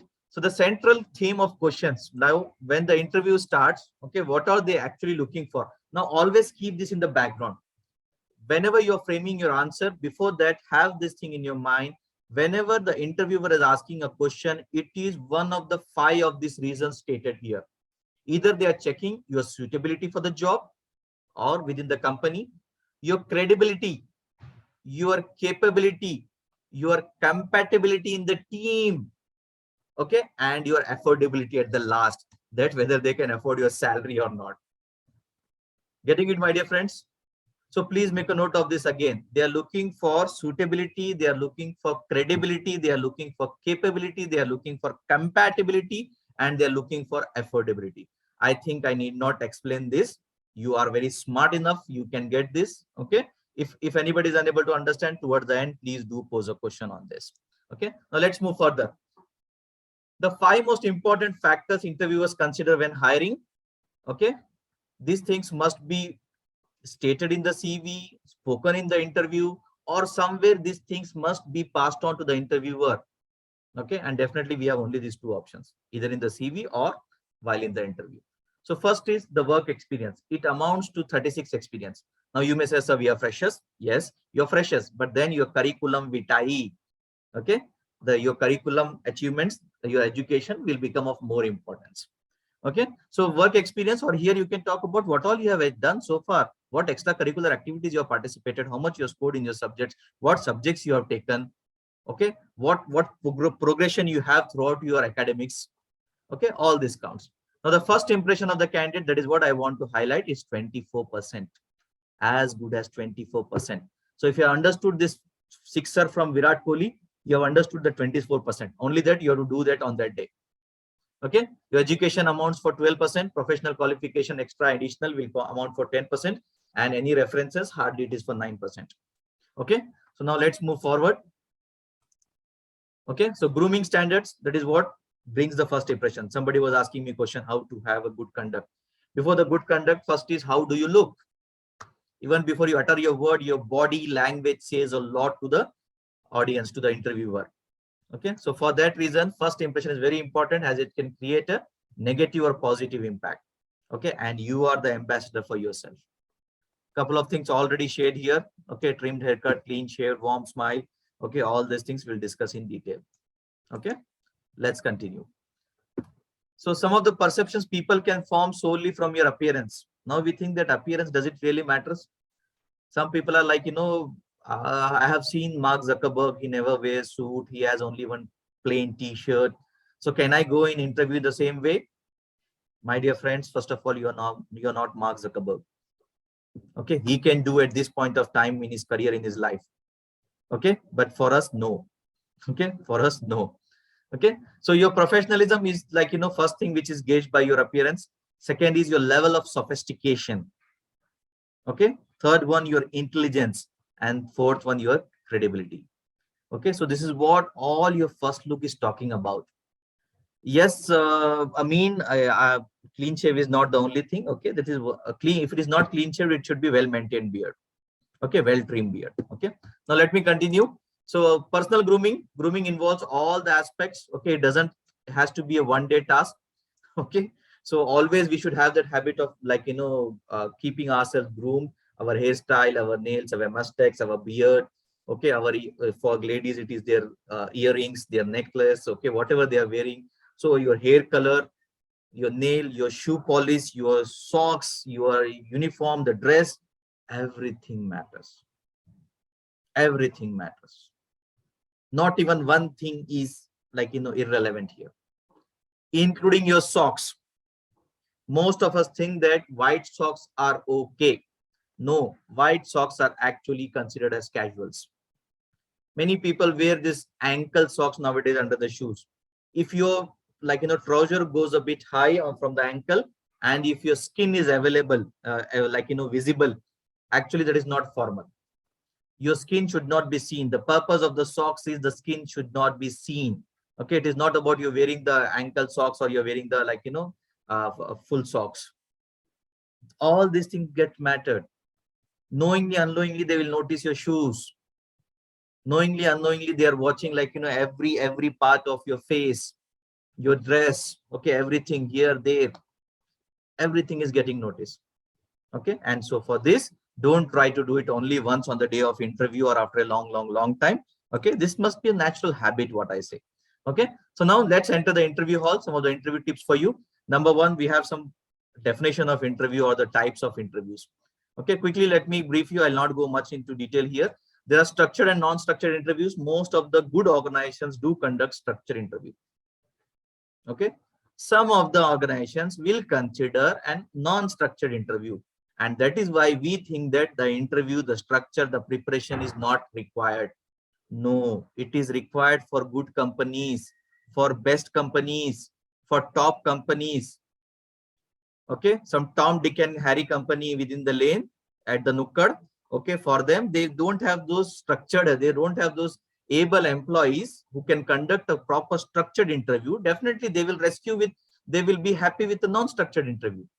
But good organizations not only have a structure within one interview, they will have an interview selection structure completely. Okay, so that is why preparation, only then presentation. But first is preparation. Okay, so prepare yourself for all these things. Next is a panel or group interview. Panel interview is more than one person interviewing one individual. More than one interviewer, one interviewee is panel interview. But we have more than one interviewee and maybe one or multiple interviewers, then it becomes a panel group interview, where at some companies does that when they're hiring mass. Okay, so at that time they will make 10, 15, 20 people sit in a group, and generally they will ask them through the questions open to the population.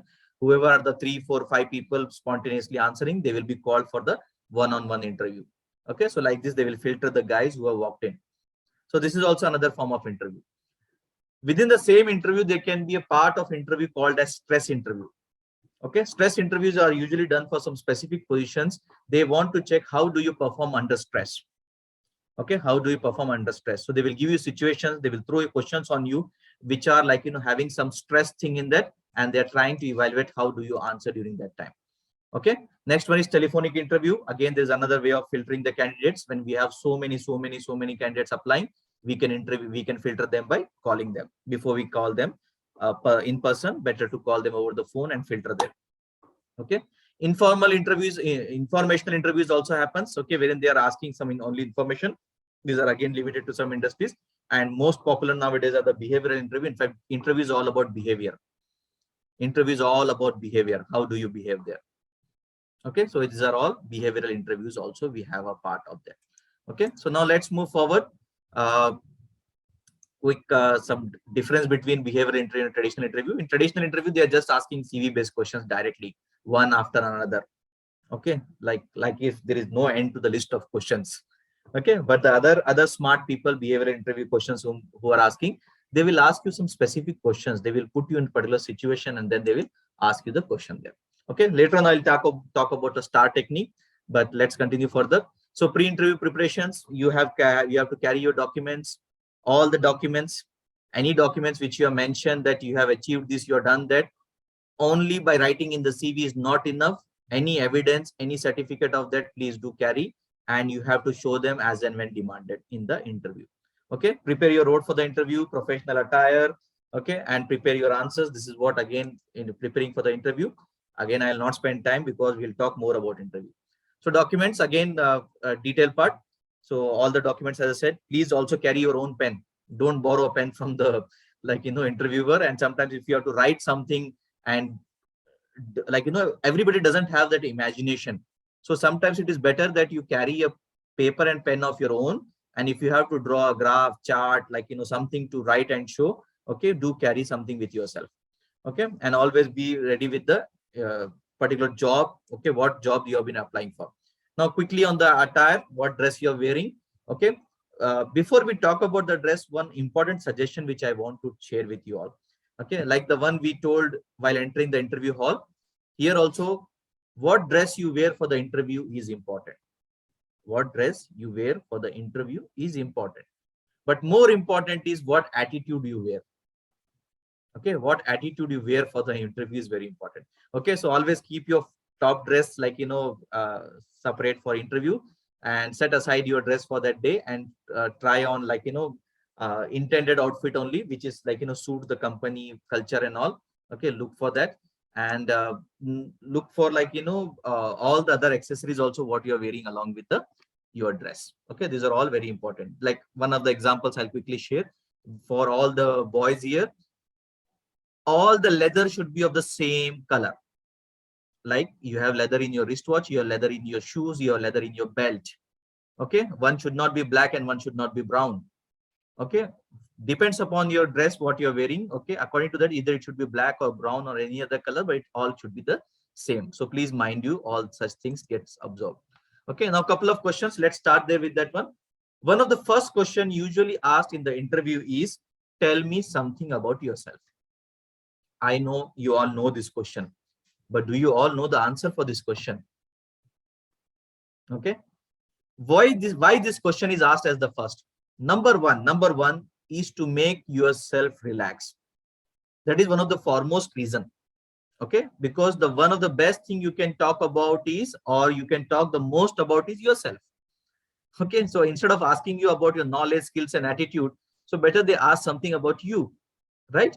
So that is why the first question is asked is, tell me something about yourself. Now, a couple of things we should keep while answering this question in mind. Number one, start with in the chronological order, last thing or first thing first and last thing last. Okay, one. Number two, always our CV, resume or biodata talks about our past. Okay, do we have any possibility of writing in the CV that what I'm doing currently? Maybe sometimes. What I want to do in future, what I want to be in future? No, we cannot write this in CV. Now, my dear friends, please utilize this opportunity. Whenever there is a question for you, tell me something about yourself. Here, please do talk about your past, some of it, present, yes, and mostly about your future. As to where do you see yourself? What do you want to achieve in life? Something quickly, very shortly, but this makes a lot of bigger impact in front of the interviewer. So utilize this opportunity to tell which is not written there in the CV.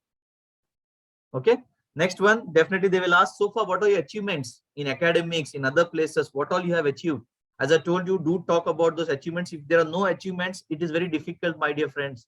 It is like a smooth sea. Smooth seas doesn't make like, skillful sailors.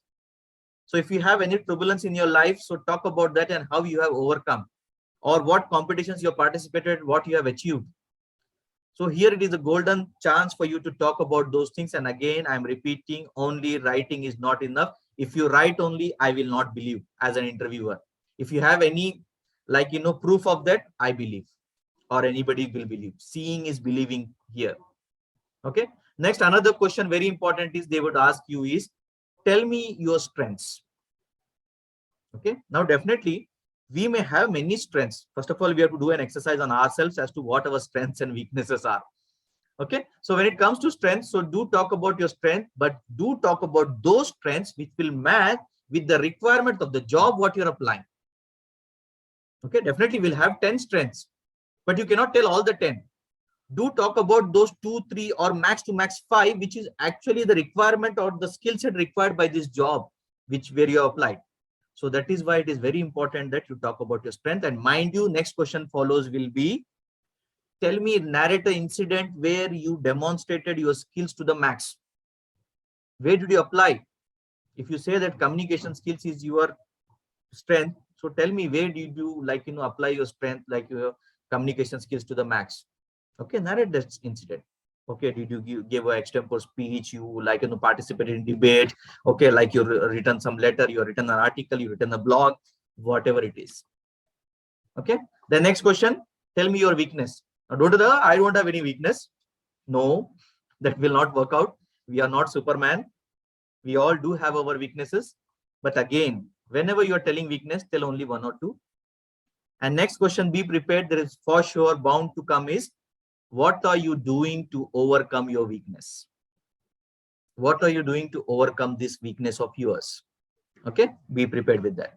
Another good question always asked in the interview is, where do you see yourself after 10 years, 5 years, 2 years, 1 year, whatever it is? This is another very good question. So guys, if you don't have any personal plan of yours, okay, what will you contribute to the organization? Okay, this is what HR is looking for.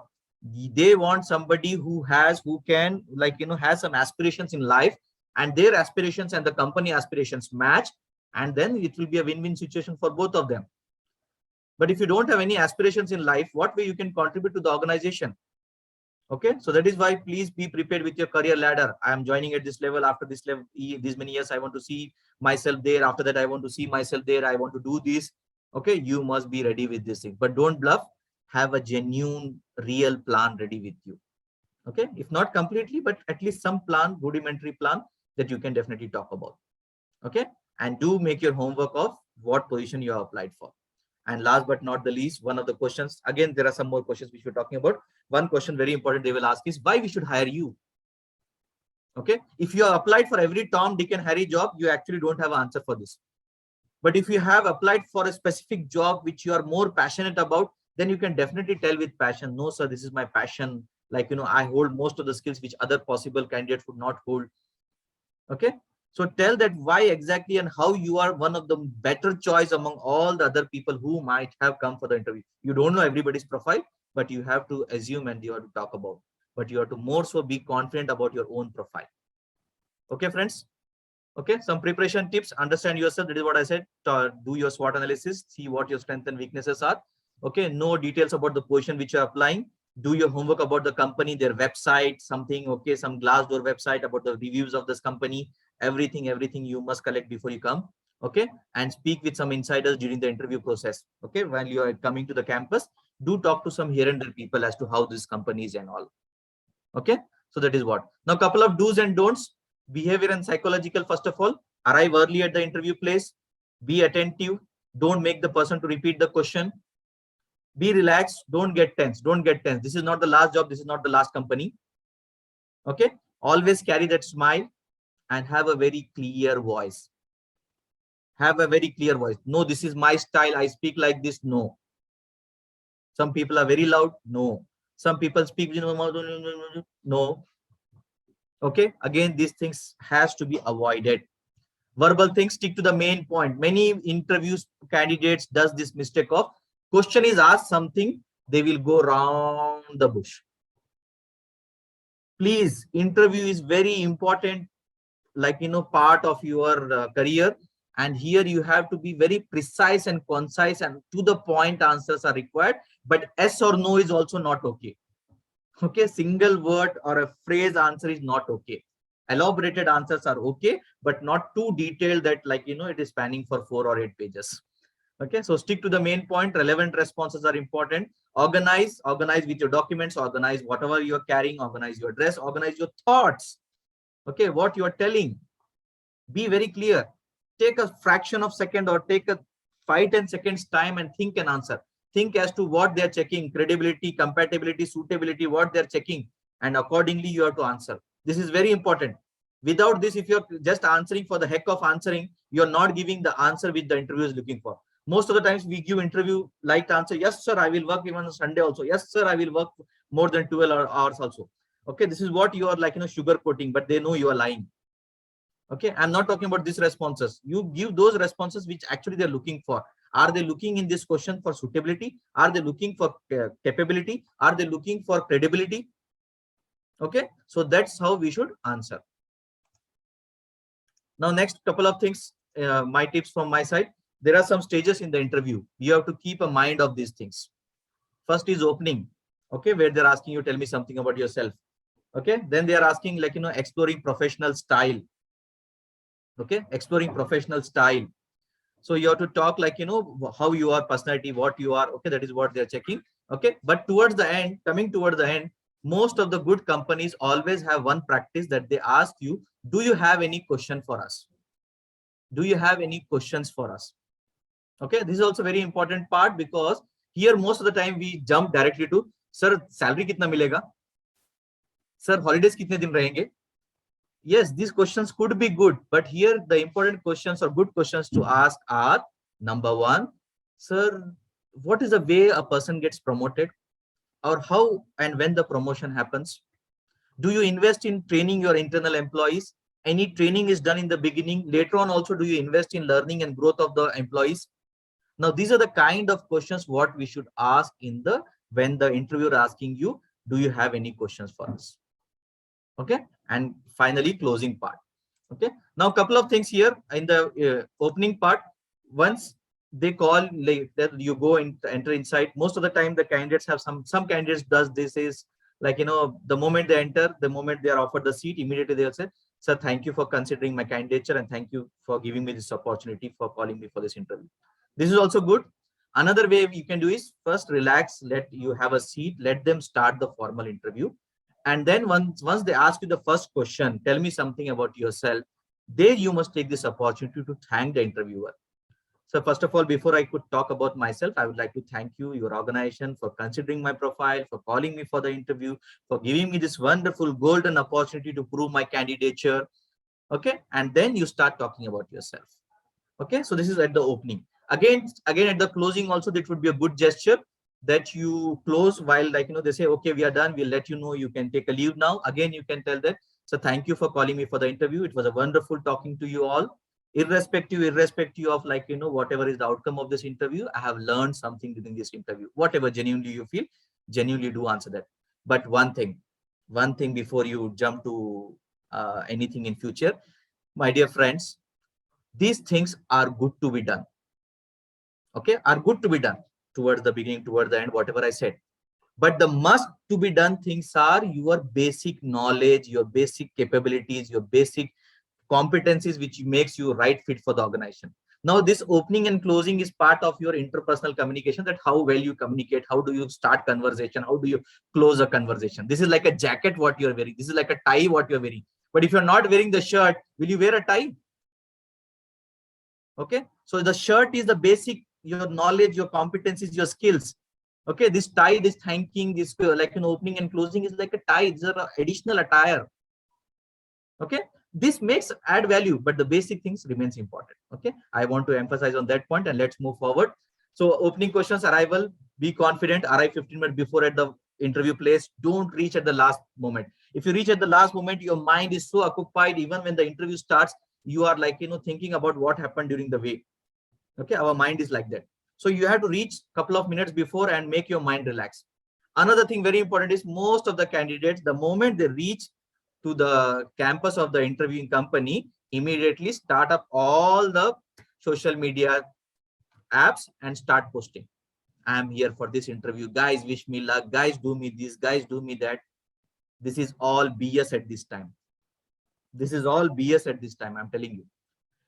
Relax yourself, calm yourself, remember your Lord, okay, pray, and then give yourself that positive affirmation statement that I am going to crack this interview. This time is for that. This time is for that. Okay. So the moment you enter the campus, from the gate till the time you reach the interview hall and again back you leave the campus, most of the time some of the companies even do observe. How are you talking to the security guard? How are you talking to the receptionist? All these things matters. Sometimes they do ask, like, the chai wala guy, the office boy or the receptionist, this candidate has come, how did you find him? Simply they will ask. On their opinion, they are not selecting or rejecting you. But it does matter sometimes. Okay, they will ask some opinion. Oh, he was a very nice guy. So well, all the other guys were sitting in calm and in tension. But this guy came to me. He was asking me, where is water? Where is this? Like, he even complimented me for my dress. He's the best candidate. Okay, so these things get mattered. Okay, first impression we already spoken about. Because of corona pandemic, nowadays handshake is not allowed, but eye contact is very important. If you are not maintaining eye contact with the interviewer, it means that either of the three, you are lying, you are afraid, you are fearful. Okay, so please give them that positive affirmation with your eyes also. Show that confidence. Your confidence is with the body language, but eyes are also the part of your body language. So with your eye contact, you must show how confident you are. Okay, a friendly and genuine smile and relaxed and confident body posture. Okay, questions will start. Then you have the questions to answer. As I told you, your voice should not be too loud. Your voice should not be too low. It should be apt as per the room and as per the distance and as per the number of people sitting in the room. Listen to the question carefully. Never make the person repeat the question. Okay, and very important is if they criticize for something, just thank them and be silent. Some people have this. They want to negative stress you. They want to stress you and see how do you react. Okay.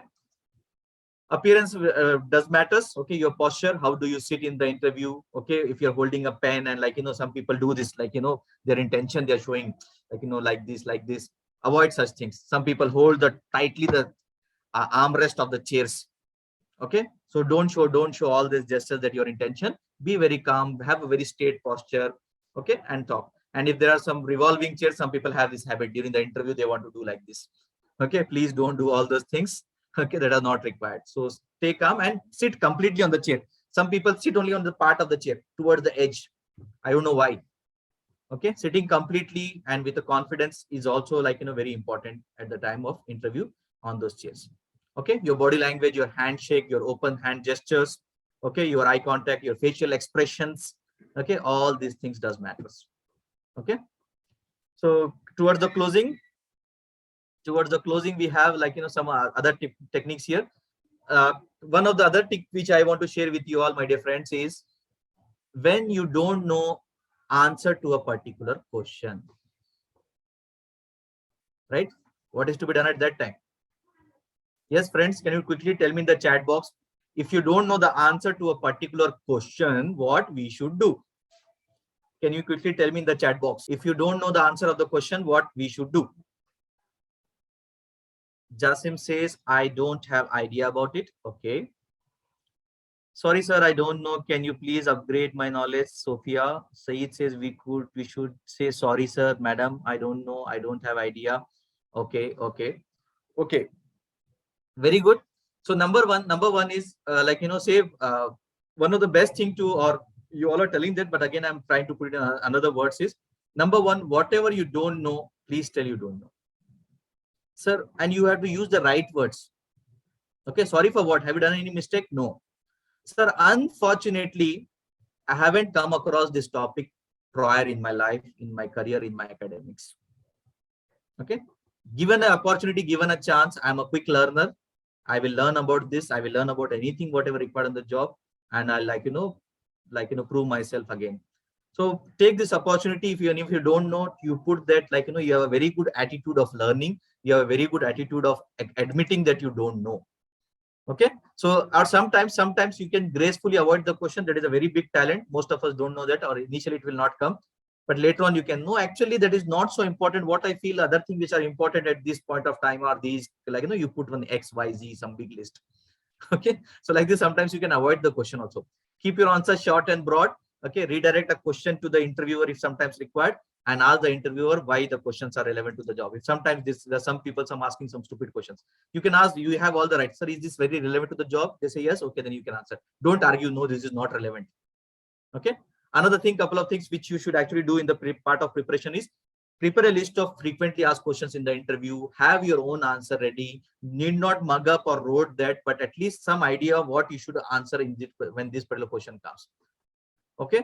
Sit in front of mirror a night before. Ask yourself, answer these questions. Take help of your sibling, cousin, friend, somebody, and ask them to ask this question and you answer. Okay. So like this, practice, practice, practice. Rehearse, rehearse, rehearse. This is very important. Okay. And also very important is, after the interview, do sit with yourself and do ask yourself what went right in this interview and what could I have done better. Okay. Always, this is a very good practice. Otherwise, next interview, you will repeat the same efforts. The same result will come, reject, reject, reject. So for that reason, please. Now here I was talking about that STAR formula. Whenever in behavioral interview, they ask you a question, don't just directly jump to answer. Now you can structure your question by using a technique called a STAR technique. So number one, understand what is the situation, or tell your answer. Your answer should be first telling what exactly is the situation. Okay. Then tell what is a task that you are supposed to do. Okay. Situation, task. Now the next one is what action you have taken or you will take. Okay. And last, what results you will get, you have got. Okay. Situation, task, action, result. Always, like, back of your mind, this technique should be there while answering the question, especially behavioral interview, situational questions. Don't just directly start answering the question the moment question is over. Okay. It shows that your incapability of processing the information. So process it for a while and then start answering. Okay. Provide a copy of your reference if they are asking. Okay. Confirm your follow-up time sometimes towards the end of the interview again.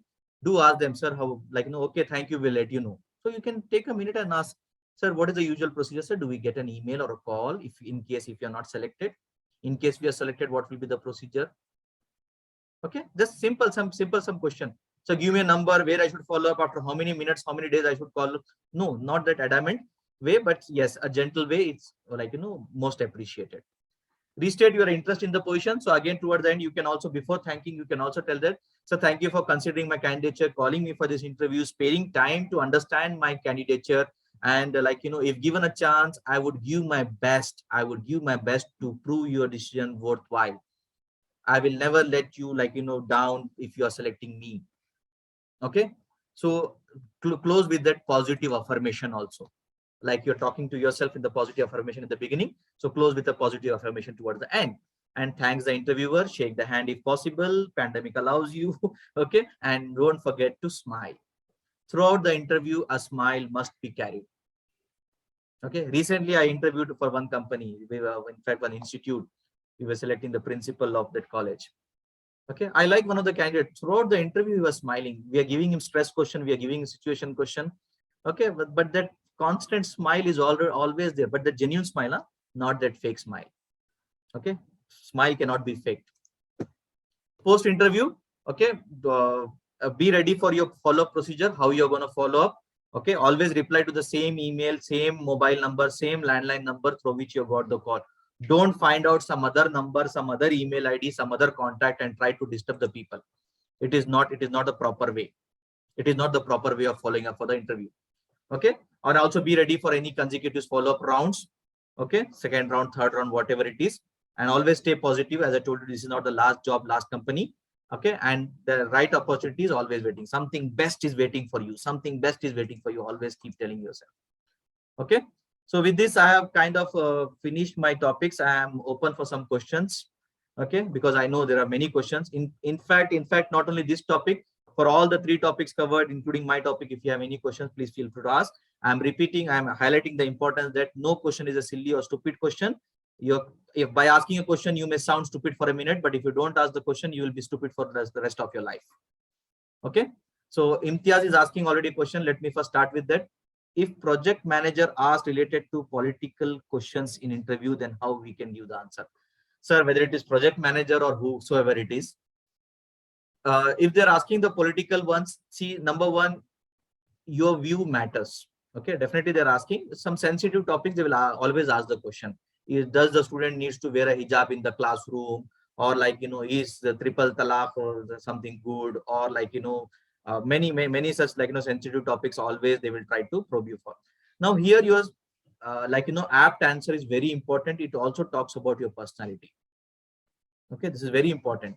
So don't run away with this question. Sorry, sir, this is a political question, I cannot answer. No, you can tell that, yes, sir, it's a very important, sensitive topic, which question you have asked. But for my view is sir, this is what one should do and this is what one should not do.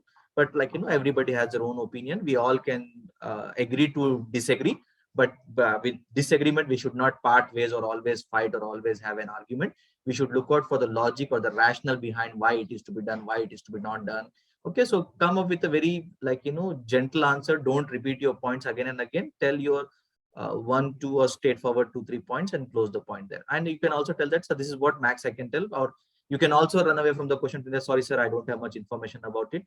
I don't feel this is the right platform to talk about. Okay, so you can sometimes even go with that also. That shows you are you are diplomatic in answering and you want to avoid the question. But whether you must answer or not, better you answer. Better you answer. That is my one-line answer. But how you answer, it's very important. Okay. Sahil is asking another question. Sir, please, can we take up questions not in the chat box and in the Q&A section?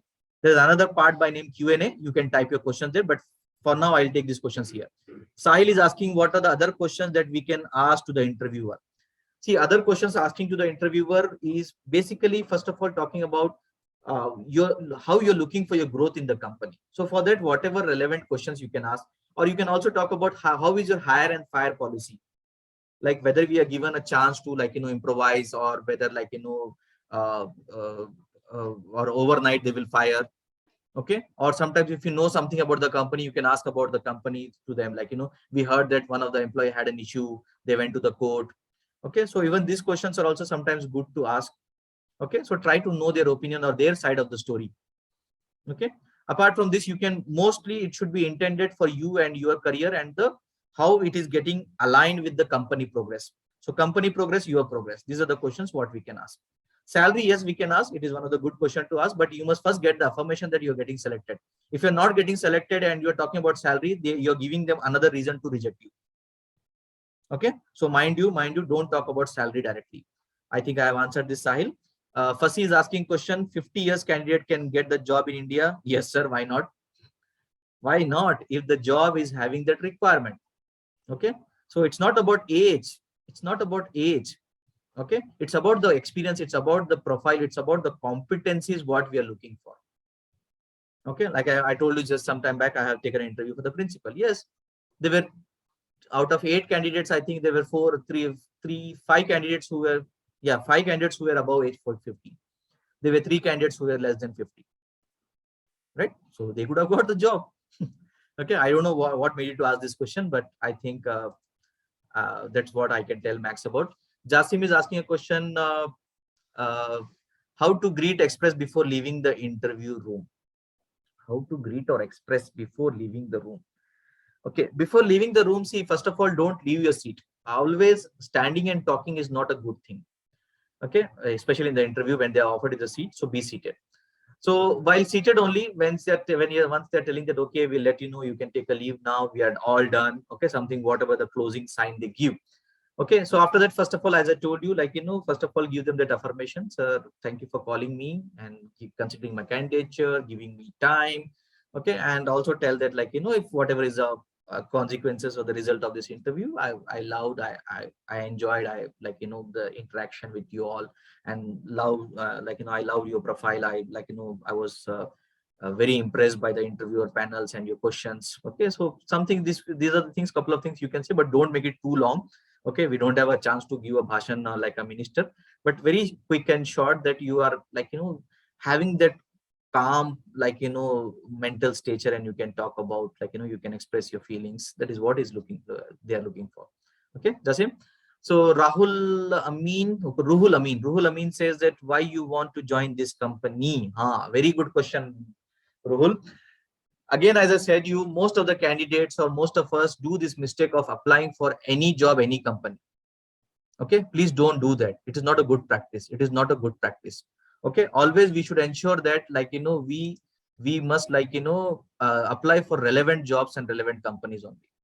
Okay, so that is why then you can talk about why this company, why this job. We have this information actually, first of all.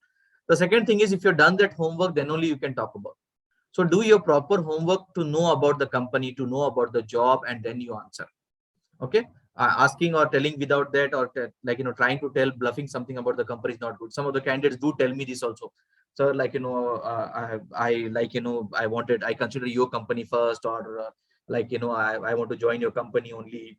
Some of the points like this, they say. I just simply ask them a question: have you visited our website? Okay, so there itself I'll get to know whether they have really researched about my company or not. Have you visited our social media accounts? Okay, so this is very important. So that way I get to know whether they've done that homework or not. So if you've done that homework, then you can tell that how your personal goals, the company goals get aligned, how your thinking and their thinking gets aligned. Okay, so all these things becomes aligned, then you are having a more weightage than the other candidates to be selected. So that is why we have to do that homework before we answer those questions. Okay, Ashab is asking a question: how to handle the stress during the interview? Very good question, Ashab. See, for stress, first of all, let me tell you one thing is that don't get stressed. Okay, I know to tell me easy, but for you to do it is very tough. Okay, so for that, ask yourself this question: that what will you gain if you get through this interview, this job interview, and what will happen if you lose this job? You'll come to know you're not losing anything except one opportunity. You're not losing anything except one opportunity. And if you learn from this interview, whatever mistakes you've done, actually you're gained. Actually you're gained. So tell yourself that you're not losing anything by losing this interview, by this job. Okay, so your stress point is getting relaxed there. Another way of relaxing your stress during the interview is always have your body hydrated. Have an adequate amount of water while you're entering, or keep your small drinking water bottle with you handy, and keep drinking some small sips. Don't have too much of water that it will make you to feel to go to the loo. Okay, but otherwise just keep your body hydrated, because this water, the oxygen is there, and the oxygen is pumped to the brain, and brain, if it is able to think what is good, what is bad, what is to be said, what is not to be said, what is to be done, what is not to be done, that means you are relaxed, you are not stressed. So stress is losing the ability to answer even the silly questions what we already know. So keeping your mind calm is very important. Always don't have too, like, difficult food items a night before, or in the morning. Okay, on the day of the interview. Okay, and also keep yourself, like, hydrated, and alkaline food is what we must have, and keep your thought process very clear. Okay, that is how you can avoid stress. Anonymous attendee is asking, without good communication, can I crack the interview? Sir, number one, without communication, one cannot. Okay, we have to communicate as to what we want to be, but what is good and bad is a very subjective word. There is no definition of what is good, what is bad. Many people think that extrovert people are good, introvert people are not good. No. Extrovert people talk a lot, introvert people talk less. I'm repeating, extrovert people talk a lot, introvert people talk less. But with less words, can I convey my message? I can. Okay, as an introvert, with less message also, less words also, I can communicate the message. I can. So it's about that. It's about that you communicate well as to what do you think, or what is your opinion, what is the answer. You have to show your knowledge, skills, and attitude to the person whoever is interviewing you. So for that, communication is essential. Without communication, bad communication is you're talking loud, you are not giving the right answer, your voice is not clear. Okay, some of the things are what we can consider as bad. Okay, but interview cracking, sometimes some people, for some of the job, we want somebody who speak less. Like for accountant, I don't hire a person for accountant who is very talkative. An accountant person should be compliant, should be following the procedure, should be slow, should be giving attention to details. Somebody who is talking but, and those guys will definitely miss out some information in between while they're talking to here and there, the persons around them. So I'll not hire person for accounting job who speaks a lot. Okay, so like this, HR has their own competencies profiles. Based on that, they gauge you. So communication is a must. I don't know what is good or bad communication, but we must be able to answer the question whatever the interviewer is asking. Before I continue to take the next question, our friend Aisha ma'am, again and again, she's giving you the link for feedback. So please do give your feedback about this session, about the whole all the day sessions. Okay, meanwhile, Aisha, do we have time to take other questions, or can you help me with the next question? Yes, sir, we do have time. I can read the question for you. Does internship or work experience plays an important role in getting a job? Will a fresher have a bad impact without any work experience? Let's say we have spoken about cricket some time back. Okay, we have seen net practice. You have heard, right? In cricket, there is something called as net practice. Or sometimes before the tournament starts, some of the countries, some of the teams will play a friendly match, right? So while they play this friendly match, while they're doing this net practice, is actually preparing them for the final thing. So actually, any internship or any work experience or any project work which your curriculum curriculum, university, college is asking, please utilize this. This is a golden opportunity. In this project, in this experience, you are allowed to do some small or some marginal errors.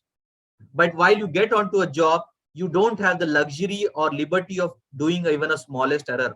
Some errors are okay, but we don't have that. We don't have that liberty there.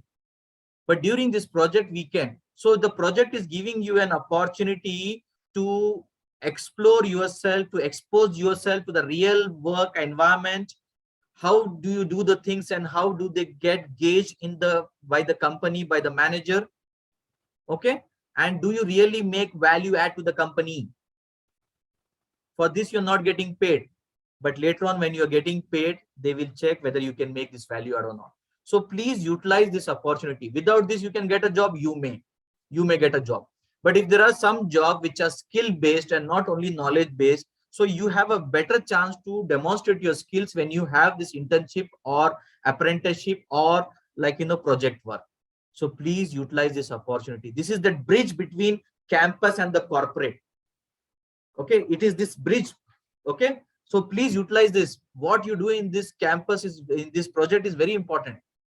It will get you that exposure. It will make you to give that first value add to the company. Gone are those days we were paid the salary for spending the time in the company. No, we are not getting salary paid for spending time from 9 to 5 in the corporate nowadays. We are getting salary paid for the contribution what we make for the growth of the company. Clear, friends? So see to it that what growth you are bringing to the company. So project is one such first small step. Please utilize this. Okay. Next one, please. Thank you, sir. Zarish asked that, sir, is there any perfect answer to the question, where do you see yourself in 5 years? My dear friend, no perfect answer. No perfect answer. They just want to know what progressive plans you have for yourself. Okay. Many people have many aspirations when they're completing the graduation. But after 5, 6 or maximum 10 interview rejections, they are like, after that, sir, kuch bhi job chalega. Sir, kuch bhi salary chalegi. So they have lost their aspirations in life. Now, what will happen if you hire this kind of guy? After 3, 4, 6 months of job, they will again lose their aspirations again. Sir, sorry, sir, I am unable to perform. I am not the right fit in this company. I want to leave. Okay. Why these things happens? Because this person doesn't have his own aspirations in life. He don't know where he's going. So for him, leaving that company is a very small thing. He will say, 3 mahina kaam kiya, okay, I will not write it in the CV itself. I will write still I'm searching the job. But for that company hiring you and you're leaving the job in the 3 month span, then they have to advertise again. They have to recruit. They have to do the recruitment cycle again. They have to hire a person. It costs them. And for that HR manager, it's a bad remark that a newly joined employee is leaving within 3 months to 6 months time. So that is why one of the best way to gauge is asking you by how you see yourself after 2 years, 5 years, 10 years. right? If you have these aspirations and your aspirations and organization goals, if this match, you are bound to contribute more towards the company. You are looking for long innings with the company. If you are that hard hitter, come and within 2-3 balls, 1, 2, 4 or 6, and then third or fourth ball or maximum 10 balls, you're out. What should I do with this batsman? I need that Rahul Dravid who can stay long, give me those long innings, an average of 35 runs in every inning. I want those consistent players as an HR. So it is very important that what you answer, how you answer, but there is no one frame answer. That's why many people have this in YouTube and other places as to, when asked this question, tell me something about yourself, what we should answer. Tell me, where do you see yourself after 5 years? Tell me the answer. Don't mug up these answers. It should be your own genuine homework. It should be your own work on yourself. Okay, please do talk about that. Thank you, sir. Abdul Rahman has asked, what can we say if they ask, do you have any question? I think this point was very clearly explained during the session. Yeah, many Abdul Rahmans. I think one ID many people have used to log in. Yes, you have already answered, but let me repeat it for the benefit of all.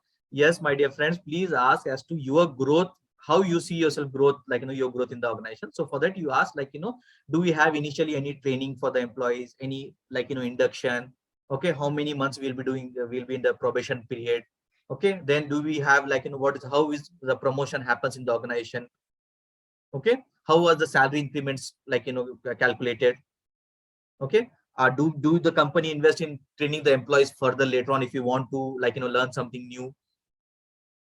Okay, so all these questions tell them how progress oriented you are. So show them that image rather than asking, sir, salary kitna milega, sir, chutti kitne din milengi, okay, sir, wife ka bhi insurance milega kya, bachchon ka bhi insurance milega kya, bachchon ka school ka fees milega kya? Avoid such questions, but that can be asked, but at a later stage.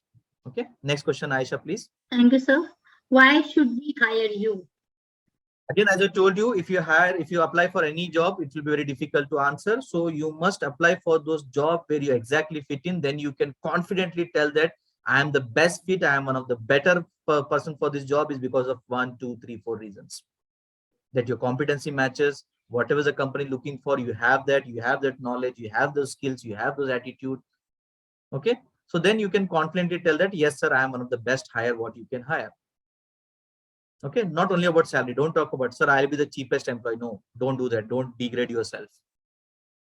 Okay, so answer is you have to tell that what are the competencies required for this job and what competencies you have. If it matches, you are the best hire. So if you really match those competencies, you have that competencies, then talk about that. Okay. Next question, Aisha. What are the skills the freshers need to crack the interview?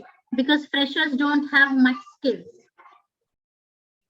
In a fresher, they are not looking for so many things actually. When they say fresher, even they consider that you are a fresher.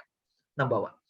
Number two, also very important is you should not be that very raw thing which they have to process a lot before they put you into a productive bench.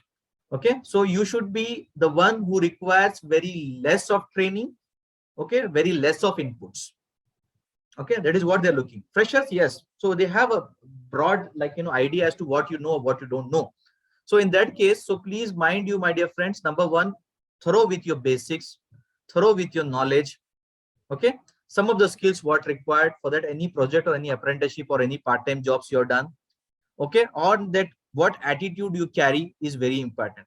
So all these things makes you number one, best fit. Number two, also very good exercise to be done is, we have a website by name LinkedIn.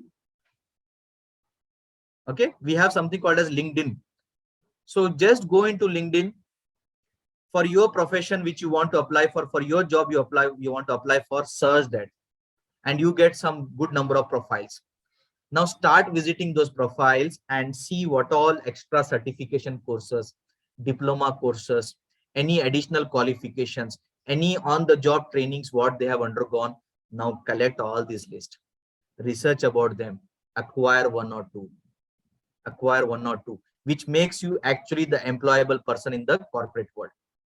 Okay, so their skills, that knowledge you acquire is more important. They're not looking for you to have that corporate exposure because they know you are a fresher. But apart from your graduation, have you done some additional work on yourself, additional qualification for yourself, additional certification for yourself, these things becomes important. This makes you to stand apart from the rest of the crowd also. Okay, so please do this homework, research. Get to know some more profiles of your profession. Okay, next question, please, Aisha. Is English fluency must for interview? It depends where you have applied. Single line answer. English is a communication channel.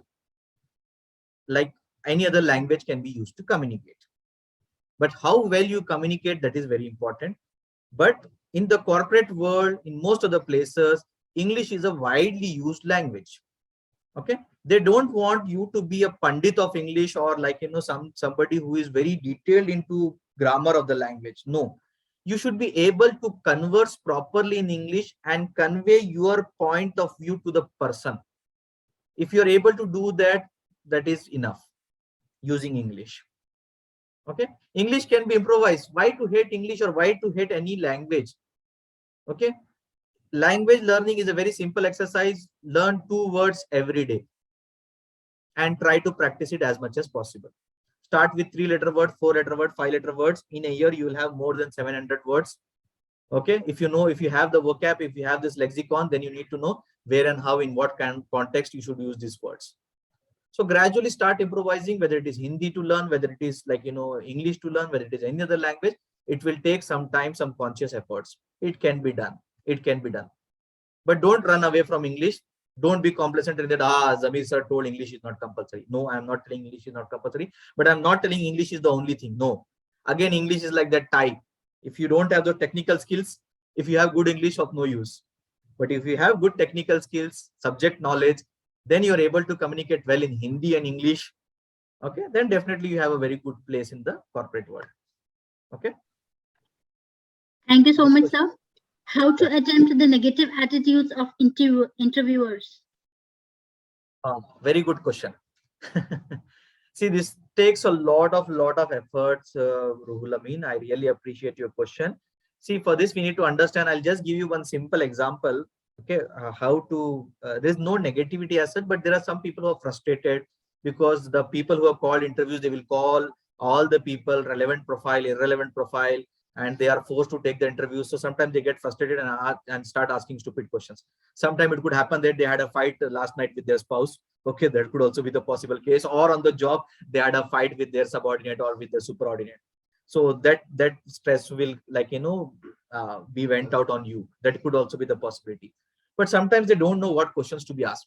In fact, this is one of the common training which I've done at times in the corporate world, interviewing skills, how to interview actually. And most of the people who take the interview are actually not trained on these skills as to how to take the interview. Okay, so now once they ask this interview is asking this question, quickly try to understand where he's coming from, why he's asking this question. Okay, sometimes there are some people, unki haan mein haan milana, once you start agreeing with their point, they are very happy. Okay, they will hire you. There are some people, they want you to revolt, they want you to, like, you know, disagree. They want to see to it that how long you will go into discussion, argument without losing the meaning, without talking something ambiguous, unambiguous, or without talking something nonsense. Okay, so sometimes it is intended also. So we have to understand why this question has been asked. So based on that, you have to answer. Okay, there's nothing called as negative, positive in the interview, because they can ask you negatively also. There's one way of asking the questions, and then who answers the most, hire them. Or one way of hiring is also reverse negative selection. We say, throw them into difficult situations. Somebody who cannot handle, exit, and who survived, take that guy in. Okay, so that could also be the strategy of the interviewer. So we can't say what is negative, what is positive, but with your calm posture, you have to answer. With your maintaining your calm, you have to answer the question and try to understand as to why this question has been asked. Okay, we have to reach to that extent. It will take some time. As a fresher, initially you will not get it. In fact, unless and until you take a couple of interviews, you will not understand why this question has been asked. Okay, so take some interviews as and when you get an opportunity anytime in your career, then you will come to know why people ask this question, and, like, you know, what is negative question or what is positive question. Okay. Thank you so much, sir. Yeah. Interviewers ask what salary you expect. Expect. I think Okay. so. It should The be. salary expectations is again a very typical question. Number one, most of the candidates do rescue by telling like, sir, whatever is the company standard. So whatever you think is better. Or sometimes they will tell someone small or big amount. Okay. Actually, for me, for what competencies I am looking for, if somebody asks a small salary, I still want to give them a bigger salary because that is what the competencies the person has. Okay. But more so for you, what you have to do is again research. Like as I said, you can go to LinkedIn and look out for salary, but in LinkedIn you will not get salary. Go into all the job portals and look for what are the salary offers usually offered. Accountant, what is the salary range? Civil engineer, what are the salary range? Okay. MBA graduates, what are the salary range? HR, what is the salary range? Social media marketing, what is the salary range? You should get the minimum and maximum. Okay, get that. You have to do this homework for your job, what you're applying for. 1, 2, or 3. Don't apply for more than 10 different job positions. Okay, so have that broad range as to what could be the best offer. And based on the company, if you've done the research about the company, are they one of the best pair in the industry? Okay, is it a multinational corp? Is it a family owned company? Is it an individual owned company? Is it a partnership company? Okay, so based on that, you have to then tell the salary again within that range. For that range, you have to do your homework. Okay, and based on that, quote something above 50%, above 75%, approximately 80% or 90%, whatever that range you have got, but don't go beyond that or don't exceed the maximum salary paid to anybody in the industry. Okay, I think research is again required here as to what is the bandwidth most of the companies are paying, and according to the company, you quote that. And don't quote one number, always quote a range. Always quote a range. Do add the disclaimer that, sir, whatever is the company standard, but if you say you don't have standards to pay and you pay as per the competencies, so in that case, sir, I'm expecting between this and that, sir. But still, if there is anything like, I'm a bit open for negotiation of 5, 10 or 15%, sir, but like, this is what competencies I bring on table, and this is what minimum I want. That confidence you must have within yourself. Okay. Next question. Thank you so much, sir. This is the last question which I am taking. Shabnam has asked, in case of teaching job, can the tutoring experience be a benefit in interviews, or will they still see you as a fresher? Since we have students from B.Ed also, the AMU Murshidabad Centre, MBA, B.Ed and BA LLP students. So this question. So Shabnam, see, when it comes to teaching job, if you have that, like, tutoring experience, definitely it has to be taken into account. Do mention that as a part-time thing, what you're doing. Okay. And do talk about what skills, what subjects, and what level of classes you have taught to. Okay. Now this is what is you're doing is actually one-on-one teaching. Tutoring is usually one-on-one to one and to every individual we are, or with 1 or 2 or very small group you are able to train. Once you have done it for the small group, you can do it for the larger crowd also. Yes, definitely some different skills, some different efforts are required, but then this is what it is getting counted. But more so very important is, most of the time for teaching job, they will ask you an interview, definitely, to know your attitude, knowledge and skills. Also, they will ask you for a demo. Most of the classes, most of the schools, most of the colleges will ask for a demo also. So be ready for the demo. And some companies will give you a topic of their choice. Some will ask you to give a presentation on a topic of your choice, because if it is your topic, they want to see only your presentation. But if they're giving your topic, then they're actually looking for how well you prepare on that topic and how well you speak on that new topic also. Okay, so demo is very important for teaching or any other job if they are considering for demo. But otherwise, yes, this tutoring experience is always counted, but to a very small extent, but it is counted. Okay, I hope I have answered Shabnam. Thank you so much, sir. Looks like we have covered all the questions. And Arif, your question is a repetitive question. Interviewer asked how do you see yourself after 4 or 5 years of time? So this question is already asked, and also this topic was again explained during the session. So I will not be taking this again. Also these sessions, so many of you were asking in the chat box that will it be uploaded on the YouTube. So of course I have shared in previous chat that yes, this whole session will be uploaded on the YouTube channel of Association of Muslim Professionals, and you can go there after around 2 to 3 days or 5 days, and you can have a look there. And Altaf Hussain, can you share this PPT, sir? Mr. Altaf, you can see the content when the when the session will be uploaded on YouTube, and you can accordingly make your own, inshallah. And I'm really very thankful to Zamir Hussain sir for such an enlightening and wonderful presentation and interview techniques. It was the most awaited topic of the day, and from morning itself we were getting questions on this, and alhamdulillah we have covered all the questions, and the session went on very good, alhamdulillah. And sir, would you like to add something else? I think we have another session right after this. Yes sir, we'll be having a 15 minutes break, that is from 4 to 4:15 we'll be having a short break, and then from 4:15 the last session, that is on job searching strategies. Right, guys. So you have another beautiful topic coming up, job searching strategies. But as a closing note, what I want to tell you is these 5 topics throughout the day, what AMPs do has brought to you all. Maybe something other efforts, definitely your college and other people are also putting. You can find most of these things even in YouTube and many other places also. But the world nowadays is divided between 2 people. One is they know and they don't do anything. And the second is they know and they apply.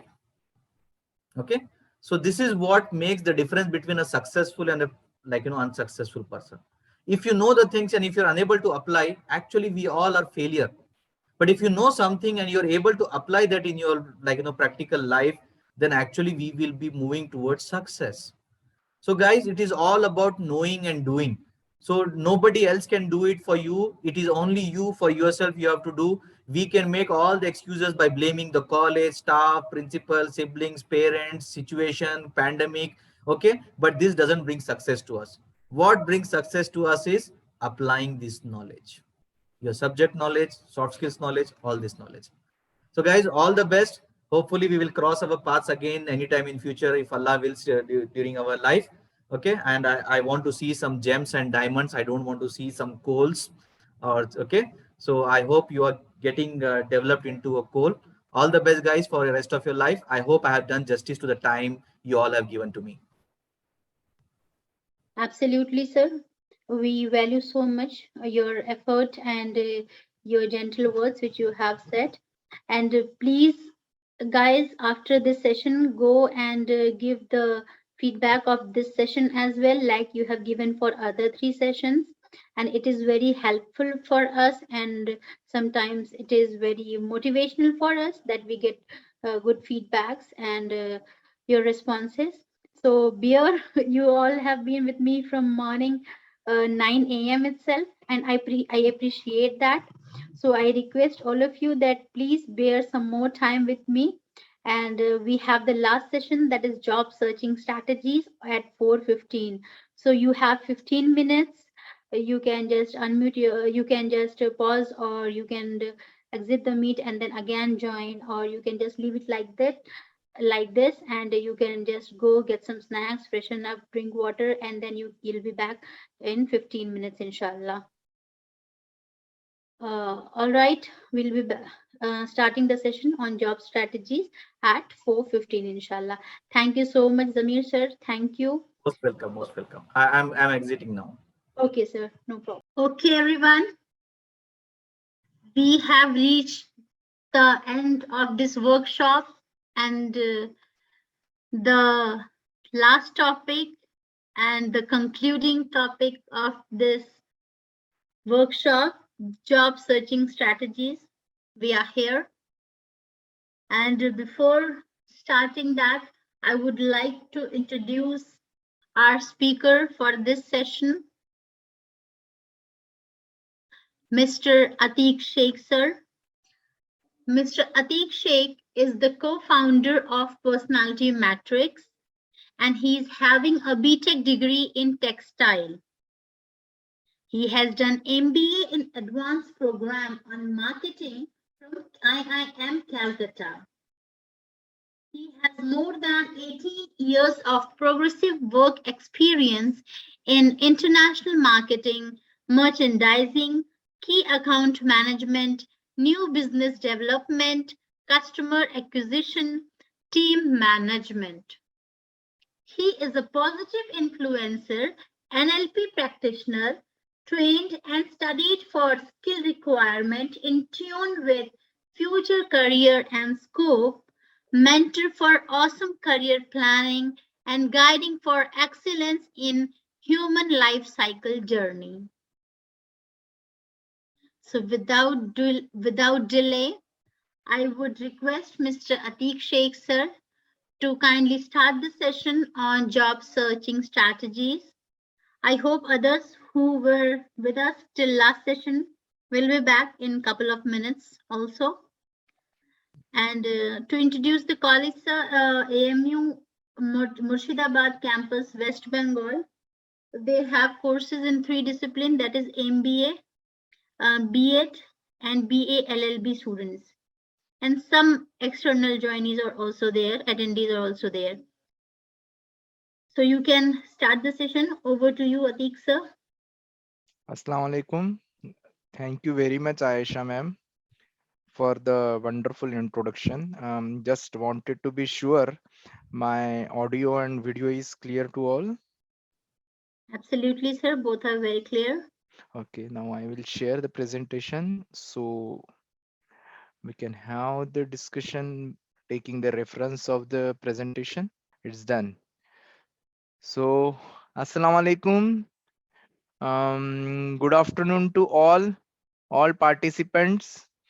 And thank you very much for this what I can say, a complete session on personalities, behavioral development. And there were the different sessions from the different speakers, and this has been a very good initiative from AMP that should get encashed for by the students, so that they should be well prepared for the coming journey in the life called a job, and to get settled into their what I can say, future aspirations, future goals. So now today, I mean, this is the last session. I will try myself to keep this session engaging.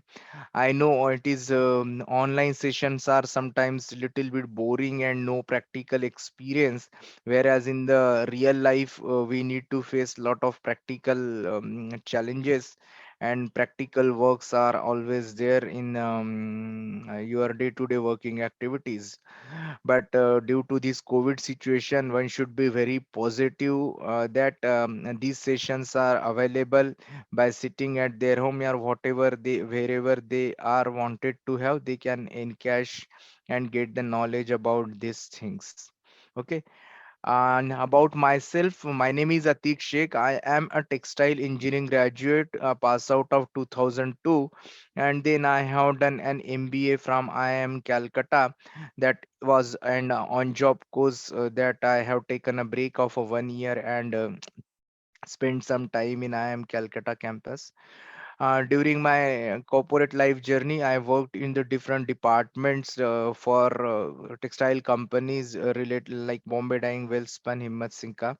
I also worked as a vendor for the retailers like Walmart, Carrefour, IKEA, Asda. Traveled to different many countries, and I worked with many domains like business development, team development, merchandising, marketing, coaching to the students, and then as compliance issues management, servicing to the customers in all aspects, arranging the meeting, product developments, etc. Now post 2022, I myself, Atik Sheikh, and Dr. KN Tripathi have founded an organization called Personality Matrixx. This is an LLP organization which is registered in Mumbai, and we started this considering that whatever we learned in our corporate life of 18 to 20 years, we should get this passed on to the students, and to the students who are expecting faster learning curve, or get more employable in their life journey for a job. So we formed this organization called Personality Matrixx. Personality Matrixx deals with first step as finding what is best suits for a candidate, that is enabling people to excel in whatever they are good at, like, and this will help them to excel whatever they are good at. Apart from this, it will give them a passion to do the better work in their day-to-day activity. Once this better environment, better work and passion will come in place, progress will always there. This will indirectly benefit to the industry as well, and this will also benefit to the individual as well. Now in today's scenario, what we mostly foresee, there is always a pressure cooker situation, and boredom is there in their working environment. There may be one or another reason, but considering all these aspects, we are working for the development of the mid-level, entry level and senior level candidates.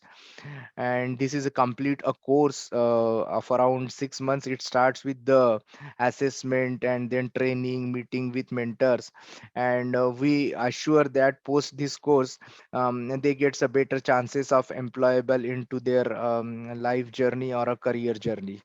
Now coming back to this session, uh, this is the last session, I believe, and you learned so many things about a requirement for employment search or a job search in previous sessions.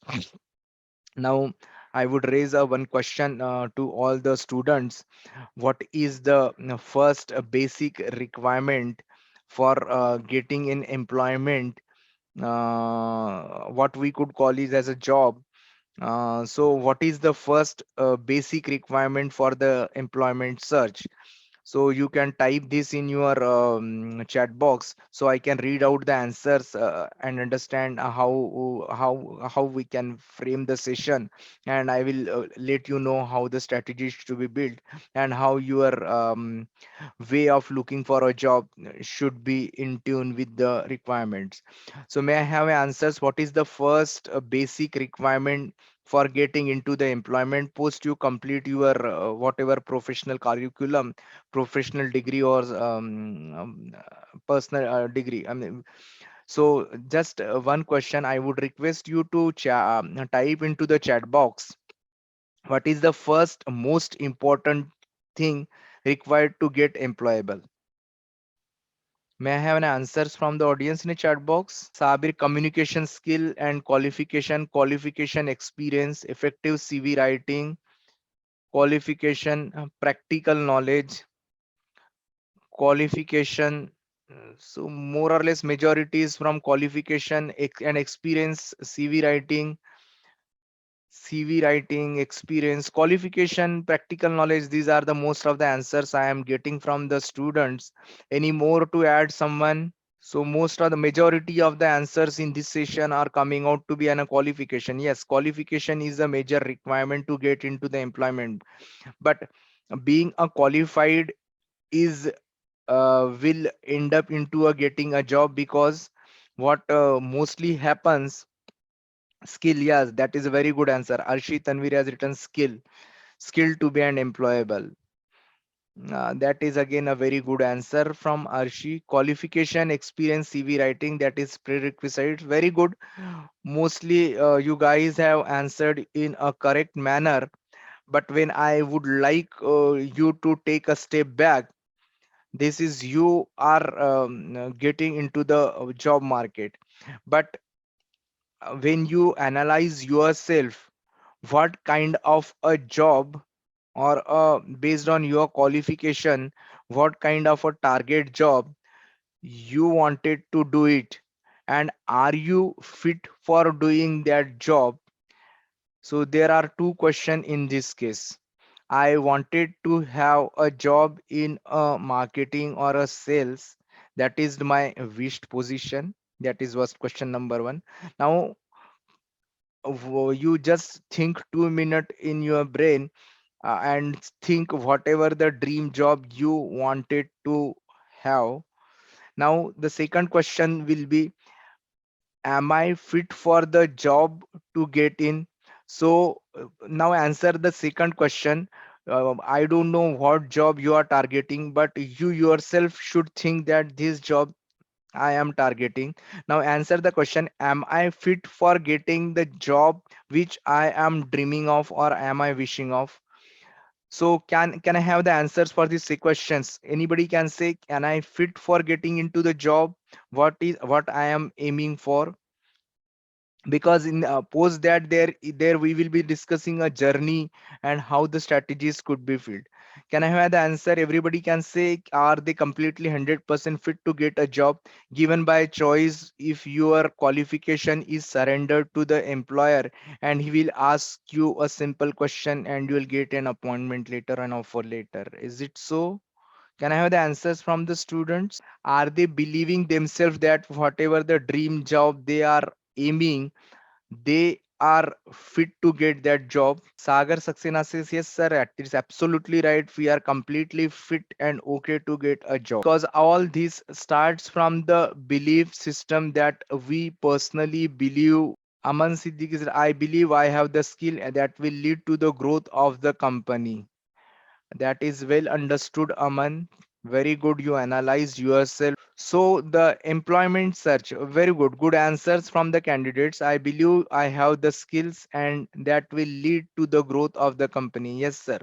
Sajid Ali says, yes, sir. I don't know on what point he's saying yes, sir. Okay. So whenever you are going for an employment search, there are certain criterias that is considered as a journey as well, where every candidate has to pass on.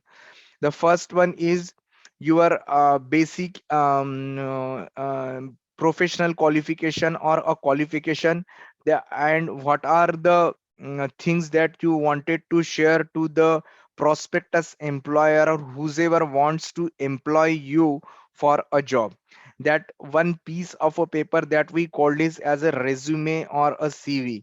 So this candidates CV is first analyzed by the, nowadays it is mostly a software keyword search, and mostly if any company we will say, we should will say mostly if they are getting 1000 or a CV and their job requirement is for around 10-15 candidates, so their CV is shortlisted by a keyword search through the software programs.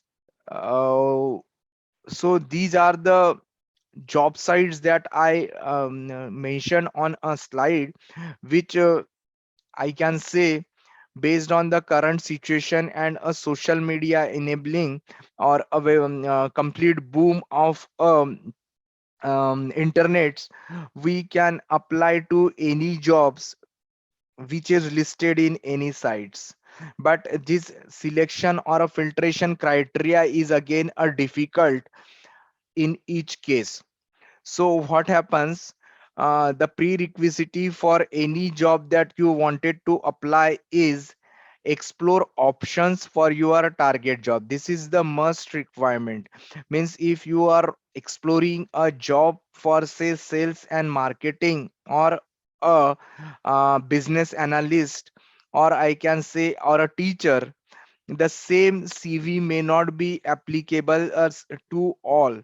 So my first suggestion to the candidates in this case is, you should have a proper list of keywords required for your target jobs that you wish to get in or you wanted to get into that job. So this keyword searching means is very much important in case if you are exploring a job from internet or websites.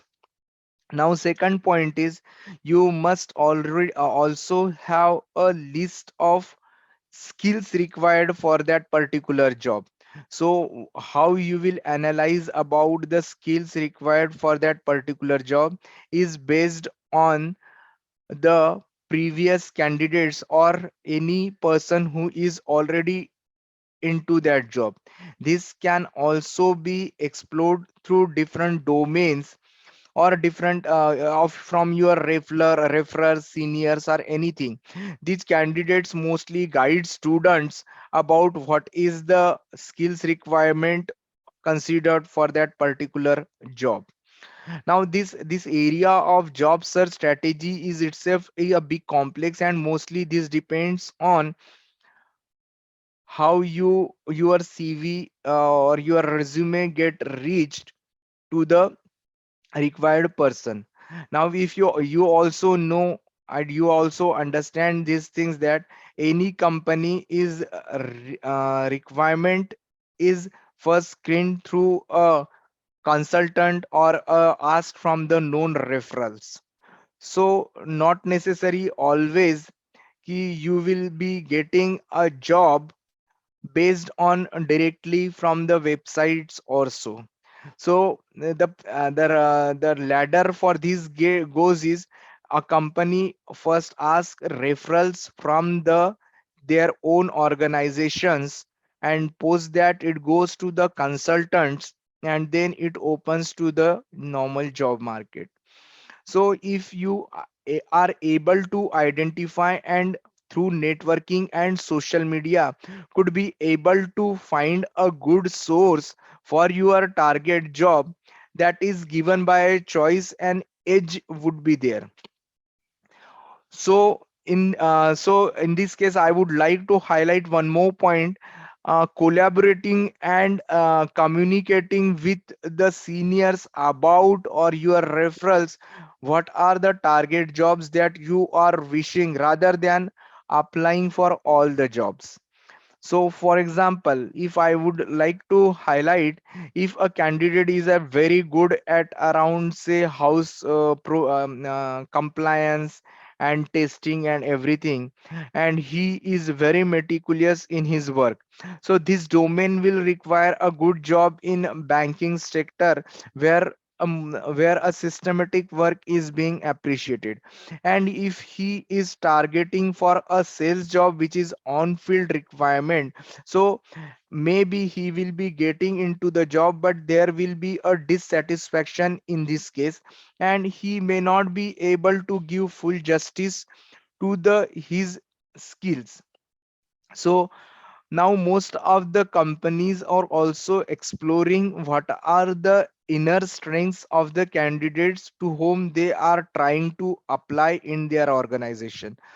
So this population we are having of MBAs, LLBs, and what I can say B.Ed population. So mostly these jobs are related to the sales development, or event management, or a teaching profession, or a corporate laws. These kind of jobs, or a labor law kind of jobs are there. So the skill requirement in this case are completely different, that required for an other jobs that you wanted to apply. So apart from having a basic qualification of your engineering degree, or something which we call as a base qualification, you also have an edge to focus on an additional qualification that you carry for getting into the job market. Now this is basic framework that I defined to have a enter into the target job. Now again I have written a quote: how can I get an experience until I get a job that gives me an experience? This is Brantley Foster's quote is there, and this we also call this as a catch 22 situation. In this case what happens, everybody, even I expect I got the answers from the same.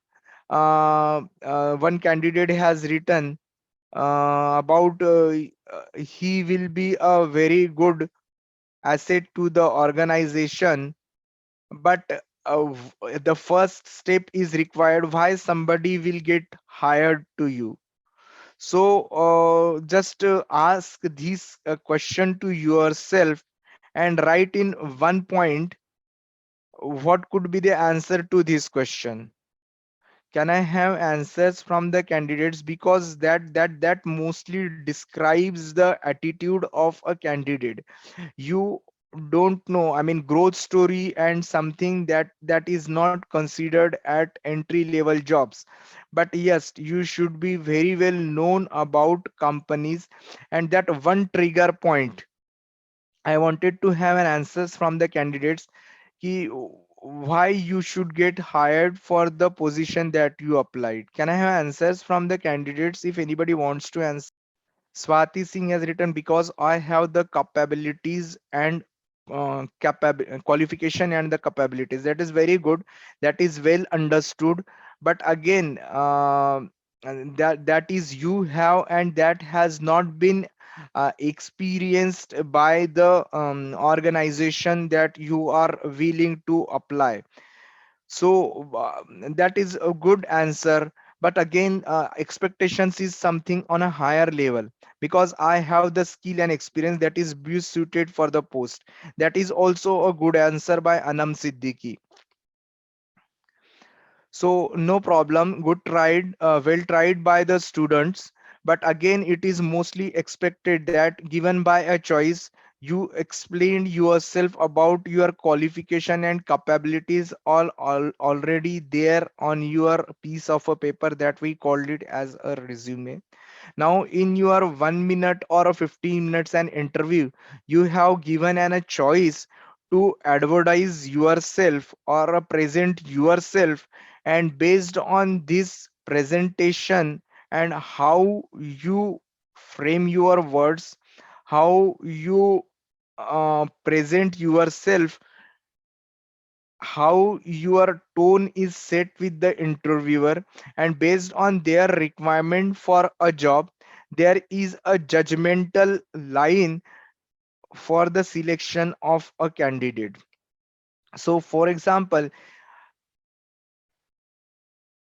yes, specific knowledge and skills related to that job is very much, but you will not know about, means an employee may not know about your skills until and unless he will give a platform to work on that skills. Whatever written on a resume or a candidate's basic qualification is well tested and considered as whatever written, and he is having a master level on it. But that doesn't hold true always. That is the reason there are a fertile criterias, checklist, case studies are there to know better for the candidates. So I'm stressing about this journey from process to communication at the time of interview till the getting into the offer letter. This journey is itself is a plays a very important role. I have seen so many interviews, and for the candidates, they were having a very good skills related to the job. They were having a good to good of a qualification for that particular job. But when they have been asked a simple question, why are you willing to employ yourself to our organization, this answer framing was not up to the expectations of the interviewer or the domain to whom he is going to apply. He is having tough time to get into the job. So to plug this point, it is very important you have a right attitude towards applying toward for the interview that you are giving. Second point is, if you have been asked this question, it is very much a framed question, framed answer, which would show a positivity towards the organization. And in the meantime, if you have a choice, you can share a similar knowledge, or if you have worked on a similar kind of a profile earlier and given a good results, that gives an added example or added advantage. For example, if a candidate is appearing for an interview for a sales generation position, sales lead position for any XYZ company. Now he has been asked why we should hire you. So now he will give an explanation in an explanatory manner that I have a skills and I can generate a skill 10 times than your current level is within a given time frame. So this question, this the answer is very exemplary or a very hypothetical, because I mean it is actually not easy to generate a 10 times sales once you do not know company policies, you do not know what is the bottlenecks that company is facing. So it is something considered as a candidate is overselling himself to get hired to the position that he wished to apply, rather than it is okay to say yes, given by a choice I will prove myself to the better fit for the given position, and I will not let you down. I will explore my skill and develop a better candidate which will help into the growth of department and an organizations. A simple polite answer based on the job you are applying and the interview process that is going. But this is not a thumb rule always, because it all depends on the interview forum that you are there. There are always sometimes a direct domain a domain expert manager is there. If you are applying for a higher what I can say MNCs, or there is a psychometry test or that goes on for a job process.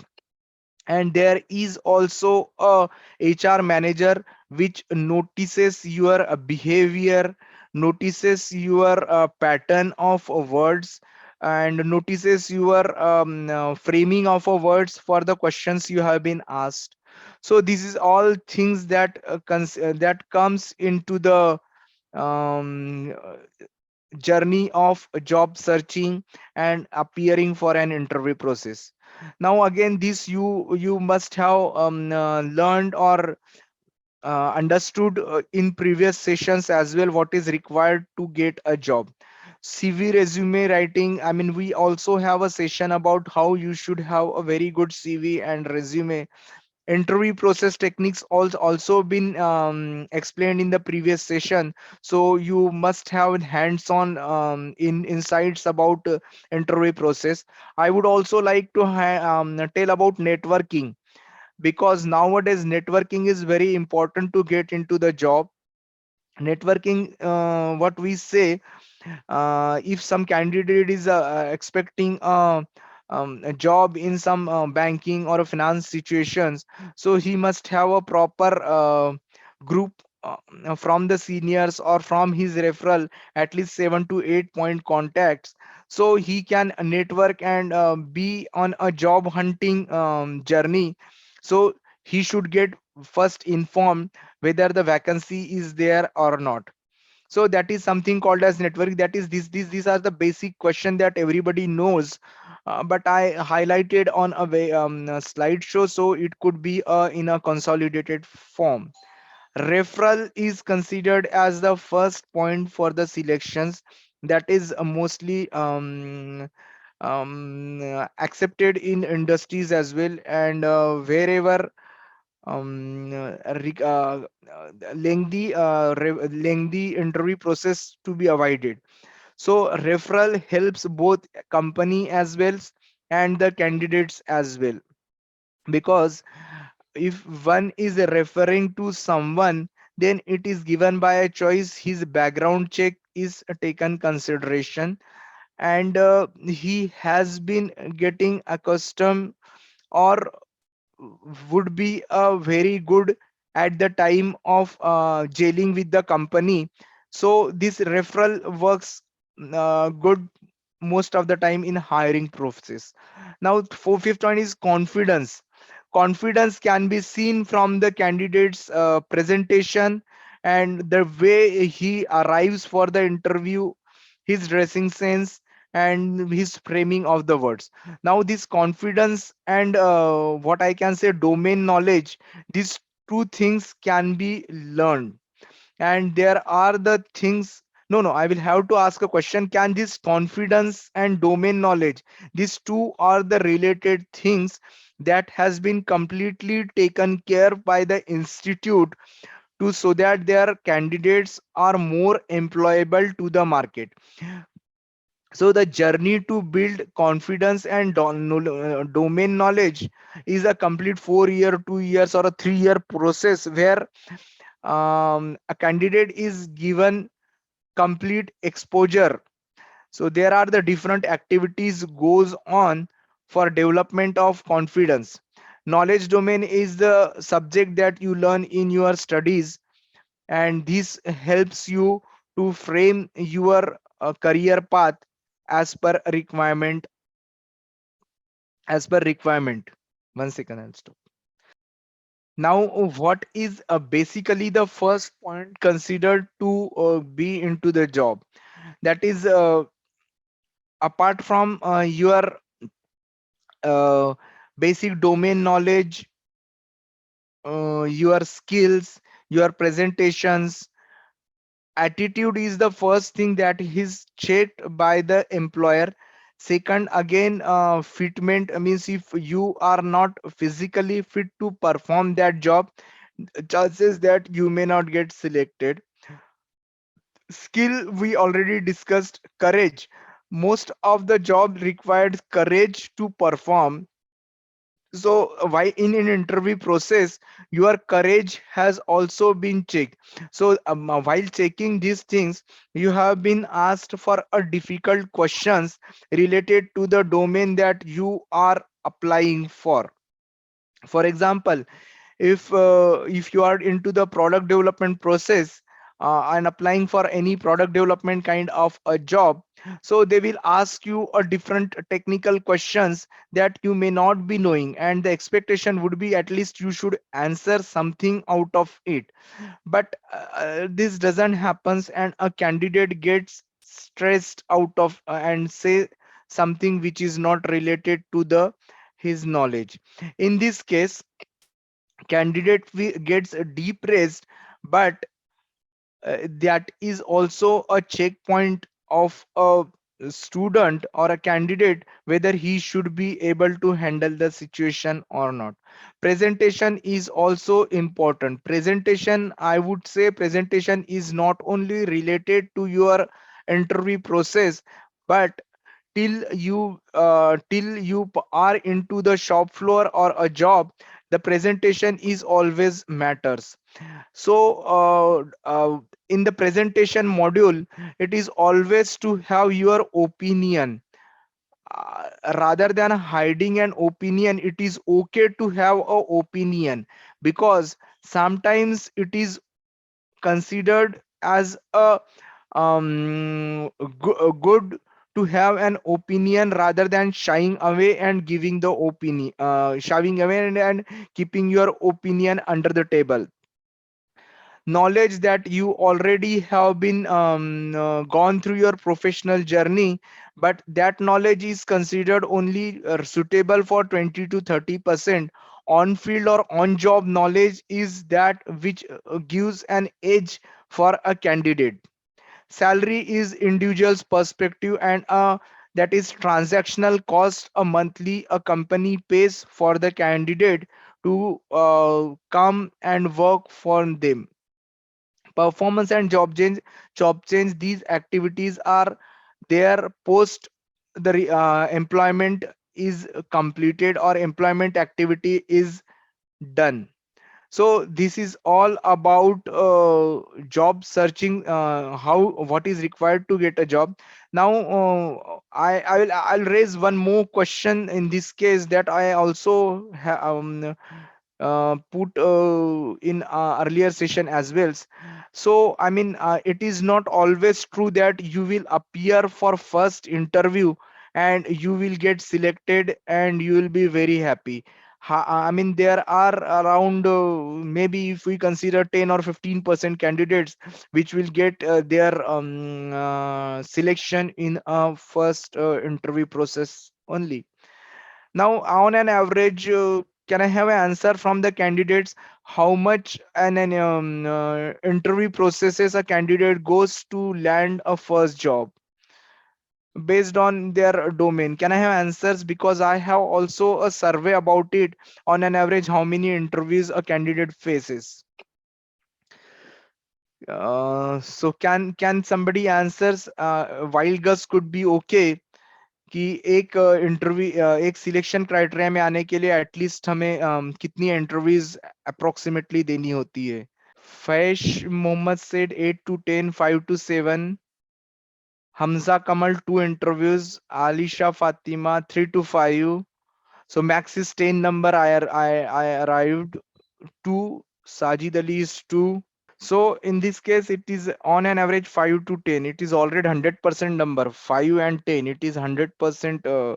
I mean, 100% rise in terms of range. So mostly answers starting from 5 to 10, and yes, it is. I mean, we also have a survey about it, and we also know that approximately 8 to 9 is the on an average considered to go through interview process to land into the first job.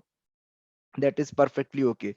But what is actually a situation of a candidate when he gets a rejection for each phases?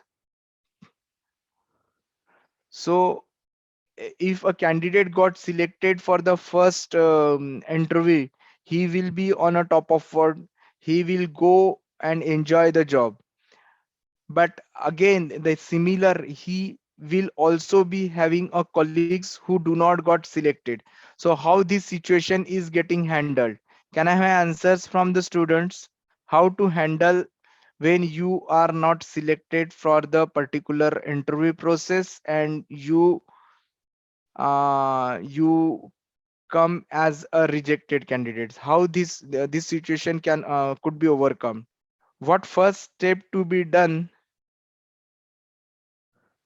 No, these are mostly a theoretical words. Not losing hope, don't be upset, be confident for the next. But how you will practically apply in your that is good motivational quotes. Improve on mistake, that is first part. Stay positive, look for you made mistake in which you are lack. That is also a good part. Good answers from everyone. Skill and communication experience, assessments for the mistakes done, self analysis, that is also very good. So what happens? Sir, I completed mechanic engineering 20 today. I can't clear interview. I don't know. I mean, I don't know. You will have to analyze yourself why you are not getting clearing the interviews. You will have to really come to yourself. So I'll explain about how you have to analyze this situation. So for example, there is a requirement for 10 or 5 engineers or 5 candidates. So on an approximate, company needs 5 candidates, and there is the CV or a resumes of around 25 or 40. So in the first place, without doing anything, 45 can be on a rejection bucket on an immediate basis. So now there is a race to perform, so that uh, you should be on a front runner and better to acquire the given job. So when you will run through an interview process, you will have to be very particular that your candidature should not be getting rejected based on mistakes done by you. That is a first point you should be very clear. If you do not carry a qualification for that particular job, that issue is something different. But if you carry a proper qualification, your skills are in place, and then the third and most important place goes your CV reaching and their interview process. So this interview process is a time where you have been asked a certain question, and a interviewer expects you to perform answers to the questions asked. So we mostly being an Indians and mostly focus on this first 80% of the part for the recruitment, but this selection process is done in this 20% of the bucket that we called it as an interview and a presentation skills. So very much you should study how your answers has been framed at the time of interview. That is a basic requirement.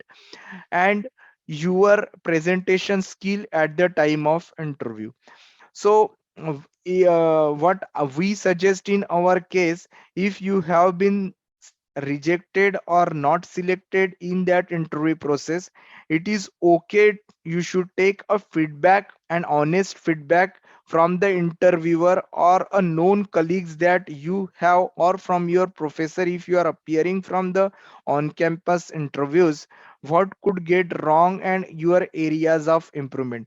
Maybe a candidate was not good in explaining his candidature, or his presentation was not up to the mark. So in this case he has not got selected. So now to answer this question, what I am doing to improve my presentation skill so that I may be a better person next time whenever I will be appearing for the interview. That questions need to be attempted for the candidate, because these skills nobody teaches, but once you make the practice of it, this gets a habit in yourself, and based on that your chances of getting selected increases. Because if you prepare yourself only for the day of the interview, it won't gonna work. This is a complete process and a journey somebody has to travel, and has to keep an edge on it. For example, if he has not selected because of a salary part, because his expectations out of the salary is more and the company was offering a less salary, so this part is not considered as a part at the candidate sides, but for the company side. In this case, you should consider yourself that yes, I cracked the interview in a well manner, but the salary expectations was not as per my requirement. So so these are the situations that we should be able to correlate while appearing for an interview. There is one question about Sajid Ali sir. Sir, a lot has been told about the job, but we have not yet been told how to start our own businesses. I didn't get the question of Sajid Bhai. I mean, if you can Sajid be unmuted so I can understand exactly what he wanted to say? Or can we take his question at the question and answer session? What's to say? Sajid, I will answer your question at the time of closer or at the question answer session. So I'm coming back again for the job versus employment kind of a work. So while attempting a job, you should be well focused, and handling rejection itself is a major challenge that foresee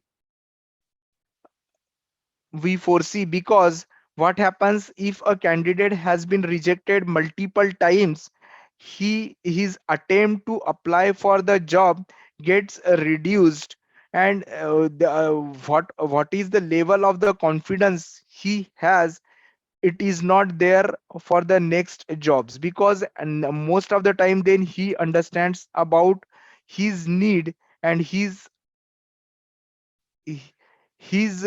confidence level.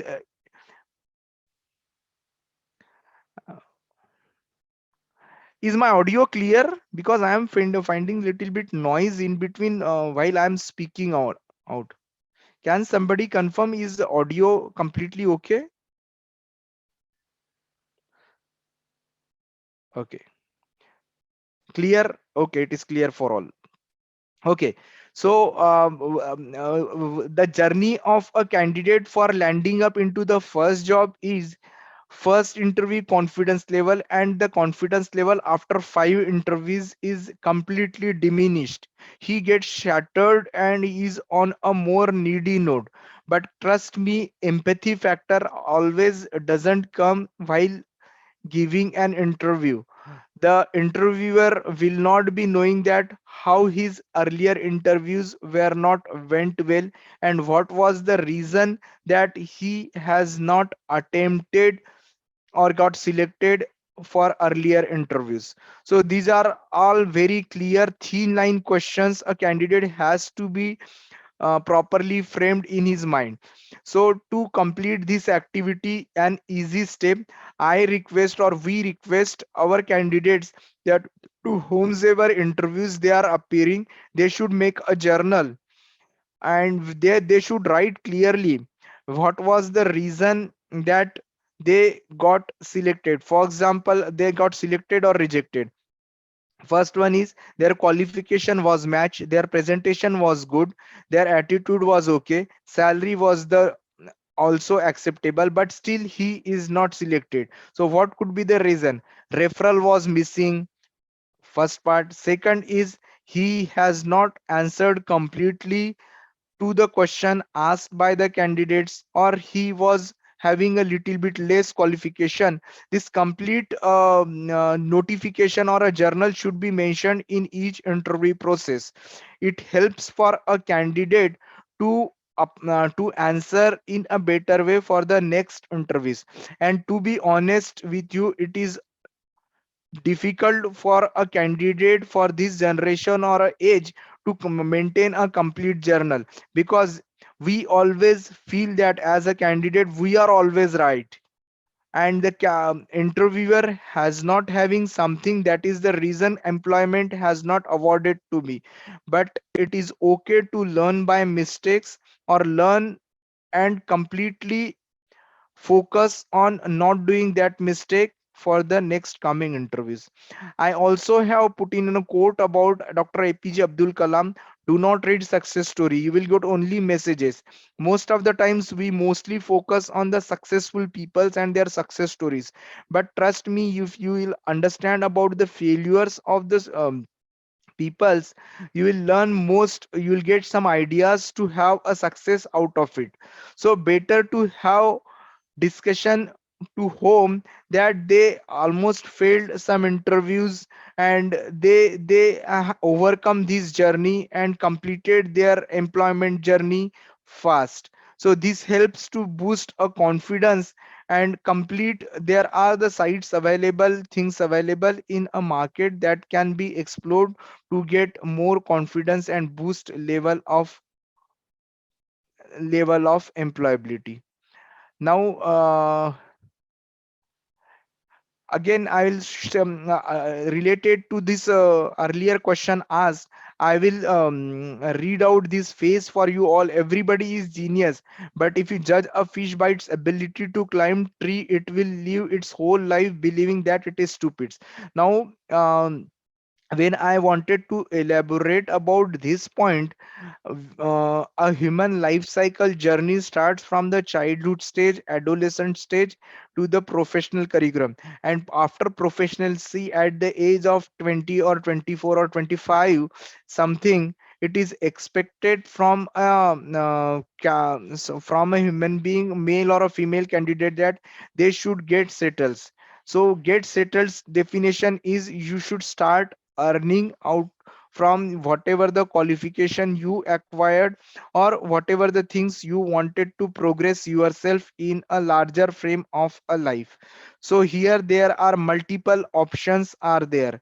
So to get into the earning mode, there are two bifurcation. One is, shall someone should get into the business model or a job model or a consultancy model? So to answer this question, I will say it is everybody's own prerogative and own perspective. I don't know everybody's aspirational value, means where they wanted to see after 3 years or 4 years. It is completely okay to go into the business if you are fully confident and your finances are in place. But if you are having some burden and low with a confidence that you may not be cope up about your finances, so it is okay to do some job for certain period of time. For example, if you are entering into the business, that is immediately you will need some funds, and if you are having a funds, then you should be having a complete a good plan and sustainability of that particular business for at least 5 years, so that once you establish yourself and your break even or your case is proper, you studied about market analysis, your break even, how much will be the investment, and what will be the your revenue to yourself, means giving salary to yourself in your business. That is a major important points to be considered while deriving a business plan. So to decide a business plan, you must know at least 2 or 3 years business plan in writing. Because generally what I mostly understood and mostly candidates tell to me, when we ask them what business you wanted to do, the answer mostly, I guess, I will start and something this. So then we ask them, who is the other person already doing this business? So they say they are doing this business. What is the capital requirement for that business? So then the question gets, this much is required. What is your sources of fund? Then post that questions answers. What will be the ROI? These difficult questions get disturbance in the candidate's mind. Uh, if somebody has a very good business plan and they feel that it is effective and completely okay, I would still say it is okay to enter into the business once your finances and you are secured in terms of your family background. If business is giving you a trouble in terms of financial insecurity and it is affecting very much on your health part at the start, then it is okay to gather some experience out of a job, say 2 years 3 years in a similar domain. So this is all considered about entering into the job market or entering into the business of self-funded business or a company funded or a public funded business, whatever you wanted to enter. Now again, mostly that these slides I wanted to present in this case. When we apply for a job, we mostly focus our IQ presentations, everything, but trust me, around 80% is your emotional quotients. That is how you answer, how your collaborative approach is, how is your communication at the time of interviews and post on a training phase. Most of the companies are now keeping 15 days training phase. For example, if I would like to say, bigger companies like MNCs, they hire approximately 100 or 50 candidates from the different colleges campus, considering that they need around 25 to 30 and their remaining they keep in a pool. So as on when they find a performance, They won't say them to leave the organization, but they will not get a rises and professional experience to perform and level up into their field. So in this case, it is very important that your EQ is present, and you should be emotionally balanced. How this is checked is there are the methodologies in the market to say what is the EQ level of the candidate is. This is predominantly defined by the questionnaires that candidates has to attempt in a given time frame. So this complete EQ shows about a behavior pattern of a candidate, and based on a job requirement, whether he will be a asset to the company or he will be a normal performer, normal go-getter of kind of a candidate over there. Those who are very having a very high EQ, they get a faster upliftment in their careers.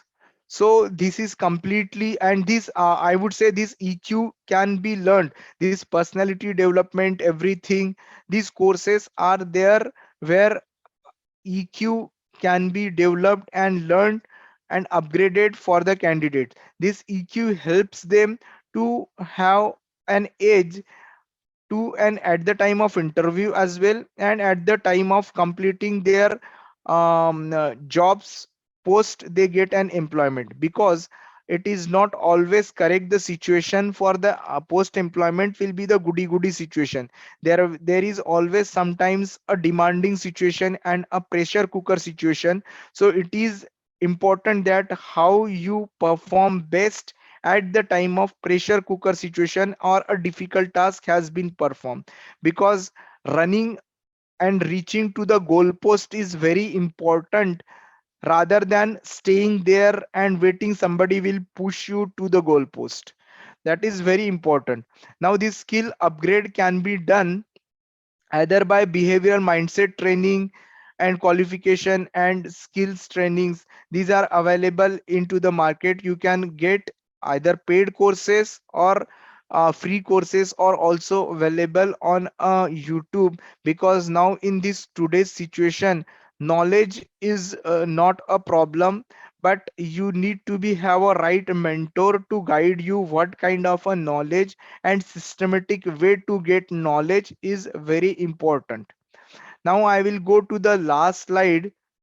This interview skill must be taken in earlier session as well. I'll go to the last slide about interview skills. Mostly that is formal interview skills, where normal questions has been asked. Sequential panel interview, group interview, and situational interviews are there. This I believe must have been completed in the earlier interview skill sessions. So I will not take more touch base on this session, and I will close my session over here about job searching strategy. So if you have any questions or anybody you would like to know from me, you can raise your questions. I will try to attempt your questions and answer you in whatever the knowledge I have and an experience I have. Thank you very much. Any questions from the candidates? Dear candidates, kindly type your questions in the Q&A box. Can we unmute this Dilawar? I mean, who has asked questions? So I would like to understand more about him, business and Sabir employ. Ahmed has raised his hand. Dilaver. Yeah, we can unmute him. So Sir, his name is not coming in the chat box in the attendees list. So if he can raise his hand, Mr. Dilaver, can you please raise your hand? Sabir Ahmed wants to say something. Yes, Mr. Sabir Ahmed, you want to ask anything? what's our stand now if I start my own business? See, starting your own business is not a bigger problem. In fact, it is a good initiative to start your own business. But the only point that you should take care is your finances in place. If not, what is your reserve money, and what is a fallback option if you gonna fail somewhere. Do you have a support system in place? Maybe your family members or partners or friend circle. So these are important points to consider to start your own business. I don't know, Altaf, which business you are talking about, but nowadays it is easy for someone to start a business. It is also easy to close the business within 1 and 1.5 months time. So you always have a proper plan, and Almighty is always there to help you. If you have a positive attitude and your acumen is there to start the business, fair enough, there is no harm at all. Now, second question: how do approach people on LinkedIn? Anonymous attendee is there. See, approach people in the LinkedIn is based on your domain. There are the lists of the peoples available on a LinkedIn community. This is completely like going into and following the peoples, and then connect them through your request. It is not always necessary that somebody will connect you, but if you'll hit 5 balls, somebody will get connect and it will help you out. Which job portal is the best? All are best, I believe. You it's the job frontal from which you will get a job is always a best, but there are always a scams are available that most of the job sites are asking for money, so you should be very well aware about them, and you must have your due diligence in place. Which job sites are best for Gulf and in India? You can Google it. Gulf jobs is there, and Abu Dhabi jobs is the sites is there that is available for the Gulf jobs. And you need to be registered in many sites, but again it comes mostly your keywords should match properly for the jobs that is available into the domain. That is first part, so that your CV gets screened at first place. Second, apart from job sites, referral works in a better way. So again, a LinkedIn sites helps in a referral way, and Glassdoor is also a site which gives a working culture and referrals to the candidates to whom they are willing to apply somewhere. So I cannot say this site is best, or each domains there are the different sites available into the market.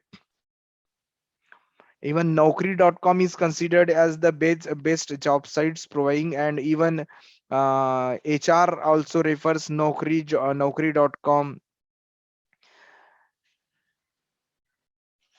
Even AMP is also having their own portal, ampjobs.com, where you can register your resumes and get into the openings that have been placed in the AMP portals. Thank you, sir. Anonymous attendee has asked how to find out which job is most suitable for us. That is very good question, because I mean that is inner instinct that we mostly say. You need to check yourself which likes most. I mean, what kind of things you enjoy most. So based on that, you are liking and your way of thinking, you can figure it out which job is most suitable for you. Also, sir, Hello. Yes, Shabnam has raised her hand. So I'll request Miss Shabnam kindly ask the question to sir. hello, sir. Good evening. Am I Good audible? evening. Yeah, you are audible, Shabnam. Very good. Okay, sir. Very happy to be here with you. So, sir, the question I need to ask is once when I attended an interview, he told me that the qualifications are not the matter or are not what matters. Skills are what matters. Okay, So that's he says that he's an entrepreneur. So he told that he's just a +2 guy, but he has a number of skills to show in his CV. So what does he mean by these skills? And I'm a B.Ed student, so I'm preferring teaching. So what kind of skills can I improve? As per his sayings, like he told that the qualifications are not what matters, skills are what matters. So as a teacher, what as a teacher or as teaching student, what kind of skills can I improve? So I would answer your question. Yes, that is nowadays considered as qualification is a first part that is for an interview. But again, skills and what is more required in this case is how is for example how this can be improved and a benefit for the candidates that is considered as an added advantage. So to answer about the teaching. um so what is considered as a best teacher is your students should get happy. That is first part. Second, whatever you are teaching to the students must have an absorbency within a students. That is considered as a second part. Third is for example, if a normal course, when we say to frame this question, what is your a product, I mean, if a teacher has to what I would say, judge his performance, how I am a best teacher, so a students has should be a better feedback that yes, this teacher's explanation methodology is very good and I am completely in agreement. She explains in a better way that X teacher teaches me, so I understand in 5 minutes. But when Y teacher teaches me, it takes me around 1 minute or of a half a minute. So that are the skills that is expected out of a teacher, that students get a good information or a good knowledge based on their what I can say, their teaching methodology. So now coming back to the employer of that you are referring, he was a +2 guy and he says about this. So I may not be a correct person to guide about this, but the presentation should be in this case is once I get an employment, your candidate's results will get increased or their knowledge will get increased. Second point is, once the school or a college that you are targeting, once there will be a good teachers who are good employing their efforts for the betterment of the students, definitely the reputation of the institute and college will increase and you will indirectly get a better business. So it starts from there, like how you wanted to present your case for your prospectus employer in this way. I hope little bit something I explained to frame yourself for this kind of a situation. I hope it will be, or you have further question, Shabnam? Okay, sir. So, what I what I want to know now is how can I point out these things in my CV? Because we will have these kinds of skills, as you told, we will be trained and we will have these skills. But what I will show it in my CV, I don't know See, that.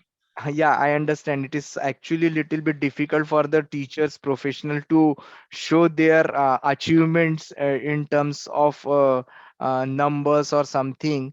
In this case, what could be the possible way, not into the CVs, but if whatever your previous experiences you have, and if you wanted to quote some candidates that I mean I have trained around this much candidates on these subjects lines and they are doing good results in this case, maybe it is gonna considered as a level, because you need to find a point to express your positivity at the time of interview process, so that trigger point gives you an edge to get an employed in terms of any job.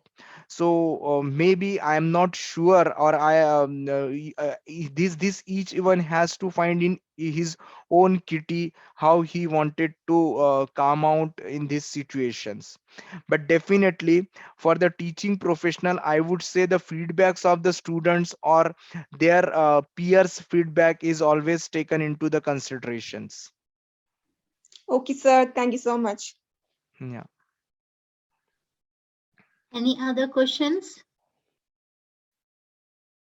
Dear participants, I have shared the feedback link in the chat box. Kindly give the feedback after this session. It will just take a couple of seconds. There is one Altaf has question. asked, what is the right time for applying and giving the interviews for jobs? after qualifying the course or during the last year of the course?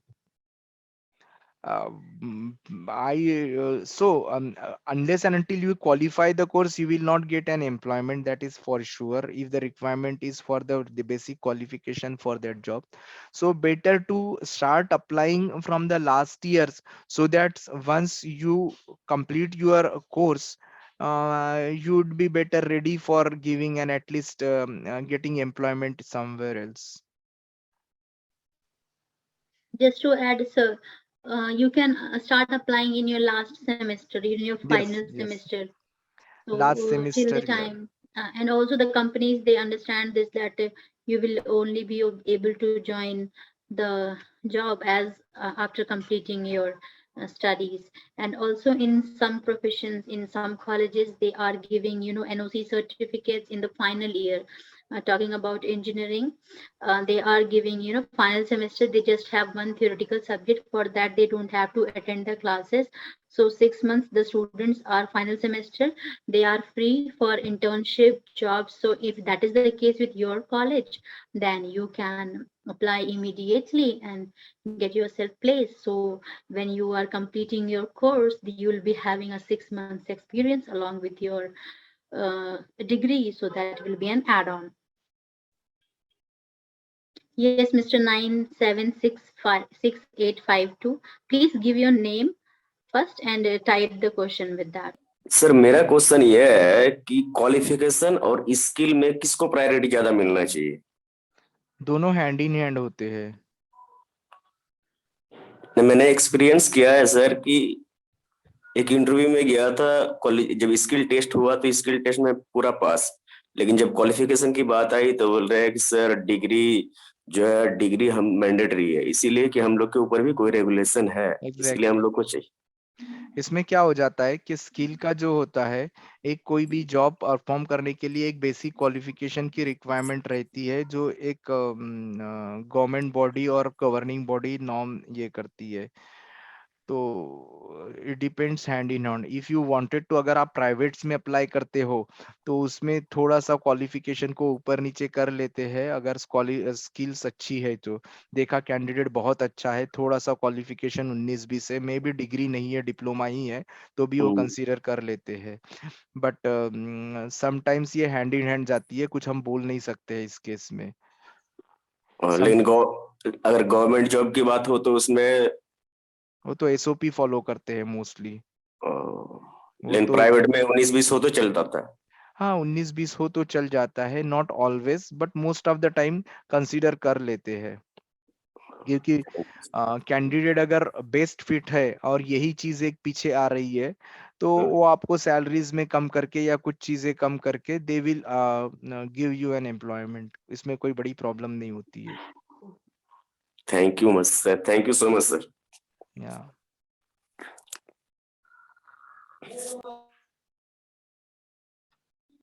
Anybody else wants to ask anything? Sabil Ahmed, you have continuously raised your hand, but you are not asking any question.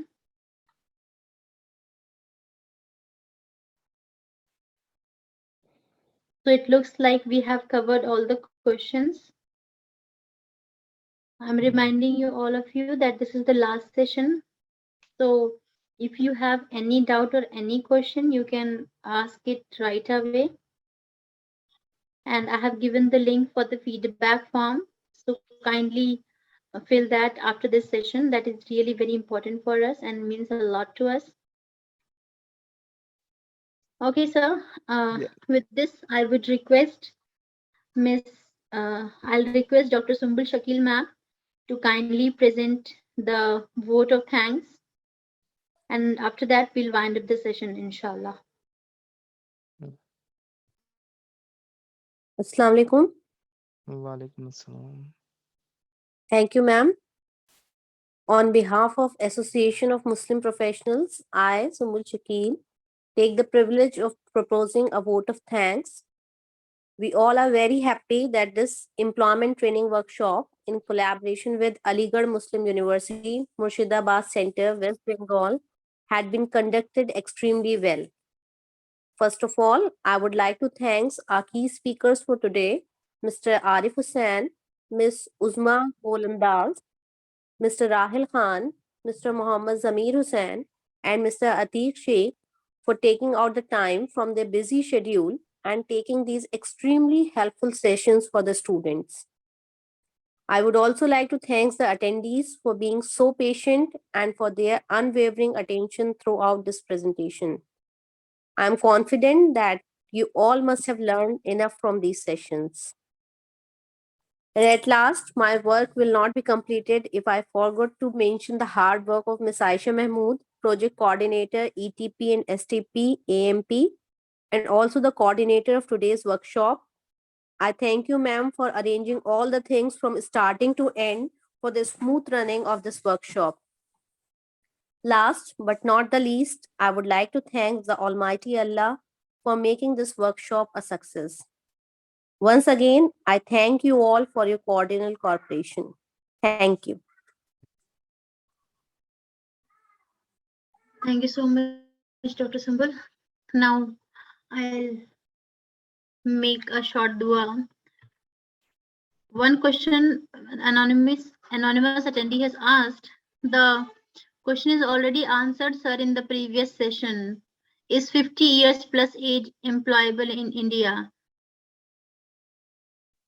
Sir, your question was asked in the previous session. That depends on your experience and your qualification and your willingness. If you are really willing, you can get a job. Just you have to apply in your field and use your experience. Atik, sir, would you like to add anything? Yes, I would like to thank you, AMP. I mean, the initiatives that AMP is taking is very good. Hats off to the team, especially Aisha ma'am. I mean, she's coordinating with all this session. And I would also like to say all the best to the students and for their complete hearing. I know these sessions are of mostly a theoretical session, but if you able to correlate and apply at least 20 to 30% from these sessions, it's good that it will help you good employable or whatever the journey you foresee yourself post your education, it will be shortened. Trust me, your learning curve will be the short once you start applying the methodology or more focus towards your job. And not but the least, I would say all the best to the candidates and thank you very much. Jazakallah khair. Wa Thank you so much, sir, for your kind words. And I want to congratulate all of my attendees and participants who have been with me from the morning till evening. I really hope that this whole session is going to help you all and it will make you well equipped for all the job placement drives which you are going to encounter in upcoming days. And I really feel, and I am really getting a feeling that inshallah we'll be having few more sessions with you all as per the demand of the college, and I'm looking forward to conduct some more beautiful sessions with you all. You all have been a lovely crowd, so much participating and interacting. I really loved a lot about you all this. So thank you so much